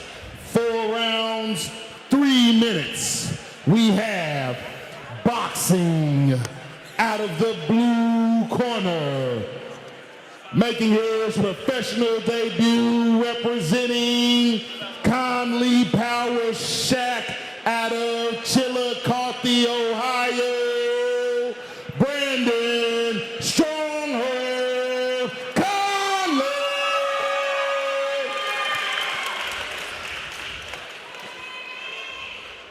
His opponent, boxing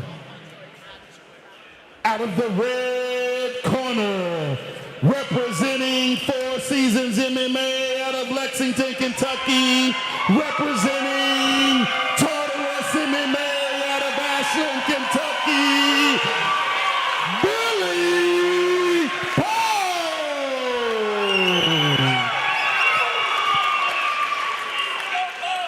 Huge reception for Billy Poe here in this Lexington crowd.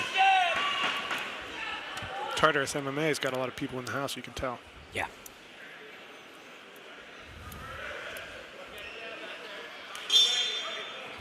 And here we go. Billy takes the center of the cage very quickly. And Brandon Conley's content to sit back and counter. Big left hook. Step in with that left foot and left hook. That was nice from Brandon Conley. Very explosive man. And there's another big left hook. With these big fellas, I feel like the first guy to get caught slipping here is going to get hurt. Playing a little bit of that cross guard style. George Foreman, I love that style. Good left hook from Billy Poe there. Yeah, Poe's doing a good job using those straight punches to try to get through that guard.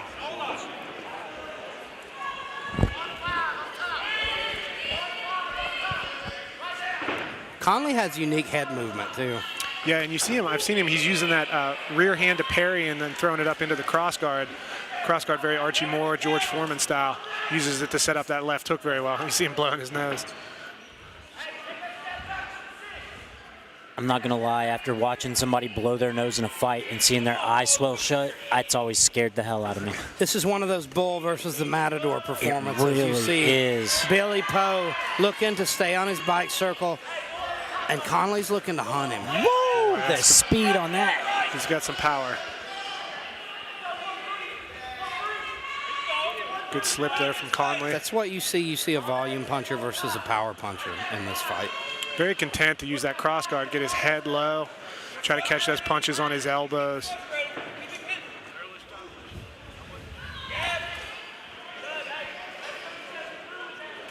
Oh, and a nice left hook. Big left hook. And you can hear the power behind his shots. Brandon Conley's just walking. Telling him, come on. But Poe's very defensively sound, and Poe's landed some clean shots of his own. Nice jab. Conley's style is very, very interesting. Yeah, beautiful combo. Left hook from Billy Poe. Billy Poe, the nice combo there. Conley eating some shots. Well, he's coming back a little bit now. From Billy Poe. Right from Poe finds the home. Billy Poe with some combos, and then a big shot from Conley. They traded there. This is high-level boxing. Absolutely. Nice slip to the outside and jab from Conley there.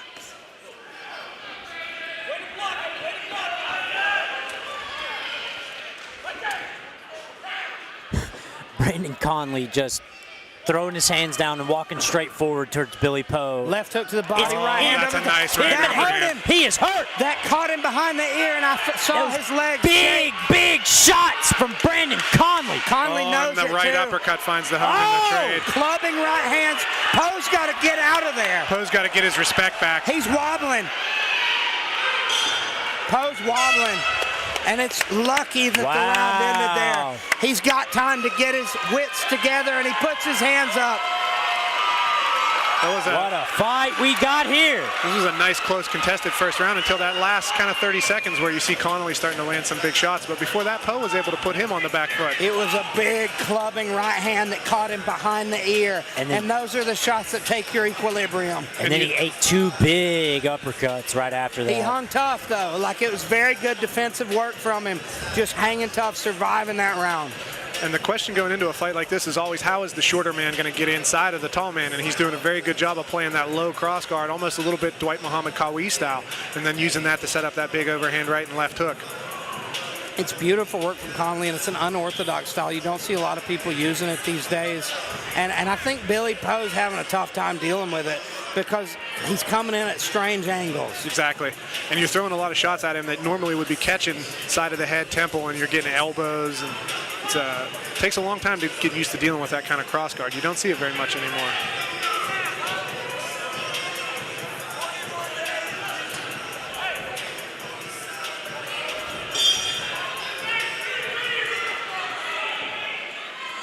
And as this round starts, I just want to say incredible work on the mic from Colin Caprini.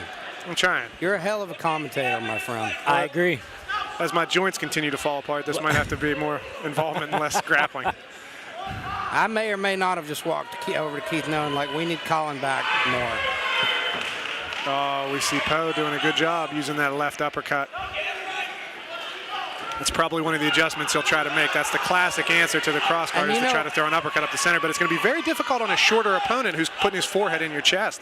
It's strange. That cross guard reminds me of that. It's an old self-defense jiu-jitsu technique. My coach called it the Batman. Yeah, or the crazy monkey. Yeah. You just cover up.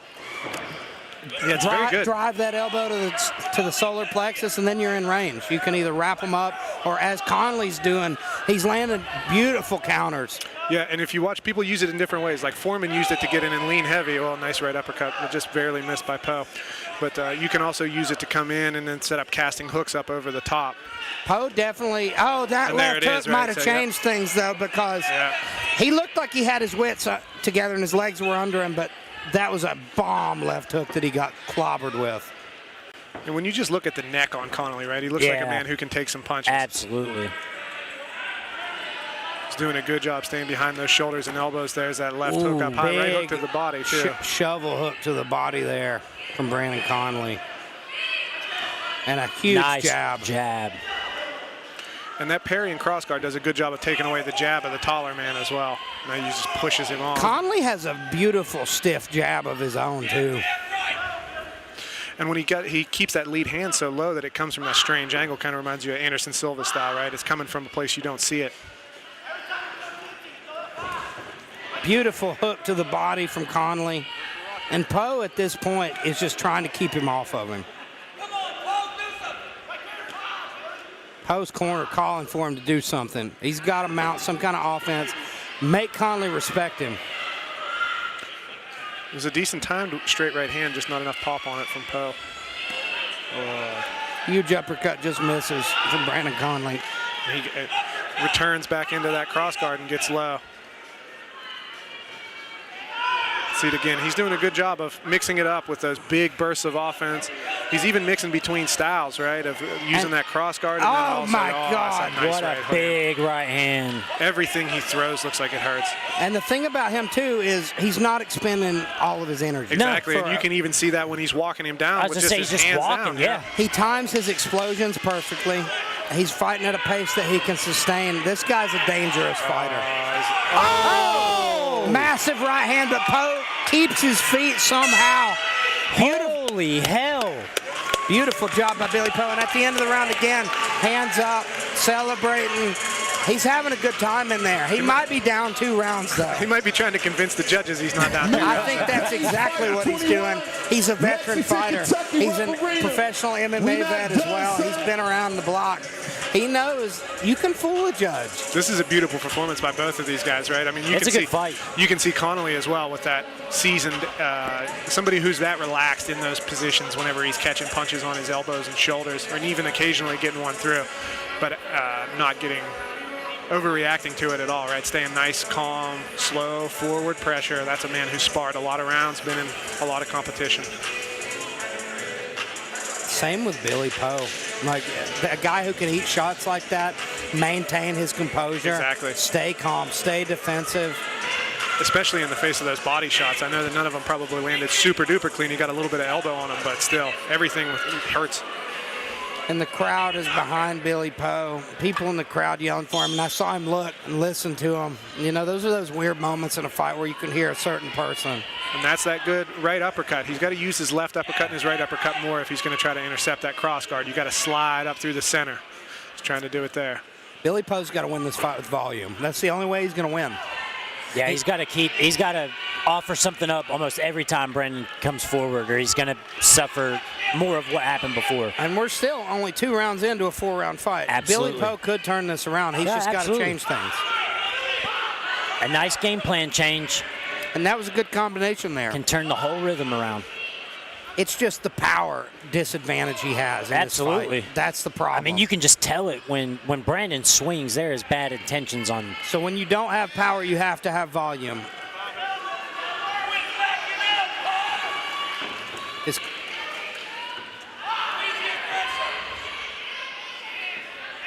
At this point, Conley just has no respect for the power of Poe. You got to think, Conley's taking the best shots Poe has to throw. He's already felt his power when he's not tired, and he doesn't respect it. And that's the exact kind of ring generalship that you have to have if you're going to throw those hard shots. You have to be able to pick your spots and not throw them all the time. Ooh, there was one that was a fastball that missed. And he smiles and looks at his opponent. Billy's doing a good job this round of using his jab and his 1-2. straight to keep him at distance. If he can keep that up, it's going to slow down. That liver shot hurt him, though. He hurt him with that left hook to the body. He's still got that elbow down. And he's trying to cover up his body. He's trying to protect himself. And that's bad if he's going to bring that left hook up a high, too. I was going to say, that'd be the time Conley wants to come up high. Yeah.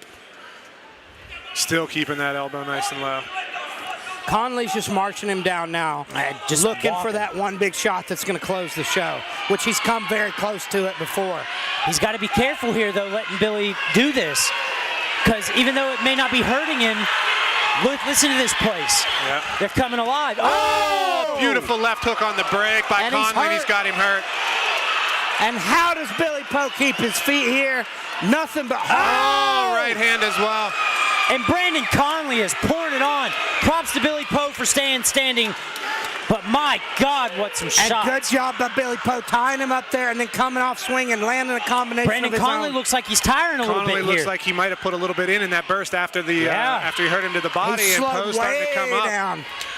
I wasn't sure if he was just trying to play a little bit of possum in this corner, but I believe he is actually slowing down. And now Poe's doing Poe's damage. landing some shots.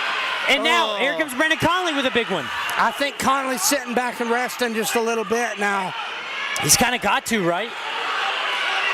Oh, man, his punches are coming slow. Oh, nice right hand, right uppercut from Poe. Billy Poe Listen is to coming this alive. place.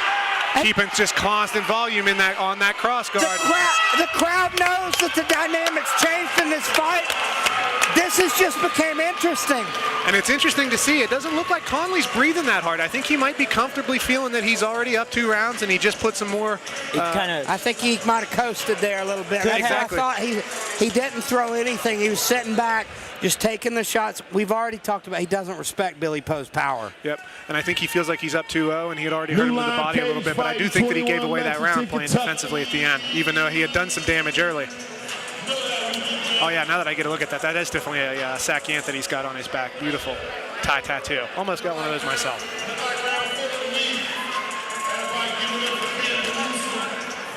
Billy Poe is hanging in a fight that I think most men would have folded. Oh my goodness, especially after some of those overhand rights. And that left hook that he hit him with on the break over here right in front of us, Elijah. But look at the composure of Billy Poe. He's still there, hands up above his head, taking deep athletic breaths in. This is a beautiful professional fight. Yeah, one of the better matched ones, I think, tonight. Fight of the night so far. I think as far as our professional bouts go, and then you have Eric Coon and Mitchell Vaugh in another beautiful fight. We've had some barn burners tonight. Poe is ahead of him now, but let's see what Conley does. He's walking him down again. It looks like Conley might have even got him to the solar plexus a little bit with that left hook there.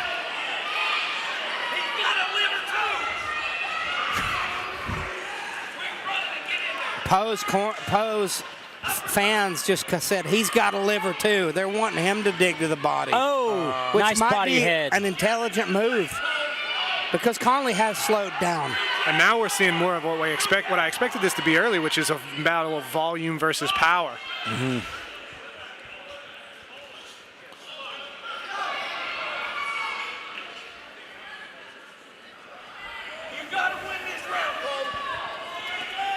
Big right hand from Billy Poe. Backs Conley up. Oh, Conley nice. lands a nice right hand over the top. That's the thing about that cross guard. Your head is low, the hands are low, and you don't see things coming around the shoulders.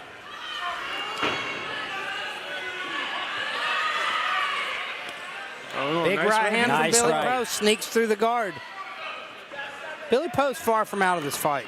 Absolutely. No, and that's beautiful professional composure. Big nice right hand.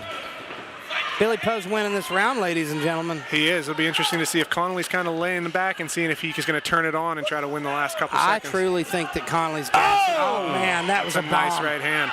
But Billy Poe and another one. Billy Poe just stands there and looks at him. He does, and I think maybe the power is starting to fade a little bit out of Conley. I think he's definitely gassing a bit. I'll be honest, his composure is such that I can't really tell if he's tired or if he's just kind of playing defensively.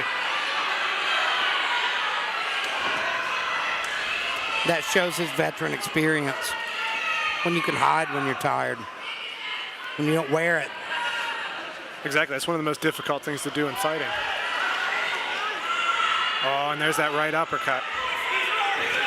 Oh, and the left hook to the body again. Starting to use his footwork to trap him in corners. I think that Conley's head movement and his guard is not as slick either. It's because he's slowing down. I agree. He's just marching forward now trying to land bombs. Well, it doesn't look as slick. It's not as methodical. And that's one thing I can say from experience playing a lot of that cross guard. You're also eating all those punches on your triceps and your delts.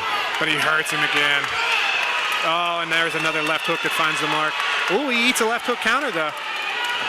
Billy Poe is an excellent defensive boxer here. You have to give it up to him. And he's They got exchange blows My there. God. got a crazy chin, too. Yes, he does. He's eating So crazy now we see 10 shots from seconds. This Brandon fight is Carner. up for grabs, folks. Look at him 10 go seconds here left. at the end. Look at him go. They are throwing bombs. Big right hand by Poe. If you're a fight fan, how do you not love this fight? What a beautiful Man, fight. oh, man. Guys, we might be seeing a 2-2 draw here. I could see It it. was so I close. could see it. What a fight, ladies and gentlemen. Absolutely. I don't know how it's Beautiful going to be fight. scored. It's one of those I really don't know how it's going to turn out. And those are the best fights. What a spectacular fight. I say let's take a page out of BKFC's book and go to a 5th round. Let's do it. It'd be nice. Old school, shout one more round. Yes, Maybe we'll get sir. the commission, yeah. Well, ladies and gentlemen, I'm going to go talk to the winner. And for once, I really don't know who it's going to be. Yeah, man. I believe how the judges interpreted those first 2 rounds are what's really going to That's come in. going to be the difference. Personally, my take watching it live, and obviously I'm here commentating, not scoring, but it felt like I thought Connolly won the first 2 rounds, and I thought that Poe was able to take the last 2. But even whenever he was starting to fade, Connolly was still able to do damage and keep him off of him. Yeah, Right? he was That fourth round was very close. Yeah, he was landing some good shots still, even though he was tired. But Beautiful yeah, display of technique by both guys. Oh, too. yeah, absolutely. And an interesting contrast in styles, too, right? Yeah, exactly. You don't see a lot of that cross guard in the modern era, especially it's hard to make it work as a shorter guy, right? You see it a lot of like George Foreman leaning on people, playing that cross guard. And he played it well. He uses it very well for his especially size. with that bending at the waist, like I said, a little bit Dwight Muhammad Kawi style, was able to set up those overhand rights and left hooks up over the top. We saw that beautiful liver shot.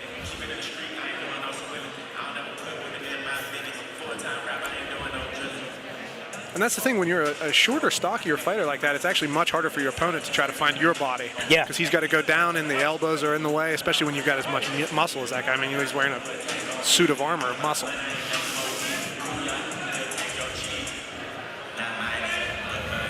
Yeah, he has a very large advantage.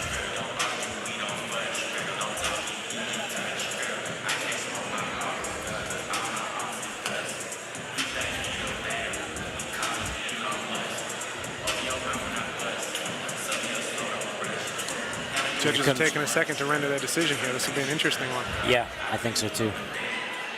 Matt Jones brings him to the center.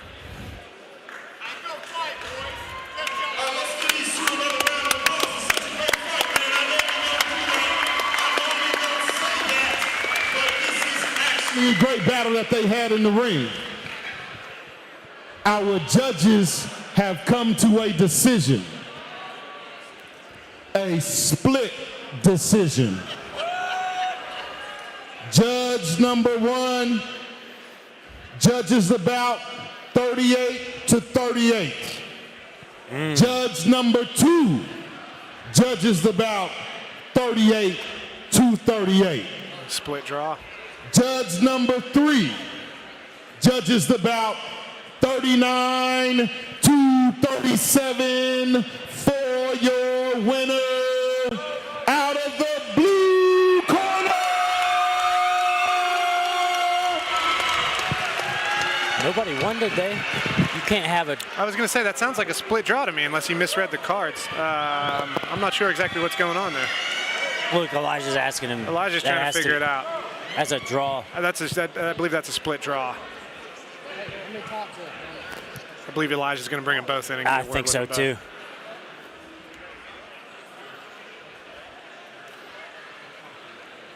We've even got Matt Jones talking to the commissioners as well, trying to get to the bottom of it. Yeah, this... that should be, I agree, that should be a split draw, 38-38, yeah. And then 38-38. That's, I mean, 2 judges scoring a draw, that's a draw. I figured there'd be some unknowns there, though, when he read the 2 split draw cards first. Yeah.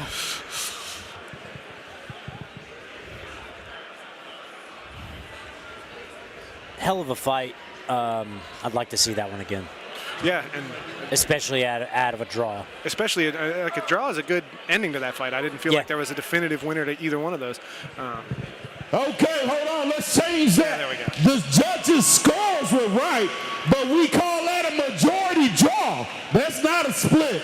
So this is a majority draw for these 2 Beautiful work by both fighters. Absolutely. And what a beautiful job by Poe, especially. I mean, so what happens when you have a good taking fight? some heavy shots in those first 2 rounds. I'm going to talk staying in about there, these staying gentlemen, technical, staying alive, because that was one of the most amazing fights we've seen here at New Line. First, I'll talk to Brandon Conley. Brandon, my God, that was an incredible performance. You are an absolute powerhouse. You use that cross guard style that we saw George Foreman. You don't see that much anymore, and it was so effective in those first 2 rounds especially. Were you surprised to see that Billy stayed on his feet? Because you landed some bombs. I've never hit somebody that hard that many times and they stayed on their feet like that. He is incredibly durable. I can see why he's never been finished. Nothing but respect for this man, 100%. I'm happier with a draw than a win. That's all good. I feel like he did too. I'm going to pass it along to Billy Poe here. That was such a hard-fought fight. Those first 2 rounds, you ate some absolute bombs. Then you started coming back in the second 2 rounds. The third and fourth, I think, went to you. That's what changed the dynamic of the fight. You started slowing down a little bit more because you hit him with everything but the kitchen sink. So talk me through it. How did you survive? Well, I came out for the first round, and my plan was just to use my jab and kind of stay away. But then he started talking to me and got me into fighting. And I was like, man, I want to fight with this guy. So I kind of stood in the pocket for a little bit and fought with him and took a couple of shots. And it took me till about the second round to realize that I was fighting his fight, and it was a bad idea, a horrible idea, because he hits hard. And so I started moving around a little bit more and using my jab and trying to use my range. And that kind of is what kept me in it. And I was just glad that he was gassing out a little bit and I could try to keep up. Because I was really trying to win that fight, man. I wanted to win bad. I want to stay undefeated so I can get Jake Paul. So the last thing I'm going to ask both of you guys, it's rare that you see a war like this, and especially it ending in a draw. I just want to ask, how does it feel to get in a dog fight like that? I feel incredible, man. This is my first fight since, damn, only in 10 years. I fought for Street Beefs back in October, and it gave me the confidence and motivation to get this, and I drew this Miller effort. I was like, damn. So, yeah, he took me to the next level. 100%. So how do you feel? Do you gain a certain type of respect for a guy after a fight like that? Man, I know what this guy does. He was a Guinness World Record holder. So you know this guy's a dog. You know he's got drive. So, and I knew coming out here with him, it was going to be a dog fight because he's a little bit shorter than me. I knew I would have a little bit of advantage, but I knew he was going to come at me with everything he had and try to knock me out. I knew it was going to happen. I was just trying to nullify it, and I did an okay job, but I still got caught a couple times, which ain't good. Ladies and gentlemen, I want you to give it up for two absolute warriors in one of the most incredible fights that we've ever seen. Thank you, gentlemen. Nothing but respect for both of those two guys. And as a fight fan, I'm personally kind of happy to New see Line them go. Cagefighting It was 21, fight. Lexington, Very tough Kentucky. guys. This is how we get it done. Did they just say that my man was a world record holder? Stockholder, they said it was a record. Oh my goodness. Is this what we got going on here? This is what we have going on here? All right. I'm about that life. I'm about that life. We got world record holders in the building. We got people making their debuts all day. I need y'all to invite me back to Lexington again. I take it it's past 9, right? Pretty deep on the card here. I don't have a watch. We got, I believe, 1, 2, 3, 4, 5 fights remaining. Starting to get into the title fight territory.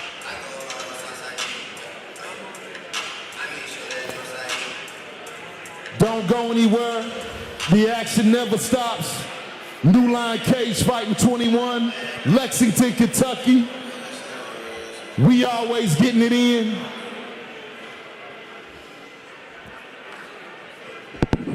That was a hell of a fight, though.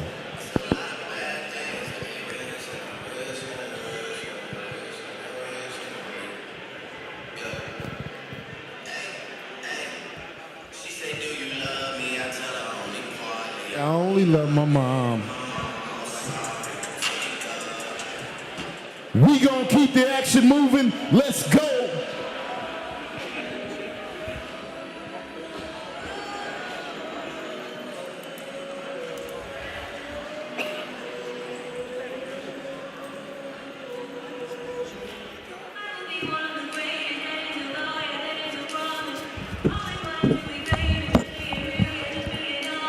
This is a highly anticipated fight right here. We have Demetrius Terry versus Ryan Bryant. I don't know much about Terry, but I know that Ryan Bryant is a guy I've been waiting to see compete for a while. He's had a couple fights fall through.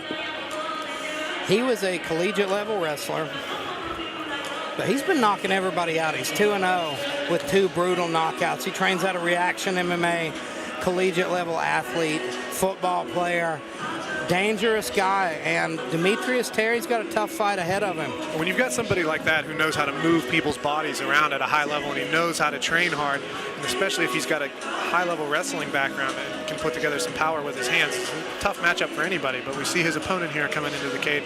And this is the first time we've seen Demetrius Terry in MMA, but we saw him fight at NLC 20 in Bridgeport, where he defeated James Toller in a boxing match. He's an underground fighter. He started out boxing in, gloves up, guns down type of thing. And he went 3-2 in underground boxing, 2-0 in MMA. So he is not new to MMA competition. Man, somebody told me Nicholasville's in the building again. And you see some guys from Street Beefs and Gloves Up, Guns Down that are so talented. Well, we saw one in Brandon Conley there. And with the number of professional fights that you see and the high-level instructionals that people are putting out and the instructionals that are on YouTube, even some of these guys who train in their basement, I mean, it used to be a joke, right? The underground type fighters. Some of those guys come in and they have seen so much high-level fighting that their brains have absorbed it, and they might not have all of the finest details down, but they have absorbed enough information to know how to look like a fighter, and that's 70% of it. And you see these guys that are self-taught, self-trained, and people tend to scoff at them. But like you say, in this day and age, all it takes is a love for the sport. And I've seen guys get addicted to it. The Starcher brothers were like that.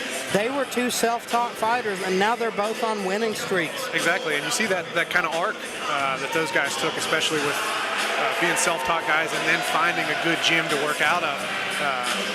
See a lot of people developing from there. I mean, we just talked about Connolly just had a fight in Street Beefs, and obviously he came in with a high level of technique and skill. So.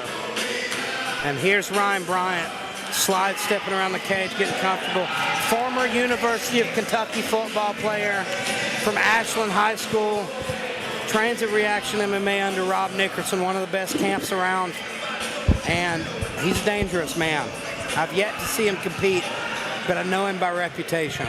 All right, let's get this thing going. New Line Cagefighting 21, Lexington, Kentucky. What we have here, we have a light heavyweight MMA bout, 205 pounds, 3 rounds, 3 minutes. Fighting out of the blue corner, representing Columbus, Ohio, making his MMA debut, Demetrius Terry.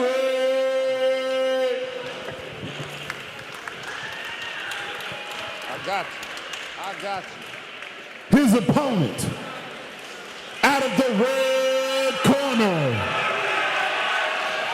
from Nicholasville, Kentucky, former University of Kentucky football player, representing Reaction MMA, Bryant.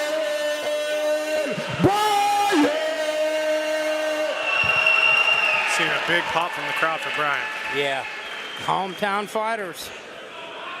They always show up in full support here, and I love it.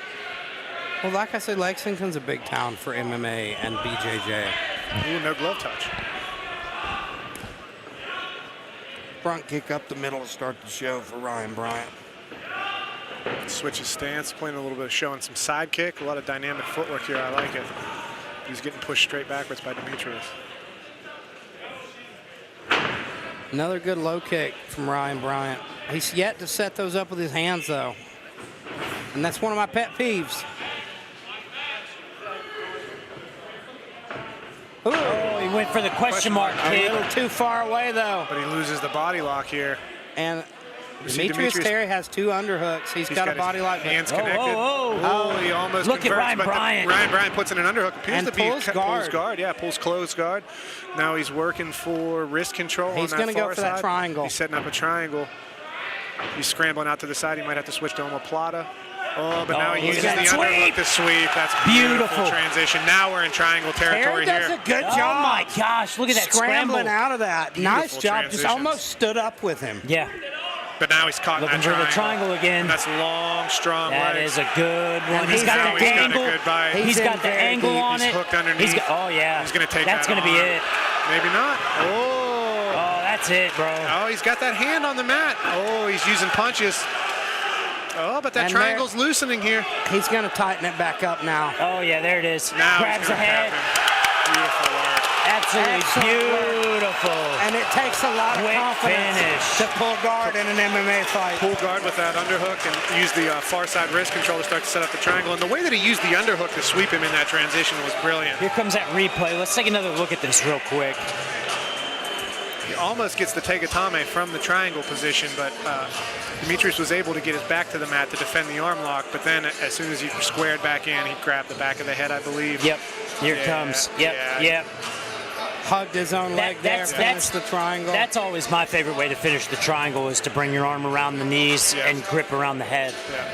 Tighten that squeeze just a tad more. He's got a nice angle. Beautiful technique there from Ryan Bryant. Good high-level triangle, too, because he almost lost it at several points in there. He made the correct adjustments to keep it. He's built perfectly for it. You can tell it's something he's using a lot. Yeah, if you're that comfy pulling guard and just taking wrist control and figuring something out, that's confidence in your jiu-jitsu that you get from training with somebody like Rob Nickerson. Let's go talk to Mr. Ryan Bryant. And next up, we've got Bobby Johnson, so I guess you're going to have to hit the road. I'll be bailing. I'll be back after that. See you guys. All right, see you soon. Thanks for joining us, buddy. On the other side. Elijah's going to speak with our winner. Mr. Ryan Bryant. What a beautiful performance.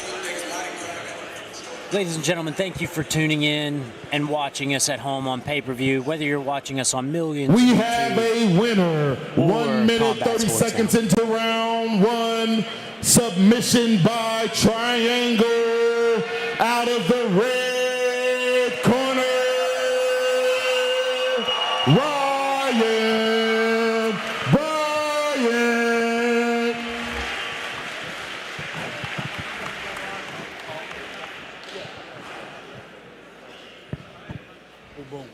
Ladies and gentlemen, give it up for your winner, Ryan Bryant. Ryan, you are a guy I've been looking forward to seeing make his debut here for a while. Keith's been talking you up for a while. I think this is your first submission win. You've been knocking everybody out before that. How's it feel to get that first submission by Triangle? It feels great. I want to give a shout out to everybody at Reaction MMA for showing out for me tonight. So how's it feel getting this win in your hometown? Man, it feels great. I love winning here. I love winning here. I love winning in front of my team, coming on, putting on, showcasing what we work on every day at our gym. You know, you're a former University of Kentucky football player. What's it been like transitioning to MMA, already being used to competing at such a high level? It's been hell, but my mom used to be a boxer, so I'm bred for this. It's in my DNA. I'm bred for war, so. So tell us, what's next for you? We'll be back here hopefully in March.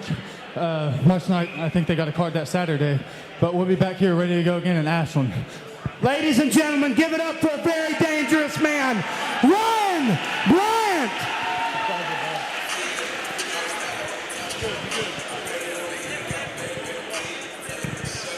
Former UK football player, I'm trying to guess. We got defensive back, defensive end. I'm trying to figure it out, but that's a bad man.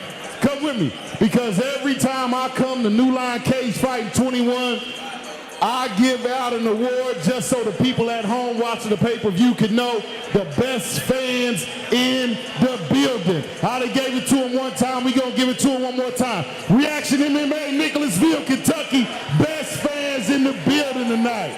Look, they done all took off. I'm gonna need you to sit tight, because the next bout that we have is a title bout. The next bout coming up is for the belt. The next bout coming up is for the hardware.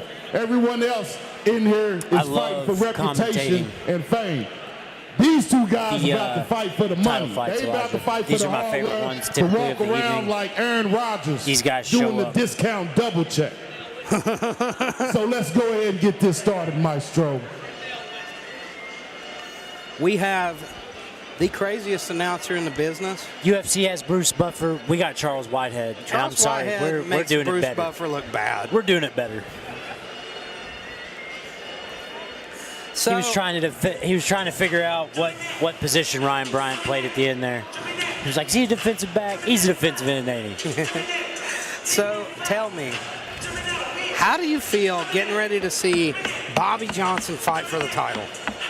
Buddy, I couldn't be more proud of the guy, to be honest. I came onto the scene with you guys about the time Bobby Johnson was really getting going as far as getting to this point.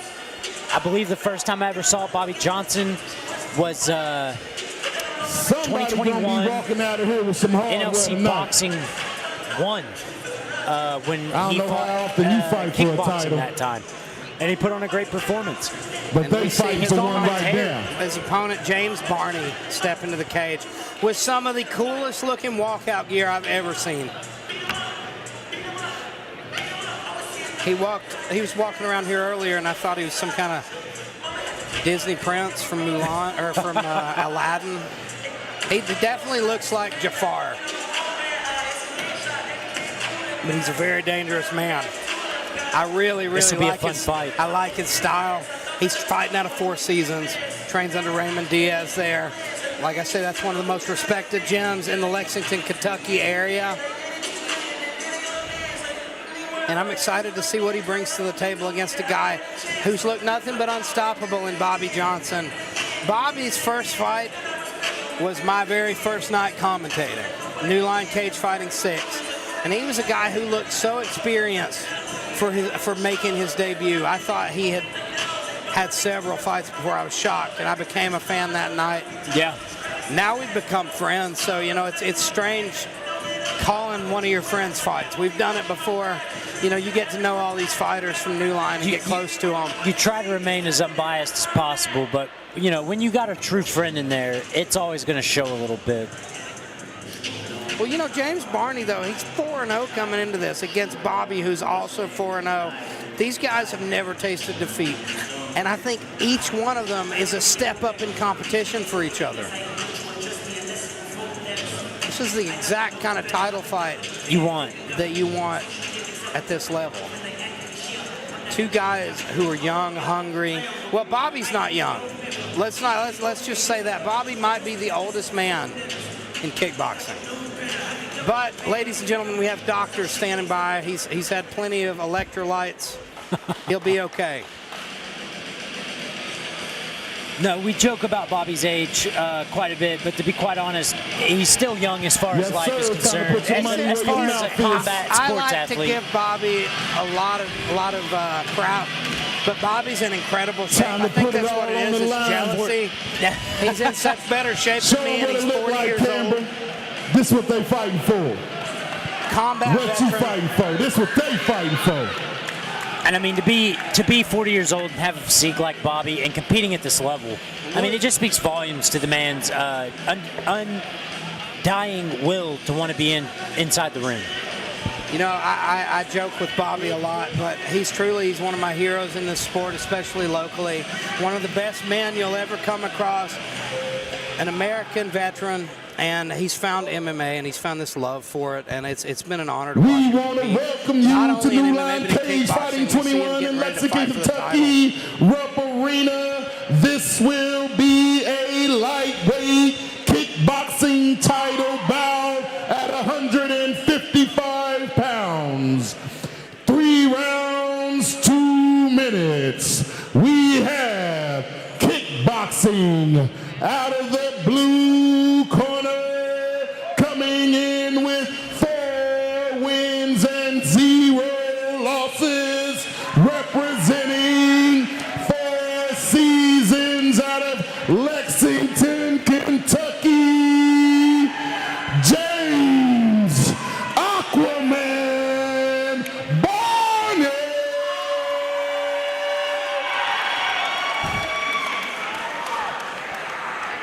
His opponent in this title bout, representing Ground Zero Fighting Systems out of Morgantown, West Virginia, coming in with 4 wins, 0 losses, Bobby Crypt Keeper Johnson.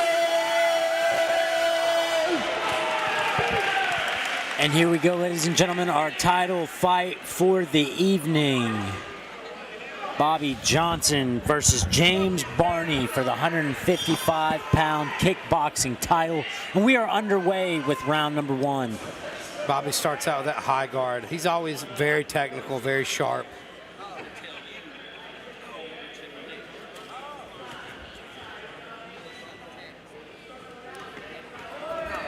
Big shot, rocks, Bobby. From Barney there. Straight right, rocks Bobby. You can see his legs went out a little bit. Yep.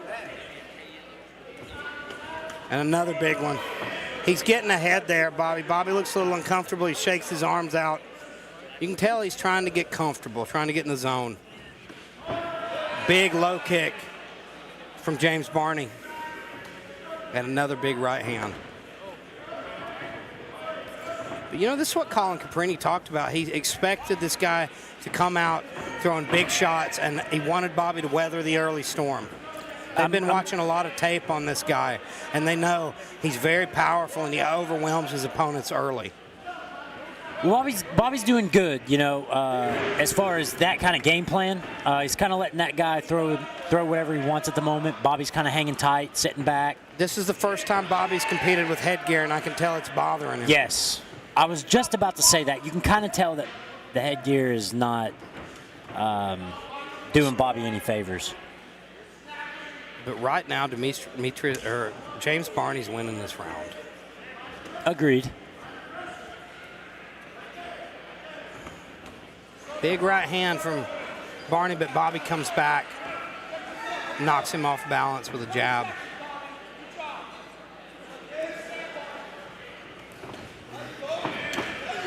Nice kick there from Bobby was Barney. smart Bobby there, Johnson not getting chasing in him. there. Oh, nice shots from Bobby Johnson. And Bobby is all over him now. Nice job by trip. Bobby Nice dumping him. trip. That was a good way to end the round for Bobby. Could it steal the round? I don't know. That was a But close one. it really was a close round. I think Terry landed the bigger shots, but Bobby definitely came on strong toward the end of that round and was landing the better Look shots. like and got round ahead two of to him. me. Very hard round to score for me. Yeah, I'd like to see Bobby could put on that kind of a pace in the second round. Because if he lets James Line dictate it too Cagefighting, much, he's going to get stuck in that 21. little lull. Lexington, In a Kentucky. three-round title fight, bout. 2-minute round, We you don't don't have stop. much time. You don't. You've got to work. be. You've got to be after it the whole time. If I'm in the corner of James Barney, I'm telling him to send that right hand. That right hand is what hurt him. It's coming from a strange angle, and I don't think Bobby's seeing it.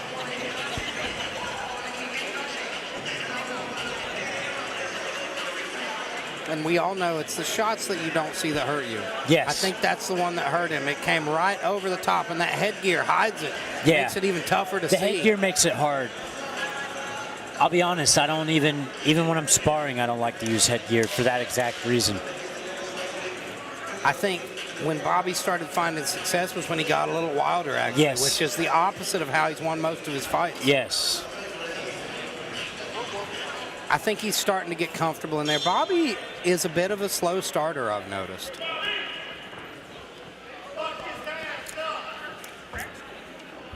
Which it's hard to be a slow starter. In Oh, with nice 2-minute left rounds. hand from Bobby. Very clean check left hook out of the gate. Nice low kick, and you heard the power on that. Absolutely. And Bobby marching forward, throwing bombs. He's rushing a little. I'm noticing Barney's not fighting the same off his back foot, though. No, he definitely doesn't. If Bobby could keep it on him. You can tell that Barney likes to lead the dance. When he's Yes. leading the dance, he's winning. Yes. When he's if Bobby's got him backing up, he's not so hot fighting off his back foot. They're kind of standing toe-to-toe here in the middle.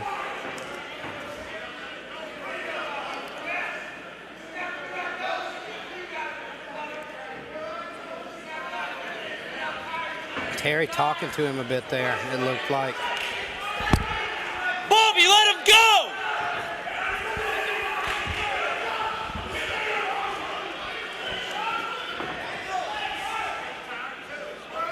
I think it's the volume right now that Bobby's having a hard time dealing with. I think Bobby's expecting Terry to slow down as it goes on, but you don't have much time to work with here. And Terry's landing the better shots. Bobby There's a comes good back one, there. too, with Bobby. Do you see his headgear, though? Yeah. How it's almost knocked over his eyes?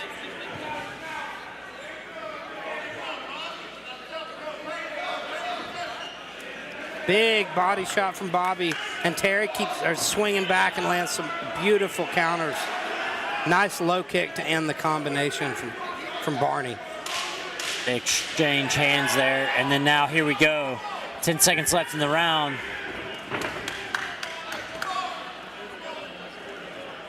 Just a wild, wild round, but I think James Barney's up 2-0. I have to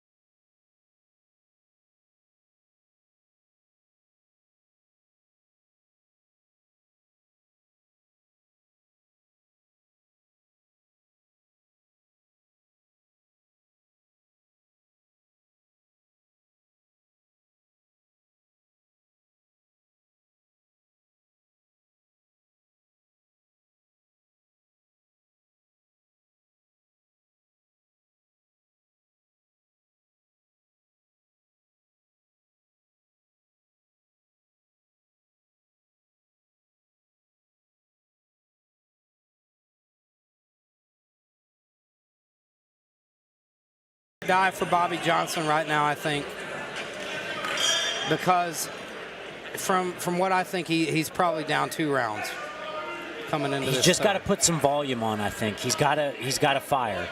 He can't wait for James to throw something and try to counter. He's got to go first. And there you go. You see him. He double jabs there and kind of rocks Barney's head a bit. Oh! And Barney answers with a 2-piece combination that rocks Bobby's head back. This has been a great matchup so far. And as of now, Barney's just seemed to have a little more volume. He's able to stay ahead of Bobby.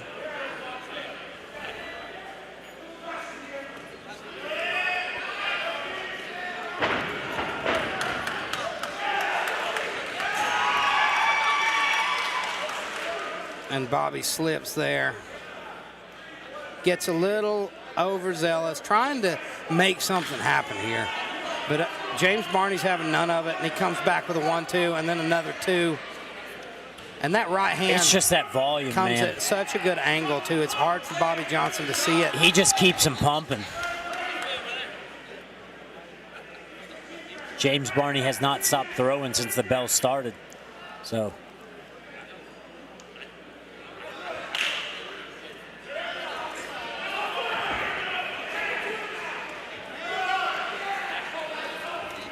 and big right hands are the tail of this fight for James Barney. He just keeps sneaking that one right over the guard. Beautiful some heat on that one. Just misses, too. And Bobby Johnson lands a couple of good ones there in that exchange.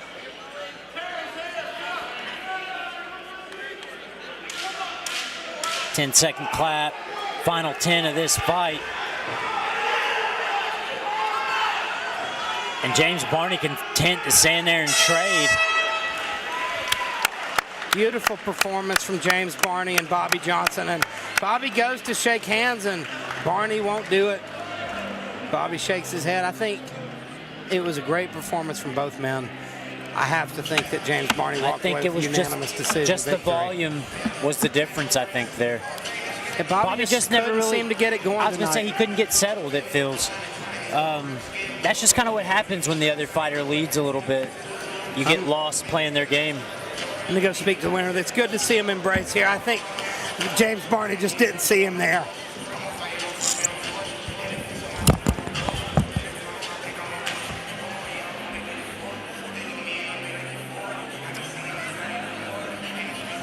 Fight fans, if you would like to follow along with all the big regional combat news, all the big league news, discussions, meet up with fans, go to meet up with fighters, join Fight Bros. Check out facebook.com/groups/Fight Bros. Currently awaiting the decision of our 155-pound kickboxing title.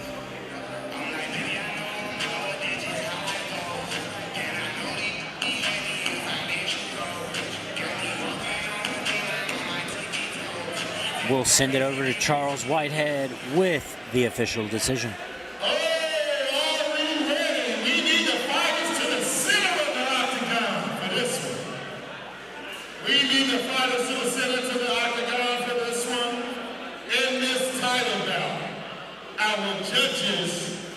Come to a decision for 4-0 versus 4-0 for all the marbles and the belt and the title. Eric Mon, hold that up real quick. Show them what it's like.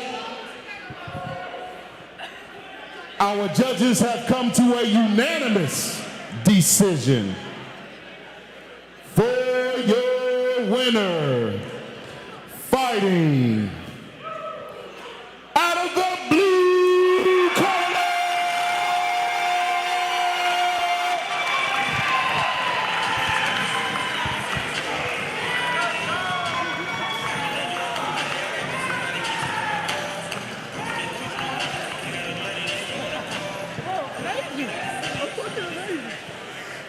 Ladies and gentlemen, I want you to give it up for your new lightweight kickboxing champion, James Barney. And you can tell James is overcome with emotion. What a beautiful moment. Now, James,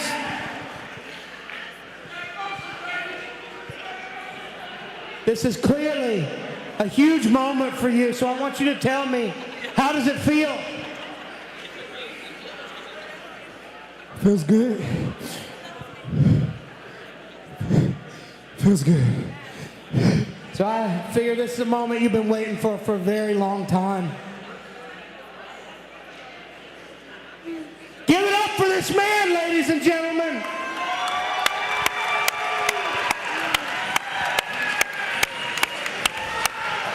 Very important moment to James Barney. Kickboxing champion. Man is overcome with emotion. James Barney. Huge, huge moment for that man. If you got anything that you ever want to do, just fucking do it, man. Go out there and get it. And if you want to do it, fucking do it, bro. Like, nobody can stop anything. That's all I got. Ladies and gentlemen, give it up for James Barney, your champion.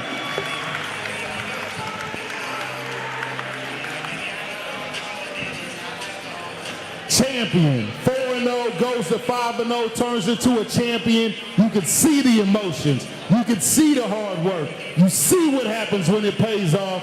And sometimes people think it doesn't pay off, but it does pay off. And you got a glimpse of that right here at New Line Cagefighting 21. So understand, you want to put the work in, it can be done. Translation, keep killing it. Let's go. Beautiful message from Charles Whitehead there regarding James Barney's performance. I'm a full believer in anything you want to do, you can do it. You just got to put the time and hard work in. So big ups to him. Sometimes there can only be one winner. It's just how life works sometimes. But I was a little emotional over that one.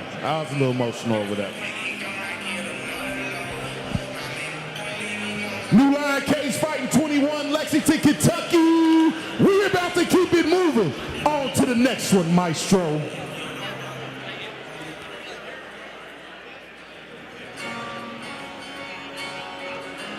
Next, ladies and gentlemen, we're coming up on a professional heavyweight boxing bout. 6 rounds by 3 minutes each. We're gonna see Rhino Alex Davis meet Jeremy Carner for the second time. And as you can see now, Alex Davis making his way to the ring. Jeremy Carner was able to put it on Alex Davis in the very first fight, ended it in a TKO. Alex Davis is going to look to make those adjustments and transitions and try to turn this one around, Elijah. This is another guy that I've been watching his fights. I've been calling his fights since the beginning. And Alex Davis, we've seen highs and lows. We've seen ups and downs. We've seen him in some of the most exciting fights in New Line history. And here he is against an old foe, the guy who handed him his first professional defeat in an embarrassing fashion. It takes a lot of guts to step in here again against a guy like Jeremy Carner, who had your number before. You know Alex is definitely looking to make serious changes from the last fight. What do you think the game plan is going to be for him? I think he's going to try to stick and move a little bit more than he did in the first fight. We'll see how that works out for him. I believe that he thinks Carner is more of a power puncher, right? So it'll be interesting to see if he tries to lure him into a firefight or if he tries to fight him technically on the outside, because Carner's got a lot of power. But so does Alex Davis, right? We've seen him put a lot of people away. We've seen him land big shots, both MMA and boxing. He's been around New Line I think for Alex as long as I can remember. One of those guys, too. He's known for weathering early storms and beating a guy in these wars of attrition in late rounds. Exactly, and I think that's what he's going to try to do. I think he's going to try to stay technical, make Carner work at a high rate early on. How many rounds do we have here, Elijah? This is a six-round fight. This is a 6-round fight. 3-minute round, so serious professional boxing fight. I think Alex Davis's game plan should be to weather that storm. Try to drag Carner into deep water. I agree. Get him to gas, which he had a tendency to do early in his career. And if Carner's coming out like he did in that first fight to close the show early, there's a good chance that if he doesn't, he will gas. Exactly. And I got a chance to grapple with Carner, which I know is a little bit different, but I noticed that his strength is extraordinary, but he does have a slight tendency to gas, but we'll see if he's got a good economy of movement here. To be fair, very though, skilled he fighter. had boxed that night, too. That is true. That is true. I've never seen a man do a professional boxing match and then grapple the same night. And he hasn't grappled seriously in a long time. I thought, I'd just be able to get up underneath of this guy's legs. It'll be an easy night for me. But he grabbed my head, and I was like, oh, this is a grown-ass man. I was impressed with him against you. You know, you're a high-level brown belt. This guy, I think he's still a white belt. Yeah. And he has a lot of MMA fights and experience. You can tell he had wrestling experience as well. And he knew Here what in spots not to Lexington, put himself Kentucky, in. So. this will be a It'll be interesting to watch professional this fight. heavyweight boxing match at 196 plus pounds. That means 6 rounds at 3 minutes. And this will be round number 1. We have boxing out of the blue corner with the black trunks and the white stripes, fighting out of Team Tucker Boxing and Fitness out of Baileyville, West Virginia, by way of Coal Mountain, West Virginia, Alex the Rhino Davis.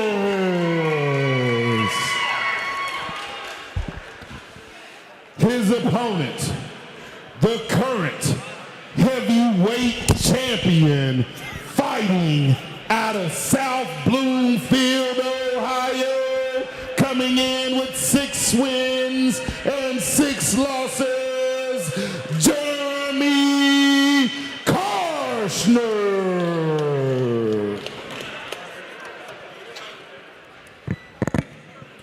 This is a fight where you can feel the tension in the air. Like you know what happened less than a year ago. And I'm so excited to see what game plan Alex has to change things here. Looks like he's taking the center of the ring. He's trying to move more, be more mobile. Yeah, and I would assume that would be his best opportunity here, is to try to make a high pace early for Carner. We see Carner playing nice and relaxed as well, though. Nice jab from Carner. And Alex is already biting on his feints. That's not a good sign. Well, and it looks like he might have already hurt his nose with that one jab. And he's shaking his head. Carner's getting a little aggressive here. Carner, He's feeling it. has to be a very confident man walking into this fight. They're talking back and forth, though. Might be a little bad blood here between the two men. I was kind of thinking the same thing. Carner didn't seem too like the clinch, but almost looked away there when he threw that jab, though, anticipating the counter. Yeah, he was parrying with his right hand as he threw the jab. I think he thought he might be losing that jab that Davis was throwing. Oh, that's a nice right hand to the body, though, from Carner. Carner's fighting at a very methodical pace, which is good for him. He knows it's a 6-round fight. And he knows he has the power to put Davis away. So if he's patient here. It almost feels like he's trying to lull Alex Davis into a slower fight so he can put the pace on. Interesting aspect of this fight, too, is Jeremy Carner's coming off an injury. He's coming off a shoulder injury that knocked him out of his bout with Justin Richwine. Shoulder injuries take a long time to recover from as well. See some decent body work by Alex trying to keep him at bay. Every movement that Carner makes, though, he's getting a big reaction from Alex in there. He got two nice left hooks in there. That's the thing. Alex is biting so hard on every feint that Carner throws. It's a bad sign because eventually he's not going to feint. He's going to throw it, and he's going to hit him with something unexpected.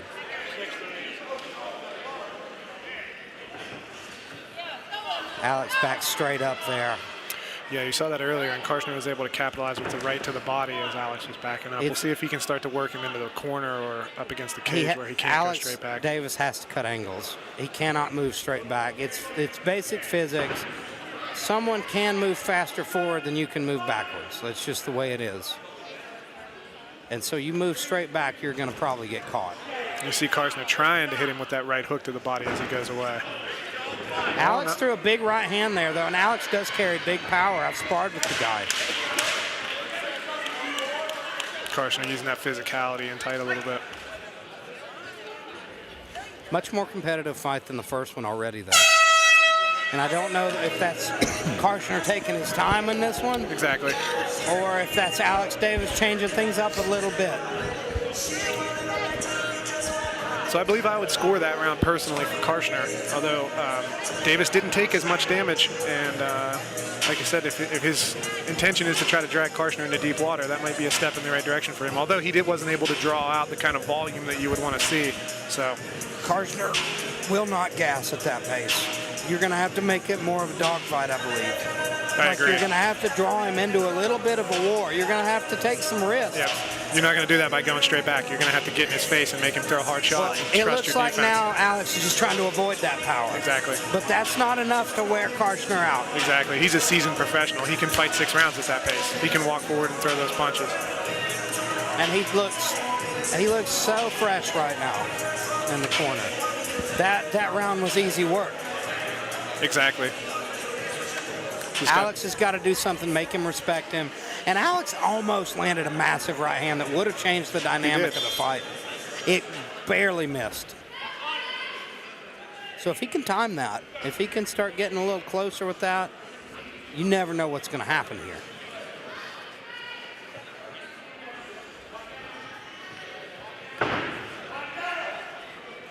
I would even advise Alex Davis to use his clinch a little bit. Wear on him, lay on him a little bit more. Make him work, make him carry your weight. Carner just missed Alex. That was a nice combination from Alex to answer. Exactly. I think most of them ended up getting into the chest of Carner as he kind of parried him down, but still some volume.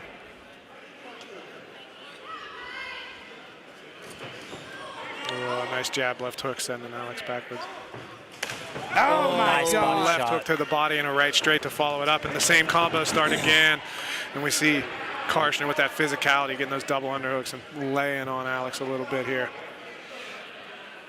And that's another thing with the amount of MMA experience that Carner has. He's not uncomfortable in that clinch. I believe that even that, I don't even think that he'll burn less energy than Alex does. I don't even think the problem with this fight for Alex Davis right now is he is playing Carner's game completely.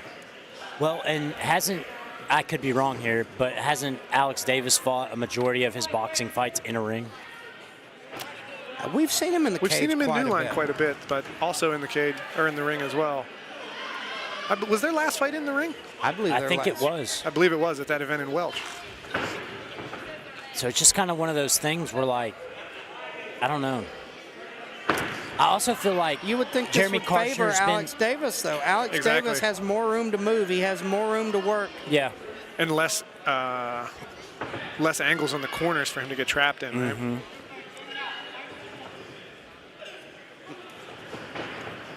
He's almost pawing and reaching with his punches, though. And I think it's because of that big power of Jeremy Carner. I agree. It makes him tentative, gun shy. You get knocked out by a guy less than a year ago, you're going to remember that. Oh, yeah. And we're starting to see Alex wear a little bit of damage on his face. He's got a mouse under that right eye. They're talking to each other.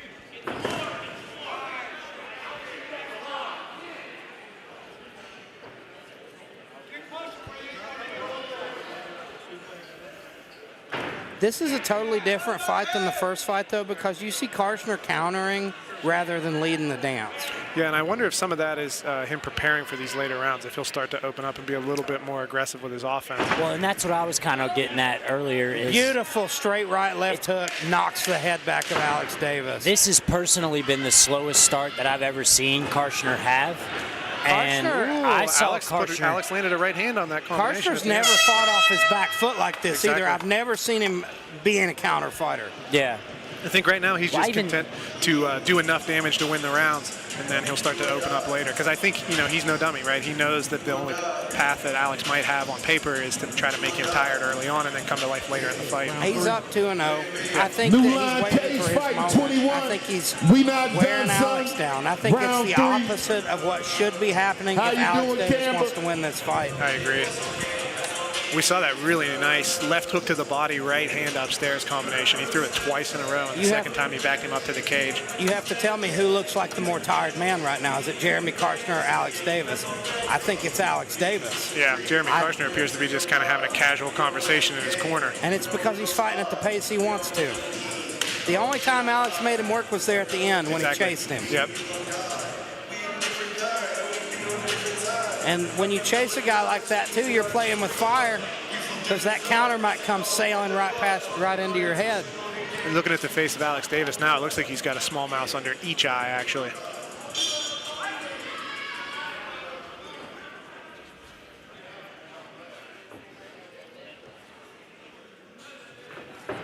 Carner already looking like he's ready to be more aggressive this round. There's that left hand to the body, right hand upstairs again. Oh, big right hand by Alex Davis stops Jeremy Carner in his tracks. In his tracks as he's trying to run him down with that. And we see Carner kind of respond to that by slowing his pace a little bit here. Calming down, just sitting down, waiting for Alex to come to him now. Because Alex Davis is never not in a fight. He's got big power. He's got a lot of experience. That's how he's won a lot of his fights when people have counted him out. He'll wear a guy down and then find his moment and then seize it. And let's see if he can do that here. It would be an incredible comeback for Alex to beat Jeremy Carner.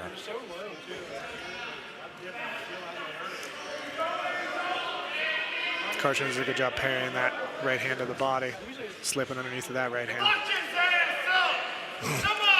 And we hear very aggressive crowd work here. Some great advice from the crowd, as always.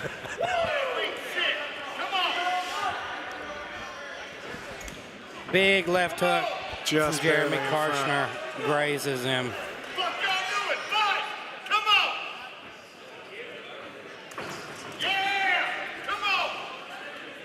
Perhaps the last call for alcohol wasn't quite I'd early like enough to for this find that fella. guy. Yeah. I might trade him, let him have the mic. Just bring him on here. Oh, nice left hook by Carner on that exchange there. Although we saw a deep breath from Carner there. Yeah, and he finds another home for that left hook. I'm going to say a couple left hooks there. And Carter's getting a little wild. He's looking like he's slowing down a little bit. This fight is getting interesting. Yeah, he's starting to... he's fading. He's fading a little bit. Alex has stayed talking to him this whole fight. Not saying that Carter's gassing at all. No, he's definitely getting tired, though. But he's slowing down. We saw a nice left hook from Alex Davis. That was a good left hook from Alex. Looked like he might have landed a right hand in that here we exchange go. as well. Alex calling Here we go, boys. Feeling confident and big right hand. And another one. And Alex Davis is putting it on Jeremy Carner for a moment here. None of those, I think, landed. He covered. Carner covered up well and just hung tough.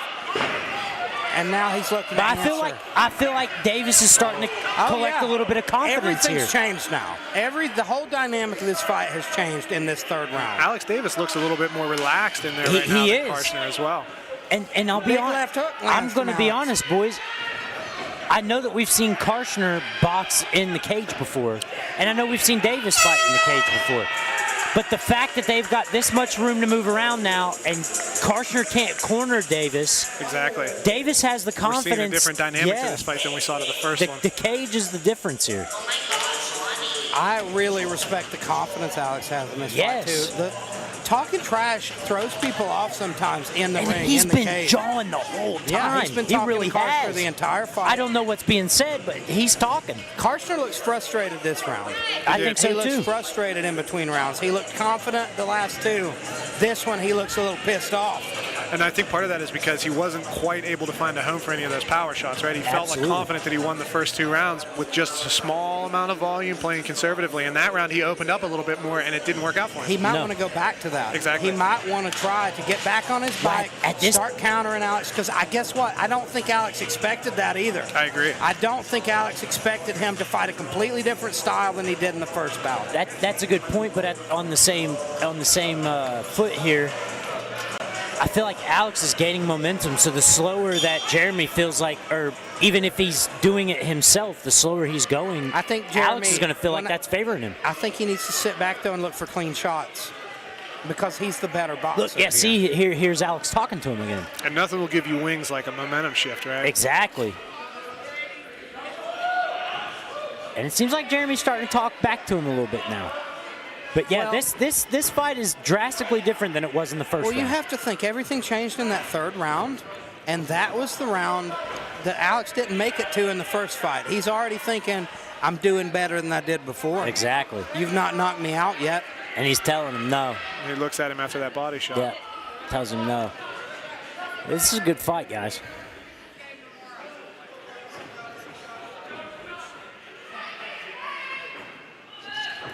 Oh, nice trade there, nice trade. Big right hand, though, from Carner. And Davis didn't acknowledge that one, so we know that one hurt. Yeah. Oh, he backed up. You saw him start moving backwards as soon as that landed. He's telling him no. Big jab. They're still from talking. Carner. I love it. Alex shaking his head. You have to give it to Alex Davis for heart alone. I mean, my God. That guy will fight anybody at any time. Absolutely. And he's always in there. He's always game. Until the bell or until he's out, Alex Davis is coming to fight. And right now, he's got Carner in an uncomfortable spot. Carner looked like he was coasting. Now we see a left hand from Carner find the mark. And another. Big left hook. See, and I feel like this is kind of where, we were talking about earlier. Oh, and a nice right hand to the body. Carner's slowing down now, picking his spot. Right uppercut, left hook. But look, though, Davis is willing to stand and trade with him. And maybe he's made Carner tired enough that he's not afraid of his power I'm anymore. wondering how much pop Carner's punches have now. I'm sure he still carries big power into late rounds because he's a powerhouse of a guy. But I wonder if he's got the same power he's got in that first round. Well, I was going to say, especially after a shoulder injury. And Davis is hanging tight in the pocket. So, I mean, it's very possible. Starting to see a little wear from Davis, too, though. He's starting to take some big breaths. Big jab. Nice snap jab there. We see a deep breath there from Carner. Huge deep breath from Jeremy Carner. Both guys are starting to breathe heavy. This is going to, the 5th and 6th round, if it goes that far, that's going to be a battle of attrition. And that's where we've seen Alex Davis shine. Big shot from Carner, though. Carner's still putting damage on it. Both guys sucking wind as well.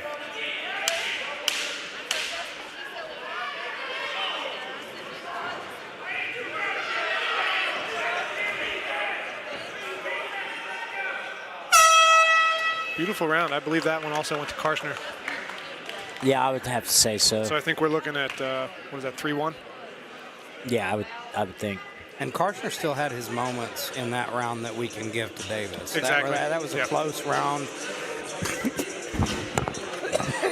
I think that Alex Davis needs to be looking for a finish here.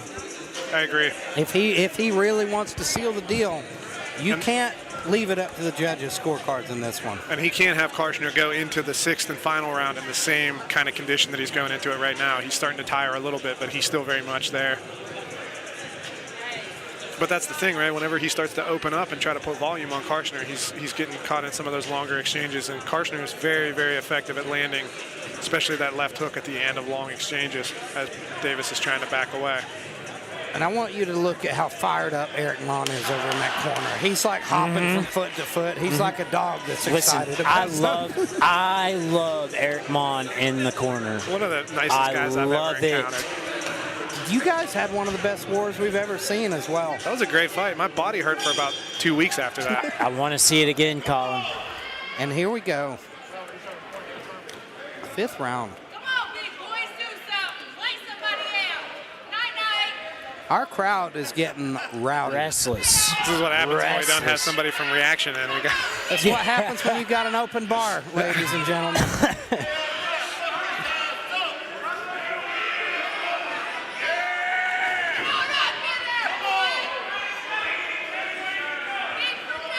Carner's definitely slowing down. Absolutely. But he's still landing big shots. Yep.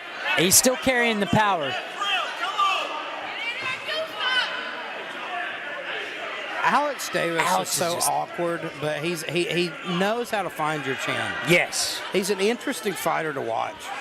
He's very relaxed all the time. Yeah. He's been that way since the jump. He's almost like comfortably moving his hands back and forth. I always compared him to Fedor. He looks like he just got out of bed almost every fight. Lackadaisical almost. Like, yeah, he landed a decent check left hook in that exchange.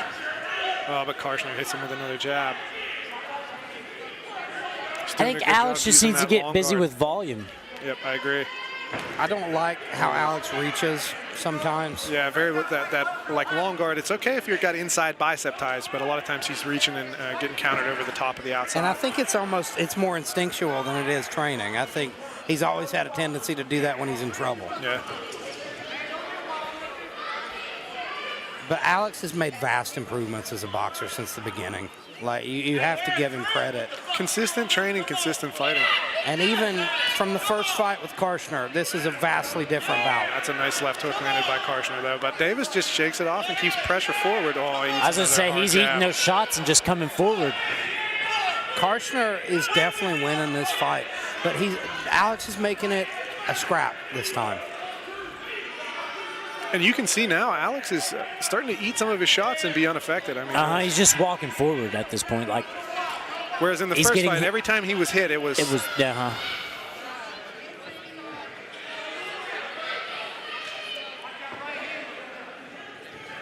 Big jab from Carner. I'd just like to see Alex throw a couple of, some volume, some combinations. Gain your respect back, because honestly, Carner's just kind of moving and just doing what he wants. Alex is pot-shotting a little bit now, and that's not how you're going to win this fight, because Carner's beating him on volume.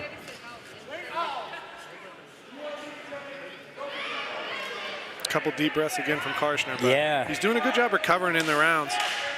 You'd only see him drawing deep breaths near the end. We hear 10 seconds left in this fifth round. Carner throws a big combination there. Oh, nice quick left hook by Alex Davis there at the end. You saw that time whenever he tried to open up with short time left, Carner was prepared. I think in the first couple rounds we might have seen that surprise him a little bit. Number 5 here? On the back foot. But I think Alex got the best shot of that exchange there at the end of the round. That little left hook there at the very end. He landed a couple nice little over the top. We're going into 5, number 5? 6th round. Yeah, number this 6. is going into 6. Okay. Yep. 6th and final round. Alex Davis looks very tired, but I believe Carner slowed down quite a bit as well.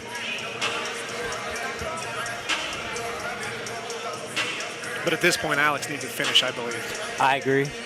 Jeremy's done what he needed to do as far as, I would think that Jeremy's up 4-1. Yeah. So it's going to take a knockdown or two, or it's going to take a finish to really win this fight.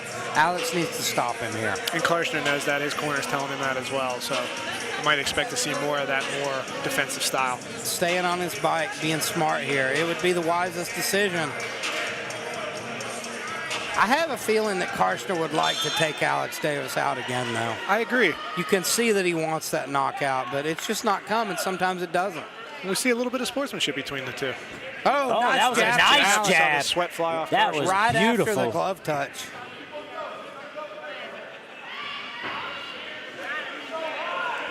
Nice roll from Jeremy Carner to avoid that right hand of Alex Davis. Beautiful work.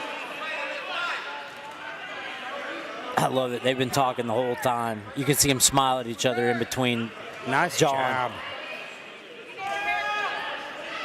You see Carner slip underneath of that and get inside, but he's not able to do any damage while he's there. I think Carner knows the work's been done. This is the final round. He knows he's just got to be sharp here.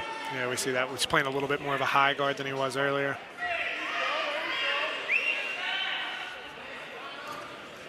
It's one of those rounds where you just mind your P's and Q's. You coast out, and you think you should have the win. Beautiful jab there. Jab into the left hook. He uses that a lot, that nice 1-3. He throws the 1, and when Alex comes in to counter, he's right there with the 3. It's a sneaky punch. Yep, slides over the shoulder. Because the jab blinds you, then the left hook just follows it so quickly, there's not much time to react. And we're seeing Carner have a lot of success with that jab when he goes into the Philly shell. Alex doesn't seem to be getting a good read on that left hand coming across from the low right side of Carner's body. Good head movement from Carner there, changing levels. Keeping Alex Davis guessing here. There it is again, Yep. Jab from that Philly shell. Yep. It's coming low. Alex isn't expecting And it from again, there.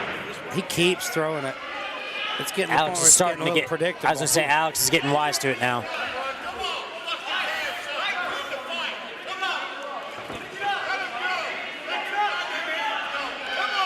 I'd like to see him follow it up with the right hand.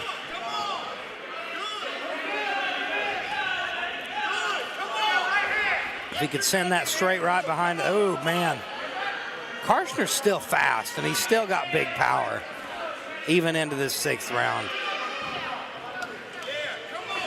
Beautiful left hook there from Carner. Stepping in with that right hand.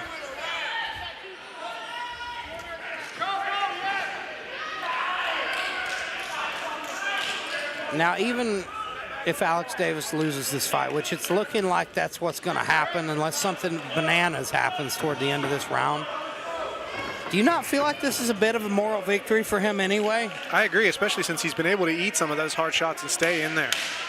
Like I said, I wonder how much of that is coming from nice, coming from the shoulder. nice left there good from Alex here Davis at the end. again. Look, Alex is telling him, come on, look at him, look at him go! Look at him go! That's what you like to see. Great fight, ladies and Both gentlemen. of them trying to put a stamp on there. They both landed hard shots at the end. You have to think Jeremy Carner won that bout, but Alex Davis showed us why everybody respects him. I agree. I'm going to go talk to the winner here.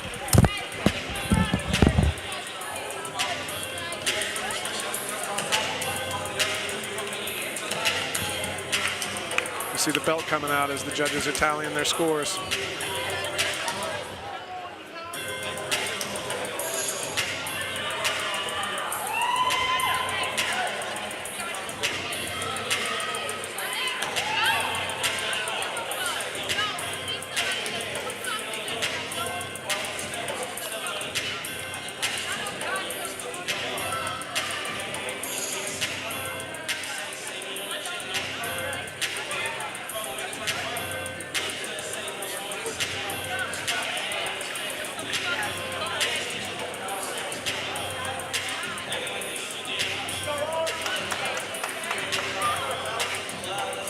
Beautiful fight by both of these guys. Yeah, I was really impressed with Alex's ability to kind of change up the game plan a little bit, kind of get Jeremy to play his game. And also very impressed with the, ring generalship and veteranship shown by Carner to play that slow game early, but even whenever he was... And then towards the end, play it again. Exactly, yep. Raise the volume in the middle, and actually, honestly, when he raised the volume in the middle was when Alex was kind of coming into the fight a little bit. Yeah. But Carner was able to keep his Okay, stamina. so I've just been informed. I had no idea that this was a heavyweight title bout and they were fighting for a belt. So with that being said, our judges have come to a decision. For your winner, unanimous winner, boxing, out of the red corner. Ladies and gentlemen, give it up for your champion, Jeremy Carner. My friend, absolutely hell of a performance. It's great to see you back. You're coming off an injury. I want you to talk me through it. Alex was a very tough guy in this one. Came back looking a lot stronger than he did in the first bout. So talk us through it. You know, coming into this, I've been working with Jerry Page. He tried to eliminate my brawling. We wanted to come out here and go the distance, and we wanted to work on things. I didn't do it all right. I got a lot to learn. I got a lot to learn as a man. I got a lot to learn in the cage. It's evolving. I knew I was winning because I could pick him apart. Hats off to him. He came in a gamer, and we went. But I didn't let myself get crazy, and I boxed. And I'm probably going to go ahead and make that the last time I boxed. I don't like going all those rounds. You know, that's something we've talked about in the past. You know, early in your career, you had a tendency to come out like a house on fire and gas. How does it feel to get a victory like this, going the distance, fighting the fight you wanted to fight, being smart? Man, at 40 years old, to know I was able to turn everything around. What you guys don't know is I went 0-6 as a pro boxer. 5 of those fights I took on 2 days' notice and never lost the first round. But boy, when that gas tank went, it got ugly quick. So what does it mean for you? You say you've got a lot to learn as a man. What's it mean for you as a man, as a father, to turn everything around like this, to go on this journey? Now you're 7 fights in, 7-fight win streak. Now you're 7-6. You know, I'm upset that it's not 7 knockouts like it was prior to this, but, you know, I'm going to take it. You know, as a man, I've been making a lot of mistakes. I own a business, and I made some horrible business decisions, and that rubbed off on my family, my significant other, and I don't ever want to be like that. And, you know, I took this fight to try to get my head back right, and it was hard. It was probably the hardest camp. I came off an injury, and then emotionally and mentally, I was checked out. So to come in here and gut it out for 6 rounds, I can't thank it enough. And for all of you guys that don't know from down here, Jerry Page, the one helped him turn me around with Brian De Leon and Alfred Leisure. That's the 1983 gold medalist for America in boxing. He was able to turn me around and make me a boxer in 5 months. Ladies and gentlemen, give it up for Olympic gold medalist Jerry Page. And give it up for your champion, Jeremy Carner, one of the most admirable men I know. And thank you. I hope to see everybody again. I was going to come in here and ask for a mega fight, but with all the personal stuff going on, I'm just going to ask for it quietly and let you guys go do it rather than out loud, because I'm going to change my ways, and that's going to be the first thing I'm going to do. Ladies and gentlemen, give it up for the champ. Love to hear that kind of attitude from a guy like Absolutely. Carner, too. Class act, and every interaction I've ever had with him, we all have grown to do as men, and it's interesting to hear somebody honest enough to talk about that in the cage right after a fight. New Line Cagefighting, man. I swear I learn something new every time I come. Learn something new every time I come to New Line Cagefighting. It's a wonderful thing. We're down to our last 2 fights of the evening. Our last 2 fights of the evening. There'll be professional boxing matches. So as we continue to end our night here at New Line Cagefighting 21 here in Lexington, Kentucky, where you should be, remember, pay-per-view, sportsnow.com, combatsportsnow.com. I'm going to get it right. combatsportsnow.com. Are we ready to move on? Yes, we are, Maestro. Doing his best. Kick it. He even got my crazy Italian name right without asking me how to say it. Yeah. I was pretty impressed. He hesitated for about 5 seconds when he looked at that card, though. But anyway, that was one of the most inspiring post-fight speeches I've ever heard. I was thinking the exact same thing. As I said, Carter's been a class act every interaction I've ever had with him, and to openly talk about growing as a man like that in the cage right after a fight where, and, you know, he mentioned he wanted to go to the decision, he wanted to work on being a boxer, and he did that tonight. Well, we saw that he fought a totally different game plan than we've ever seen him fight. It was clear that's what he was doing. He was changing things up, and apparently it meant a lot to him. Exactly. You know, this moment. To talk about improving as a man, to talk about making mistakes in your life, you know, it just shows what this sport can do for people. It's an outlet that means quite a lot to some people. And it's incredible. I mean, I've been in similar situations like that, and to be able to bite down on your mouthpiece and go back to work, take a tough fight like Alex Davis, even though it's somebody that he beat before, like, that's not a joke of a fight, right? You got to be in the gym, you got to be improving, and that's obviously what he was doing. And for him to do it later in life like this, to start off a boxing career at 0-6, most people quit. Yes. Most people are done. And he comes back, he's on this 7-fight win streak, 6 by knockout. It's an incredible story, and he's been on an incredible journey. Stepping into the cage, though, is Gerald Brackett in this professional super middleweight boxing bout. Got Gerald coming in at 3-5. So quite a bit of experience here between 2 of these guys, up against Rebel Rogers, who is 5-3.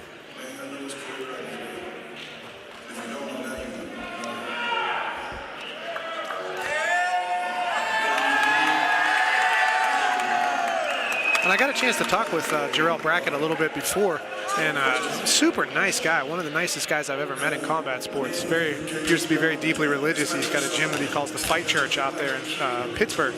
I'm interested to see him. I've never gotten to see him compete. I've heard good things about him. I heard that he had a good fight recently with the gentleman from Princeton. I can't remember his name off the top of my head. Derek Lambert. Yeah.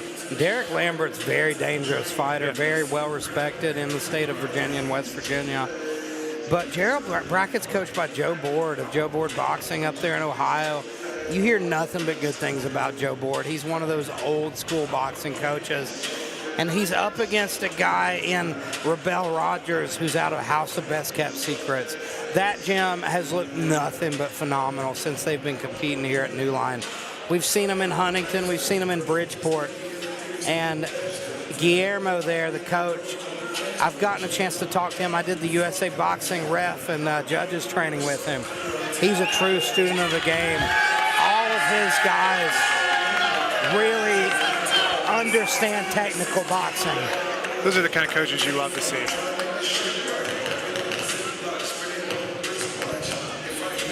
Look like round one to me. New Line Cagefighting 21. Told you we not done, son. We not done. Come with me.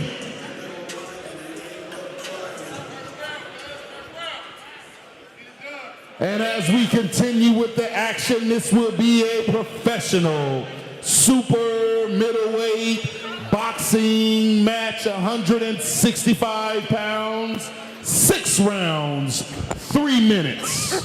We have boxing out of the blue corner, representing Fight Church, McKeesport, Pennsylvania, former Open Gloves champion out of Michigan, Pennsylvania from 2013 to 2015. Your IBA belt holder from 2014 to 2016.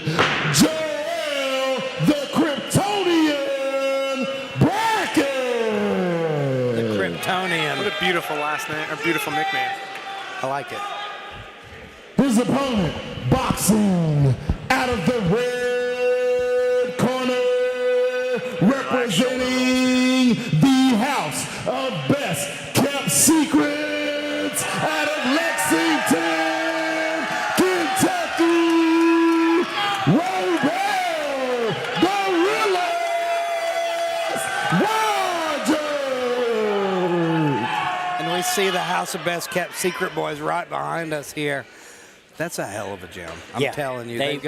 We've seen some of their youth USA boxers even, and they're incredible. They ruled the card the last time we were here. In Huntington, it was amazing how well they did. I think they went 5-0 or 6-0 that night. Yeah, there's some talented fighters out of there. James Brackett, or Jarrell Brackett, is very game, and he's been doing this a long time. Yeah, I mean, you hear that. Winning belts back in 2014, 2015. Yeah. Taking the center of the ring, using that nice jab. We see a good high guard, though, from Rogers. Ooh, and a nice straight left hand. We got a good southpaw versus orthodox straight matchup. left.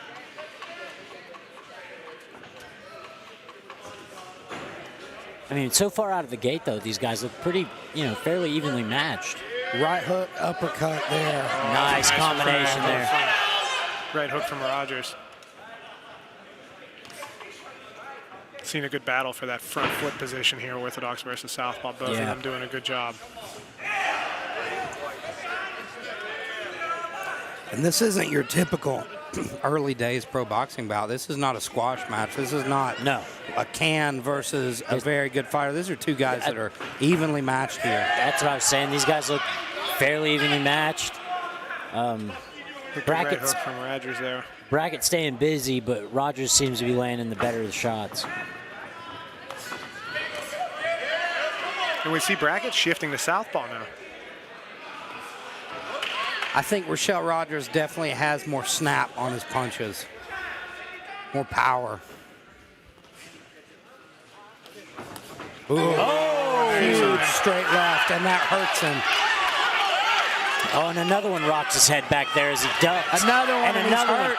Man, he is Brackett just. catch those on his forehead, though. He's hurt, but he's still in this fight. Oh, that one on the Sniper jaw. shot. That one took the legs out straight from right under him. hook. Beautiful combination from Rogers. And you see he's got chicken legs right now, trying to keep his feet. Red Bell's got him on his back foot, trying to keep him standing. Brackett's going to have to do something drastic to get that respect. Rogers doesn't get excited here. No. He's picking his very shots. calm. He knows that knockout's going to come. That's real experience. Oh, good shoulder roll into the hook. Yes. Beautiful.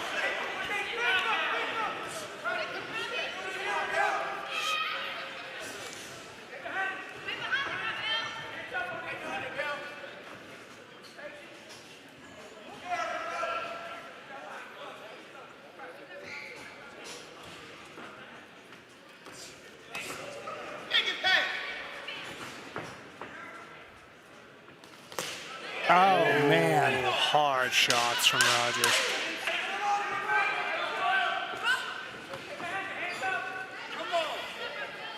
Brackett's going to have to make some adjustments in this next round, particularly involving that straight left hand that's finding its mark. It's very fast and it's very accurate. Good round from And Rogers. he doesn't telegraph it whatsoever. It's Exactly. coming right from the pipe, not wild at all, very clean. And that's what I've seen from all the guys at House of Best Kept Secrets. There's no slop. Everything they throw is clean. Looks calm, cool, and collected in the corner as well. See his coach there, Gerald Reed. Very impressive. And Guillermo, I believe, there, who is his manager. Fellas, not to take anything from the bout at hand, but I received a text message from one Mr. Thorin Hensley. He told us to tell Jeremy Carner that he doesn't want the mega fight with Justin Richwine, that Thorin, the Heathen Clean, Hensley's coming for that title. Oh, so, boy. interesting tidbit to share with you guys there. It'll be an interesting scrap to watch. It's a fight I would love to see. Jeremy Carner versus Thorin Hensley would be insane. But Richwine, I think, would have something to say about that. Justin Richwine, I think, is owed that fight with Carner. It's an interesting tussle we got going on at heavyweight, but back to the bout at hand.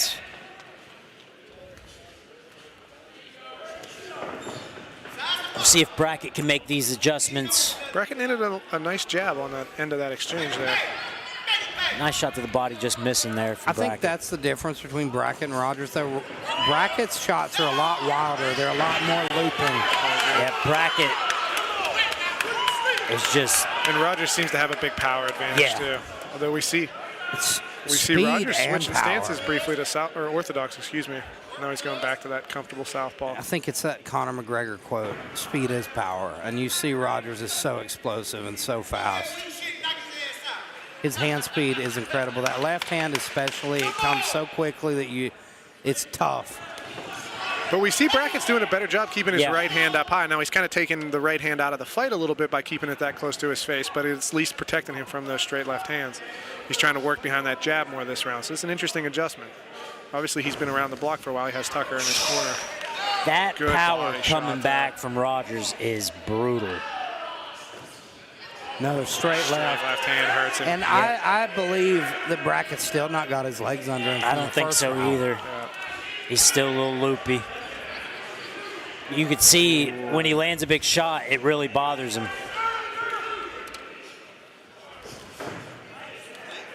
And Rogers looks incredibly confident right now. Oh, yeah.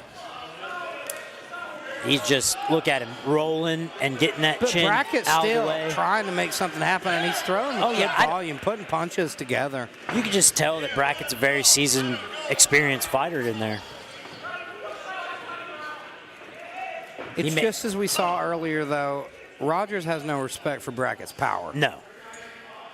Nope. He's taking those shots, and it's very clear that he feels he can take them.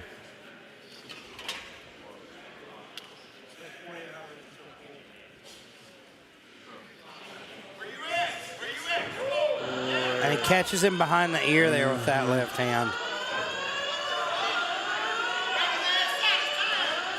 Well, we got the seizure lights on. Looks like there's a fire alarm going off in the building. They got it under control. Referee Matt Jones takes control of the action.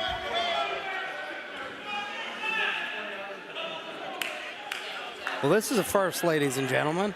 Can you be quiet so we can hear?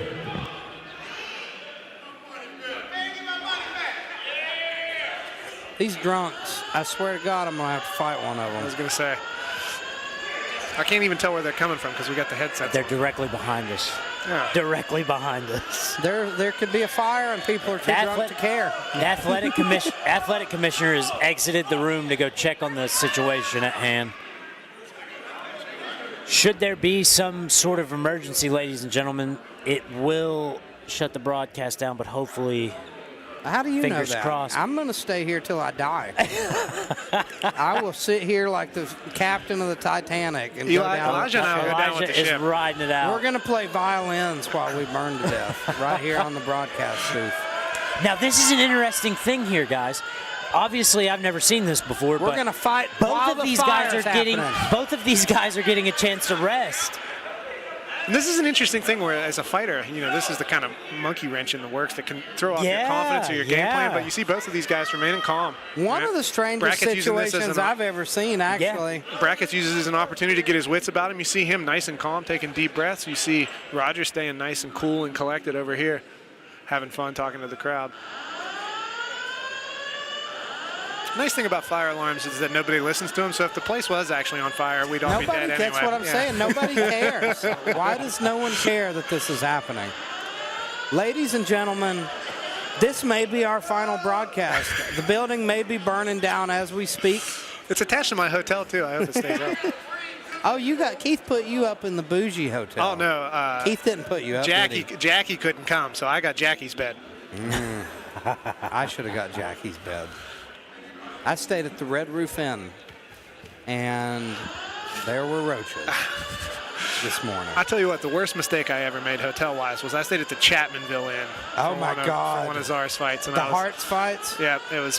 How was that? I've seen that place. I live near there, so I see it all the time, and I'm like, I'd never stay there. The bathtub actually had a hole that you could see the earth through, like all the way down. It was a steel bathtub, and they had just covered it up with like a rubber mat, and they were like, "This is fine." So it was interesting. Like, good thing we didn't need it as a tub. You saved like $30 too. There's a Best Western 2 minutes away that's like $80 a night. No, I know, but it was. And we had a special rate. I know. This is wild. I got that $45 Chapmanville Inn. I actually stayed there 2 nights. I stayed there after the fights, and Czar was like, I think I'm just going to ride home with somebody else. Yeah, I'm not staying another night.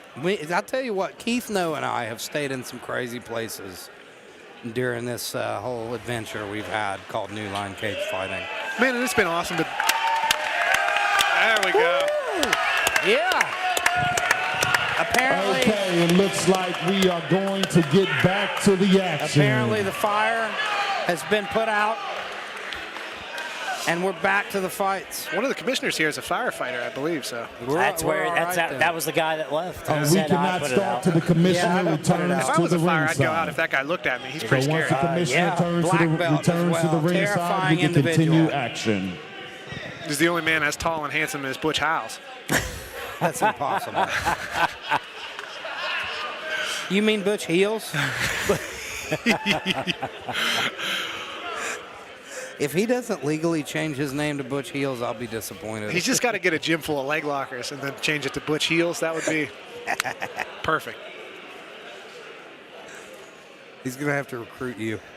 Well, I'll tell you what, let's talk about that match you had with Hunter Jones while we wait. I'll tell you what, I was very impressed with Hunter's defense. My finishing mechanics aren't as sharp as they should be, but I got very deep on that one Connie Wasami to an inside heel hook. It was very close. The first one, I was just trying to scare him. I didn't really have good inside position. I was just trying to scare him with it and see if I could get him to make a bad defensive reaction, which he didn't. I was able to get on top with it, but... I knew you weren't deep on that first one, but the second one, he was in a lot of danger, but he stepped over perfectly. Yep. He did a great job. And I tried to make a transition to backside double outside Ashi, and he even was able to work out of that and get me into turtle, right? So Hunter Jones is a guy who's been going around collecting black belts, like scalps. Yeah. Like I know Butch has told me he's tapped most of the black belts in the state now. You were, I think, getting the better of that match. You were playing your game. It was really fun to watch. I hate that you. Well, yeah. So that's you're getting too old, Colin. Well, this knee has been held together by like arthritis and duct tape for about 5 years now. But no, that was an interesting match. I was curious to see what would happen. We were both starting to get tired, right? And we still had another 5 minutes to go. So that's the nice thing about not wrestling, right? I can pull guard and make him play my game. He's got to pass my guard to beat me. But this has got to be so strange for these fighters. Yeah, that's what I'm saying. Are we picking up same time? We restarting the round? Have to. This fight, they can't leave the cage until the fight's over. That's the law. Yeah. Even if the sprinklers come on. If this place burns down, they've got to stay here until we have an outcome. There are so many people confused in here. Eli Hawkins is leaving.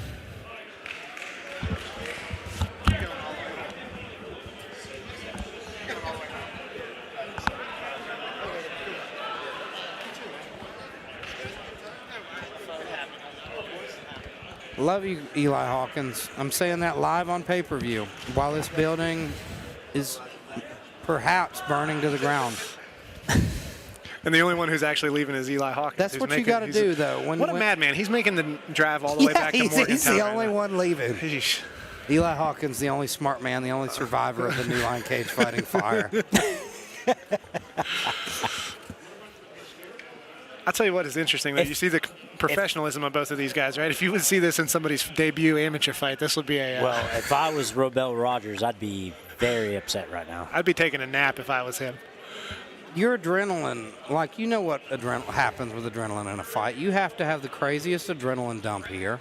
That's why you see they're both moving. They're both smart. They're trying to kind of stay active. And we've gotten a 10-minute recovery period. I was going to say, this is a completely new fight. For bracket, I would have loved it, because I tend to gas out first round, so I'd have been like, yes. So when next time Elijah fights, I was going to say, I'll go pull the fire alarm for you. Better yet, I'll start a small fire. Well, not one to stop the event, but just give you like 15 minutes. Yeah. A controlled fire. Now, that's a good corner man.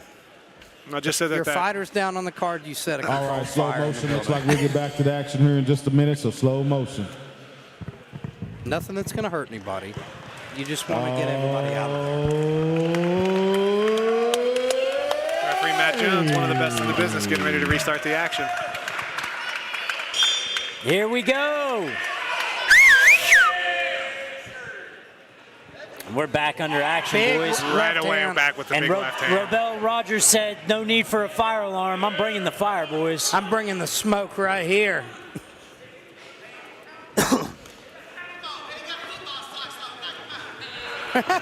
Football socks. All right, the drunks got me that time. That was actually pretty funny. One of the drunks just yelled, you know, he got football socks on, so just knock him out.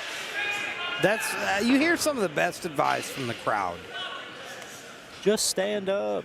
Yeah, just stand up or... All right. What a round. When we were doing jiu-jitsu earlier, one of the EBI overtime matches started and somebody from the crowd said, get your arm out of there. This is brilliant advice. Be first. Just stand up. Yeah.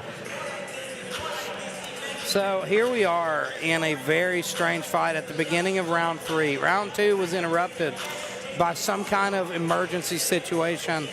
We don't know if there was a rogue agent in the building. We don't know what happened here. So we're looking at, I believe, at 2 10-9 rounds there for Rogers. He was able to put some high levels of damage on Brackett in the first round, but Brackett was able to stay on his feet. So. And you know he's had time to recover now as well. That's got to be frustrating for Rogers. And I think that's why Rogers tried to get right back on him with that left hand as soon as they came back.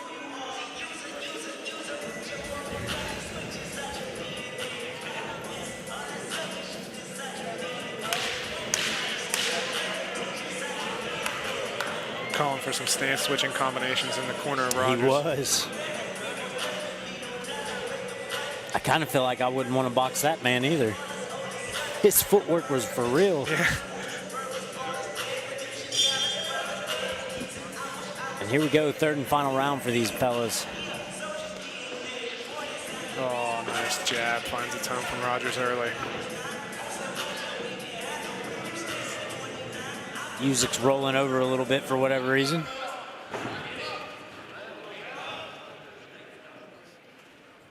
Rogers is so calm in there.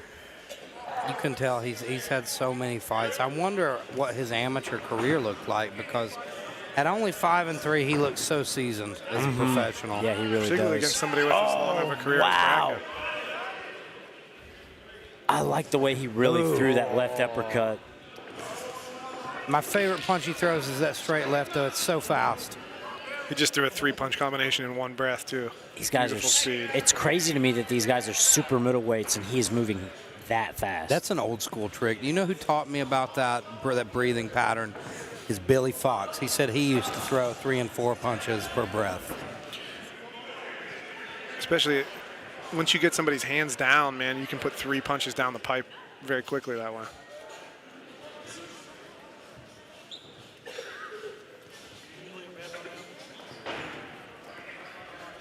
Brackett throwing some jabs, trying to keep him on his back foot. He's just not able to close the distance enough to actually bring his hands I feel up. like at this point, Rogers is just kind of playing the clock. He's just dancing away. The fight kind of got weird for him. He's taking his time. That's the thing. He's picking his shots. Oh, nice. That was a good one. He's doing exactly what he needs to do. That was that shoulder roll, left hand, right hook. Giving him different defensive looks now. Oh. Ooh. Barely misses. Brackett's still very much in this fight. Absolutely. That beautiful counter was Brackett. And we've seen it only takes one to change an entire fight. It only takes that one shot. Well, and we saw a left uppercut to the body, kind of right at the chest area from there.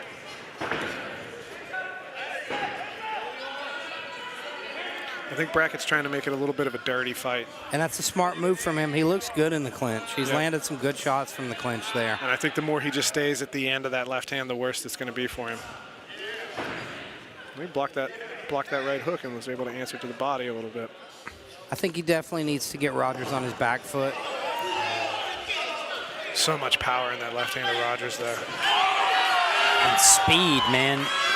These guys are moving unbelievably quick for 168. And Rogers has impeccable footwork as well. It's hard to track him down. You see now that he's found his rhythm, he's just kind of controlling the center of the cage. A little bit of footwork movement there. Ooh. Left hand, right hook. He's got him on skates. We'll see if he can put him down before this round ends. Massive, beautiful left hand at the end. And that hurt him. Saved by the bell a little bit. He's got his feet under him, though. Brackett's very game and very tough. He's been boxing a long time. So, guys, just out of curiosity, as I was just thinking about this in this last round, if for whatever reason the fight were to shift, okay, and we've got Gerald Brackett all of a sudden is doing work, would we blame that on the emergency?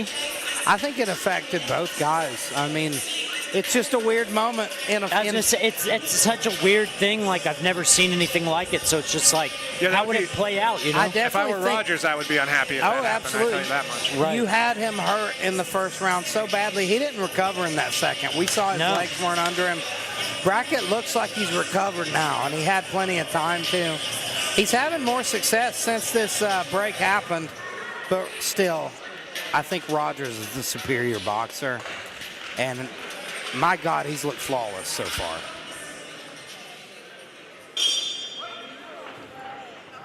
Two more rounds. We'll see if Brackett can try to get in his face a little bit, make it a dirtier fight. That He's got to get inside of that power, As I say, the speed and power of Rogers is just kind of unmatched here. That was a good one.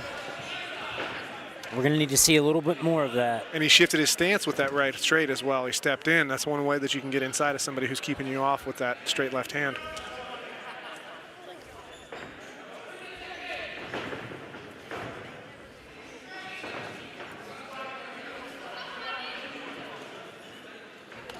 Oh, big left hand again from Rogers. Ooh, that one's got him on wobbly legs.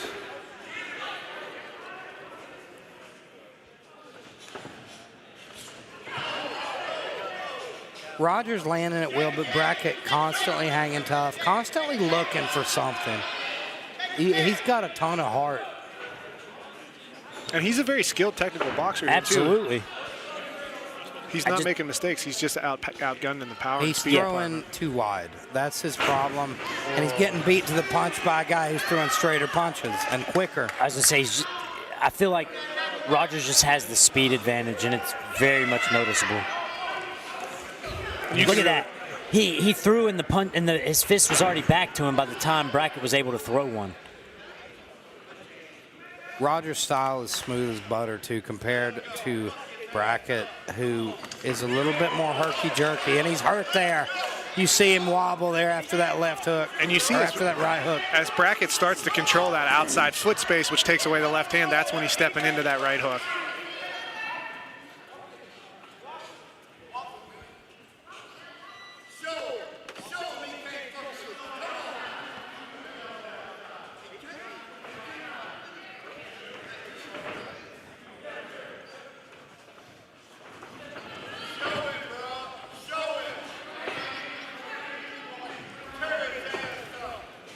Oh, beautiful left hand. There's sniper accuracy on that left hand.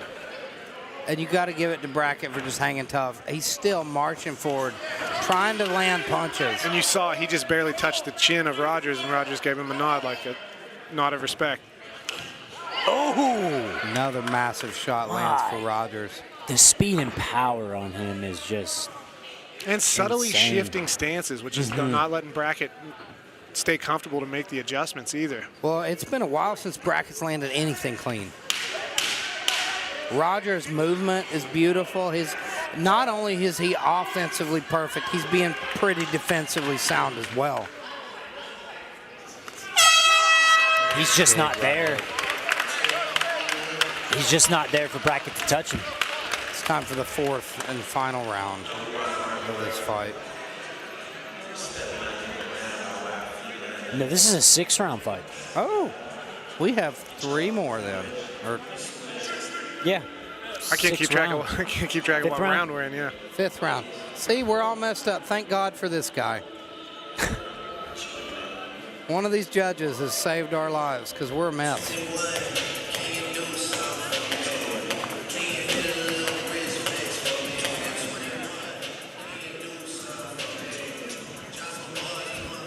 I think the fire threw me off. Yeah. I can't count that well anymore. Yeah, Colin can't count up to 6. Well, I can't use my fingers, bro. I got to do fractions. I've only got 5. Well, I'm missing the ends of 2 of them, so I got to do fractions. Start adding 2 hands. How'd you lose your fingers? That's the question, Colin Caprini. Chop them off in a sawmill. Woo. Oh.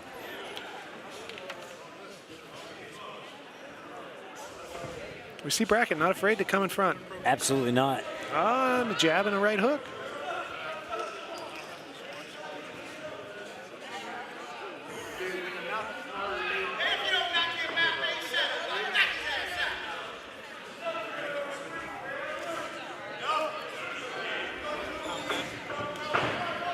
Ooh. And Brackett finding a little success there. He is. He ate a tough jab in there to get in, but once he got in, he was able to land one of his own. I believe that was mostly glove, but Rogers is just so far ahead of him in every exchange, though. Beautiful head movement there. Just slips right out of the way. And again.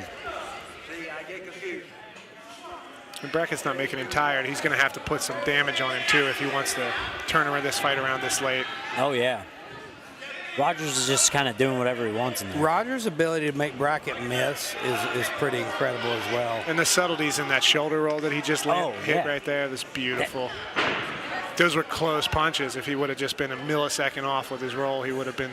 I'd like to see him counter, though. He's right now he's just working his defense, his head movement, but you got to think that left hand is going to come soon, and there it was right to the breadbasket. And I think he's using it down low to start to set it up high again. There it was again, but you see Brackett hit a nice slip. That one completely missed. Oh, nice jab there. Brackett's been in this game a long time. He knew he was going to follow it up high, and he slipped out of the way of that one. Big left hook. Nice combination from Brackett there. That's what he needs. A little bit more volume, but he backs off. Yep, and Rogers is letting him work a little bit more. He's fighting off the back foot and letting him in a little bit tighter to start those combinations instead of sniping him with that left hand so early. I think he's looking for him to walk into something big. Trying to draw him in. Playing the matador a little bit. And then I think he's going to look for that huge counter shot to close the show. I'm just waiting on a big left hook out of nowhere. Oh, and that shot knocks the spit from Rogers' mouth. He did a good job walking him back to the corner and then catching him with the side that he had to exit to. Brackett's having more success in this round, but Rogers is also letting him. It'll be interesting to see if Rogers tries to turn it up and not let Brackett have this round, because right now this is Brackett's round.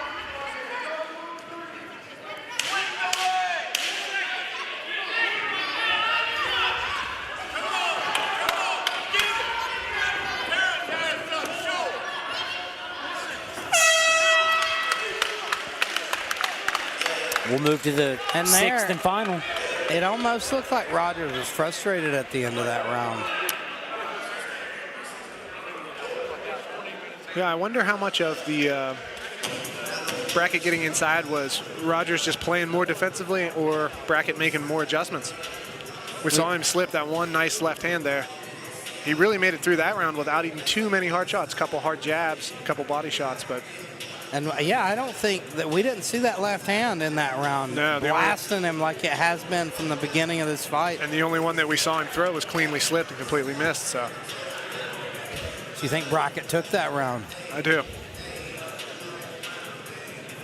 Now Rogers obviously thinks he's comfortably up 4 rounds, which I believe he is as well. But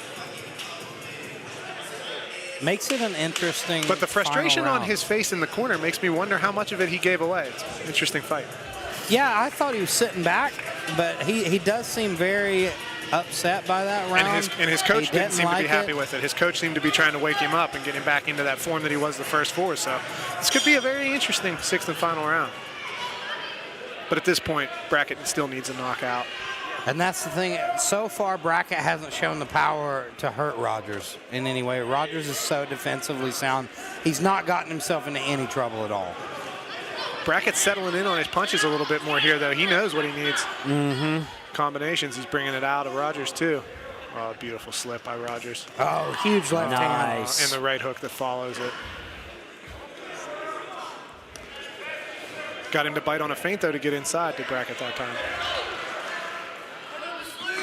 He likes that 2-3, and it's perfect every time he throws it.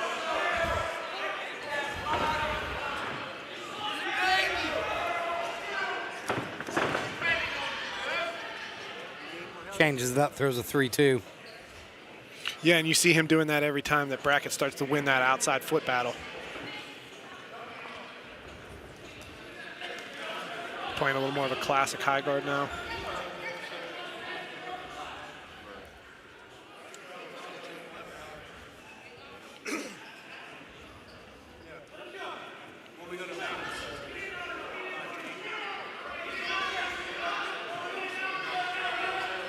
Definitely seeing nice. Rebel Rogers slow down these last 2 rounds, though. Oh! Massive right hook. Brackett doesn't appear to be rocked, though. No. If he is, he's hiding it well. Seasoned veteran. He's staying in this fight.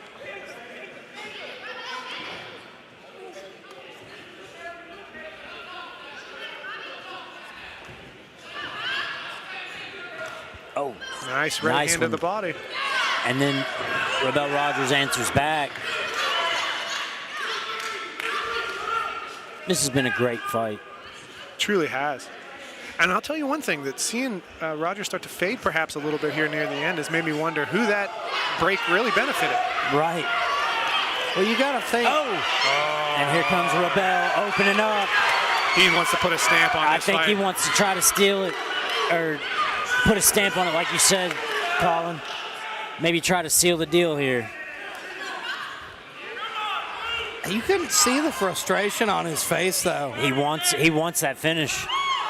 You just can't quite get Brackett to go away. Brackett's keeping that wall of straight punches up. Big right hook from Rebel Rogers. Brackett landed the better punches in that particular exchange. Oh, nice left straight. But he lands his own jab.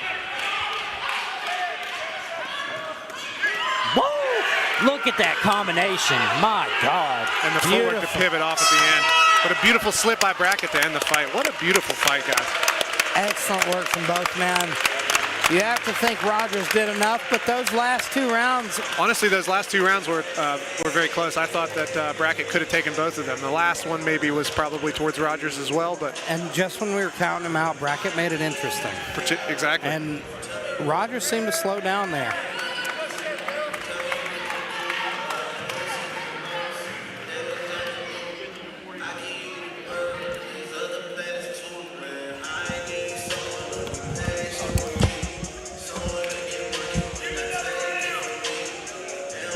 Charles Whitehead with the decision, ladies and gentlemen. We're going to keep it popping after that fire alarm, Scud. Had me worried.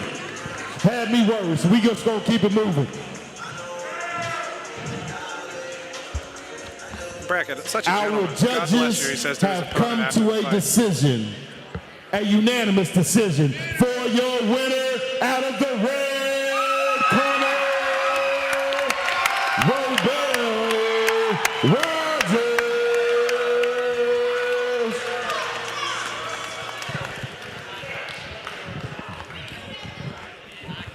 Ladies and gentlemen, give it up for your winner, Rebel Rogers! My friend, that was an absolutely flawless performance. Weird moment there in the middle of it. I'm sure that's the first time that's ever happened to you, but talk me through that fight. You look so slick. Man, just one day at a time, we was getting prepped for it. Knocked a little rust off, you know, just another day in the life of the realest. So tell me, you got a lot of teammates there supporting you from House of Best Kept Secrets. Tell me about your gym. Man, House of the Best Kept Secrets, man, we steady rocking. Got some great kids in there. Also work with Four Seasons as well. Got some great fighters as well. Got a lot of family members and friends here, so I appreciate all the love and support. Thank you all for coming on. What's next for you, bud? Man, we just on to the next stepping stone. We're back to the lab. Come on. You good? Ladies and gentlemen, give it up for your winner, Rebel Rogers!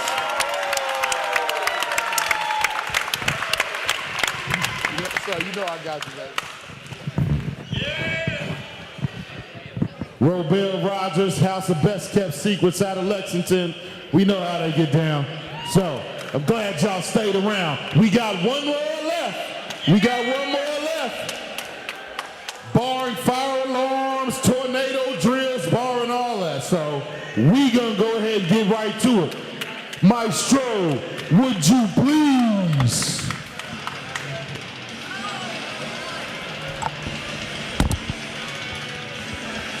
Different Jacob Ray. I was just thinking that. I saw his name come up and I was like,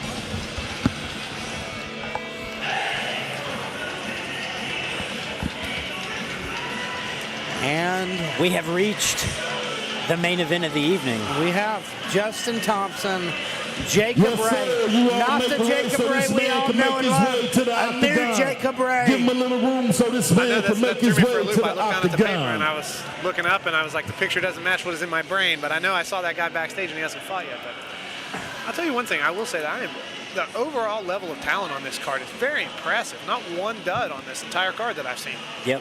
It's been like that the past few cards. So I feel like it's slowly amping up. Let's talk about it. What's your pick for fight of the night tonight? I think Billy Poe versus Brandon Connolly is mine. That would New probably Line be mine as well. Cagefighting 21.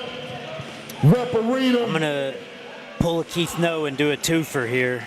We I'm going to not say done. Billy This the Poe as last the one, professional son. fight and Glad you hung around. Eric versus Mitchell as the amateur fight. Yeah, Eric versus Mitchell was a great fight. Stick with us. Watch So how it goes competitive as down. well. And very technical in all aspects of the game. Absolutely. Yeah, both guys in that fight were able to get moments where they shined in their Don't respective forget areas. this is brought to you Very impressive with the pay-per-view. pressure of Mitchell Vaughn. CombatSportsNow.com. Yeah, If no, you're on head Facebook, from take a top to look at bottom, this Fight card was Bros. very well put together.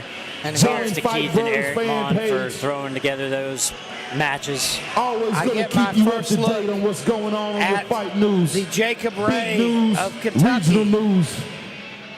I believe this is a catchweight 140 bout. I saw them, maybe 141 or something like that. I saw them at the 140. Jacob Ray has a ton of amateur experience. I've actually heard about him for a while.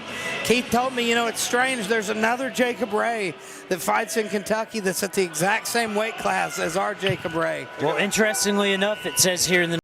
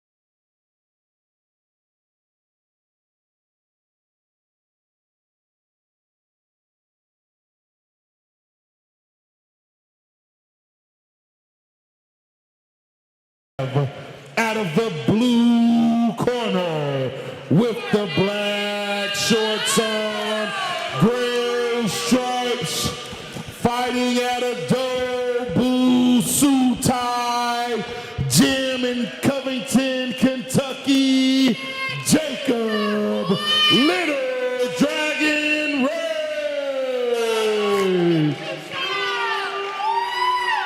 And his opponent, out of the red corner, representing hybrid MMA, out of Lexington, Kentucky, Justin Thompson. hometown crowd showing their support for Justin Thompson. And here we go. A lot of energy from Jacob Ray.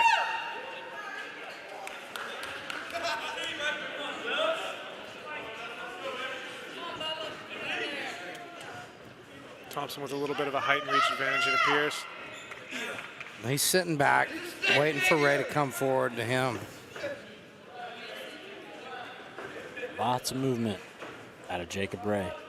And we see Thompson just slowly inching his way forward, being very methodical, cautious here. Went back just exactly the right amount of distance for that low kick.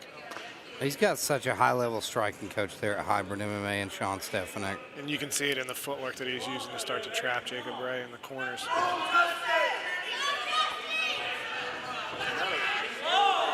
Not even checking. Going for that low kick. Yeah, just a slight step back. There's a nice switch kick to the body.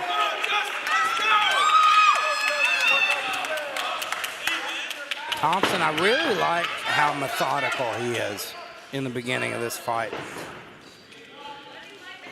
See him using that front foot roundhouse kick a lot. But very little step before it. Ooh.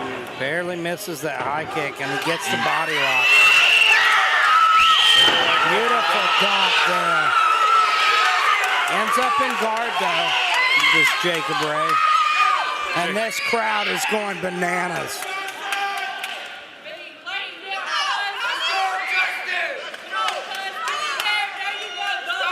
Jacob Ray laying with the open guard. He's got underhooks, but yeah, I was gonna say, it looks like he's content to just kind of lay here with this overhook and really control. deep overhook there. Let's see what he does with it. There's a lot of good sweeps you can set up with that. Even subs, that arm bar's right there. There's so much. As well as the triangles on the far side. So much opportunity with this position. But you see. But he just lets it go. And Thompson using his forehead to help break it apart. Look at that forehead pressure. Be interesting to see if he and he starts to steps right over to half guard. But you see, Jacob does a great job of recovering. And throwing some good elbows in there. You Yes. saw that Thompson kind of looking at the ref like maybe those were 12-6, but now he's got the guard open. We'll see if he can start to go past it. Good up kick from Jacob Ray. Somebody's bleeding. I saw that too. I can't pinpoint where it's come from. It's got to be from one of those elbows. I would agree. That's what I was thinking, because it looks like it's dripping off of the top of Thompson's head. Because it's all over Jacob Ray's face. Yep. Oh, he's content to just kind of chop away at those legs. It's funny. Versus Hoyler style. Kentucky Jacob Ray reminds me of West Virginia Jacob Ray. He's talking trash right now. Answers back with an elbow of his own. Yeah, we see him playing this kind of West Coast beam position. He's framing up underneath of there. Now we're going to head and arm. Good job passing there. Let's see if he can maintain it. Jacob Ray has a great little guard recovery there. Nice elbow over the top from Thompson. And Jacob Ray fighting from the bottom. Those are the ones that cut you. He's falling back for an outside heel hook here. Went for the heel hook. Doing a good job. Jacob Ray trying to fight him off here. Oh, he's going to tap. Beautiful straight ankle lock from Justin Thompson to close the show. And that was good. He got the defensive reaction from attacking the heel hook. He got him to slip his heel to the inside and extend, which gave him that shotgun grip, Mateus Jasinski style. And you don't see a lot of straight ankle locks these days at pro. Very difficult to finish. We saw a little bit of increased urgency out of Thompson there after he started bleeding. Jacob Ray is limping.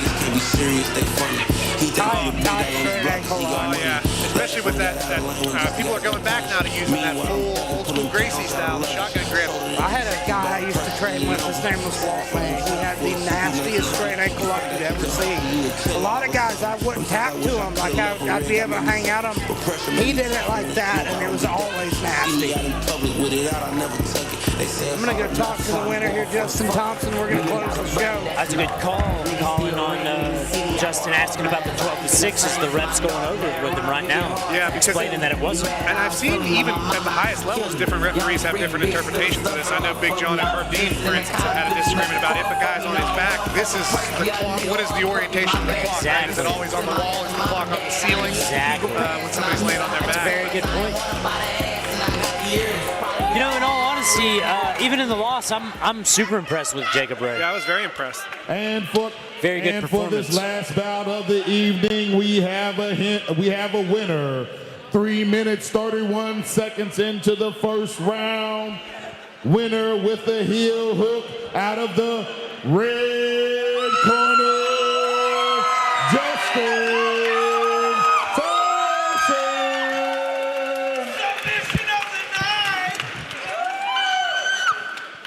Ladies and gentlemen, give it up for your winner, Justin Thompson. My friend, that was a flawless performance. You got the takedown, landed a lovely straight ankle lock. You got a lot of people here to support you. So tell them how it feels. Hey, it feels amazing. It feels amazing. Look at all the love. I feel it. Every time I'm in here, I feel the love from everybody. So, Wasn't as clean as I wanted, but you know. so what's it like? Does it mean more to you getting a win here in your hometown in front of all these people? Oh yeah, every time they show up though, they follow me. It's not just my hometown, they follow me around. You know, so it's always love whenever I'm fighting, you know. Give it up for your boy, Justin Thompson, after a beautiful win.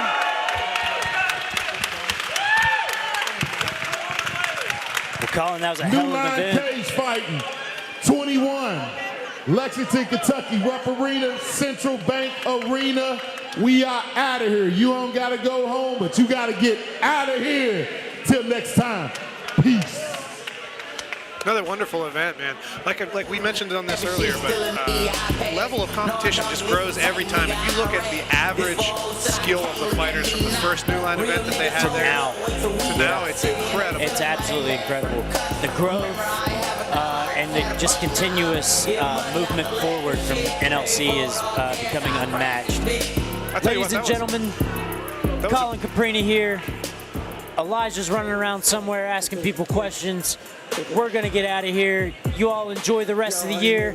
Colin, it's great having you on board, buddy. It's great being here. We will see you all next time at NLC. Fight Club.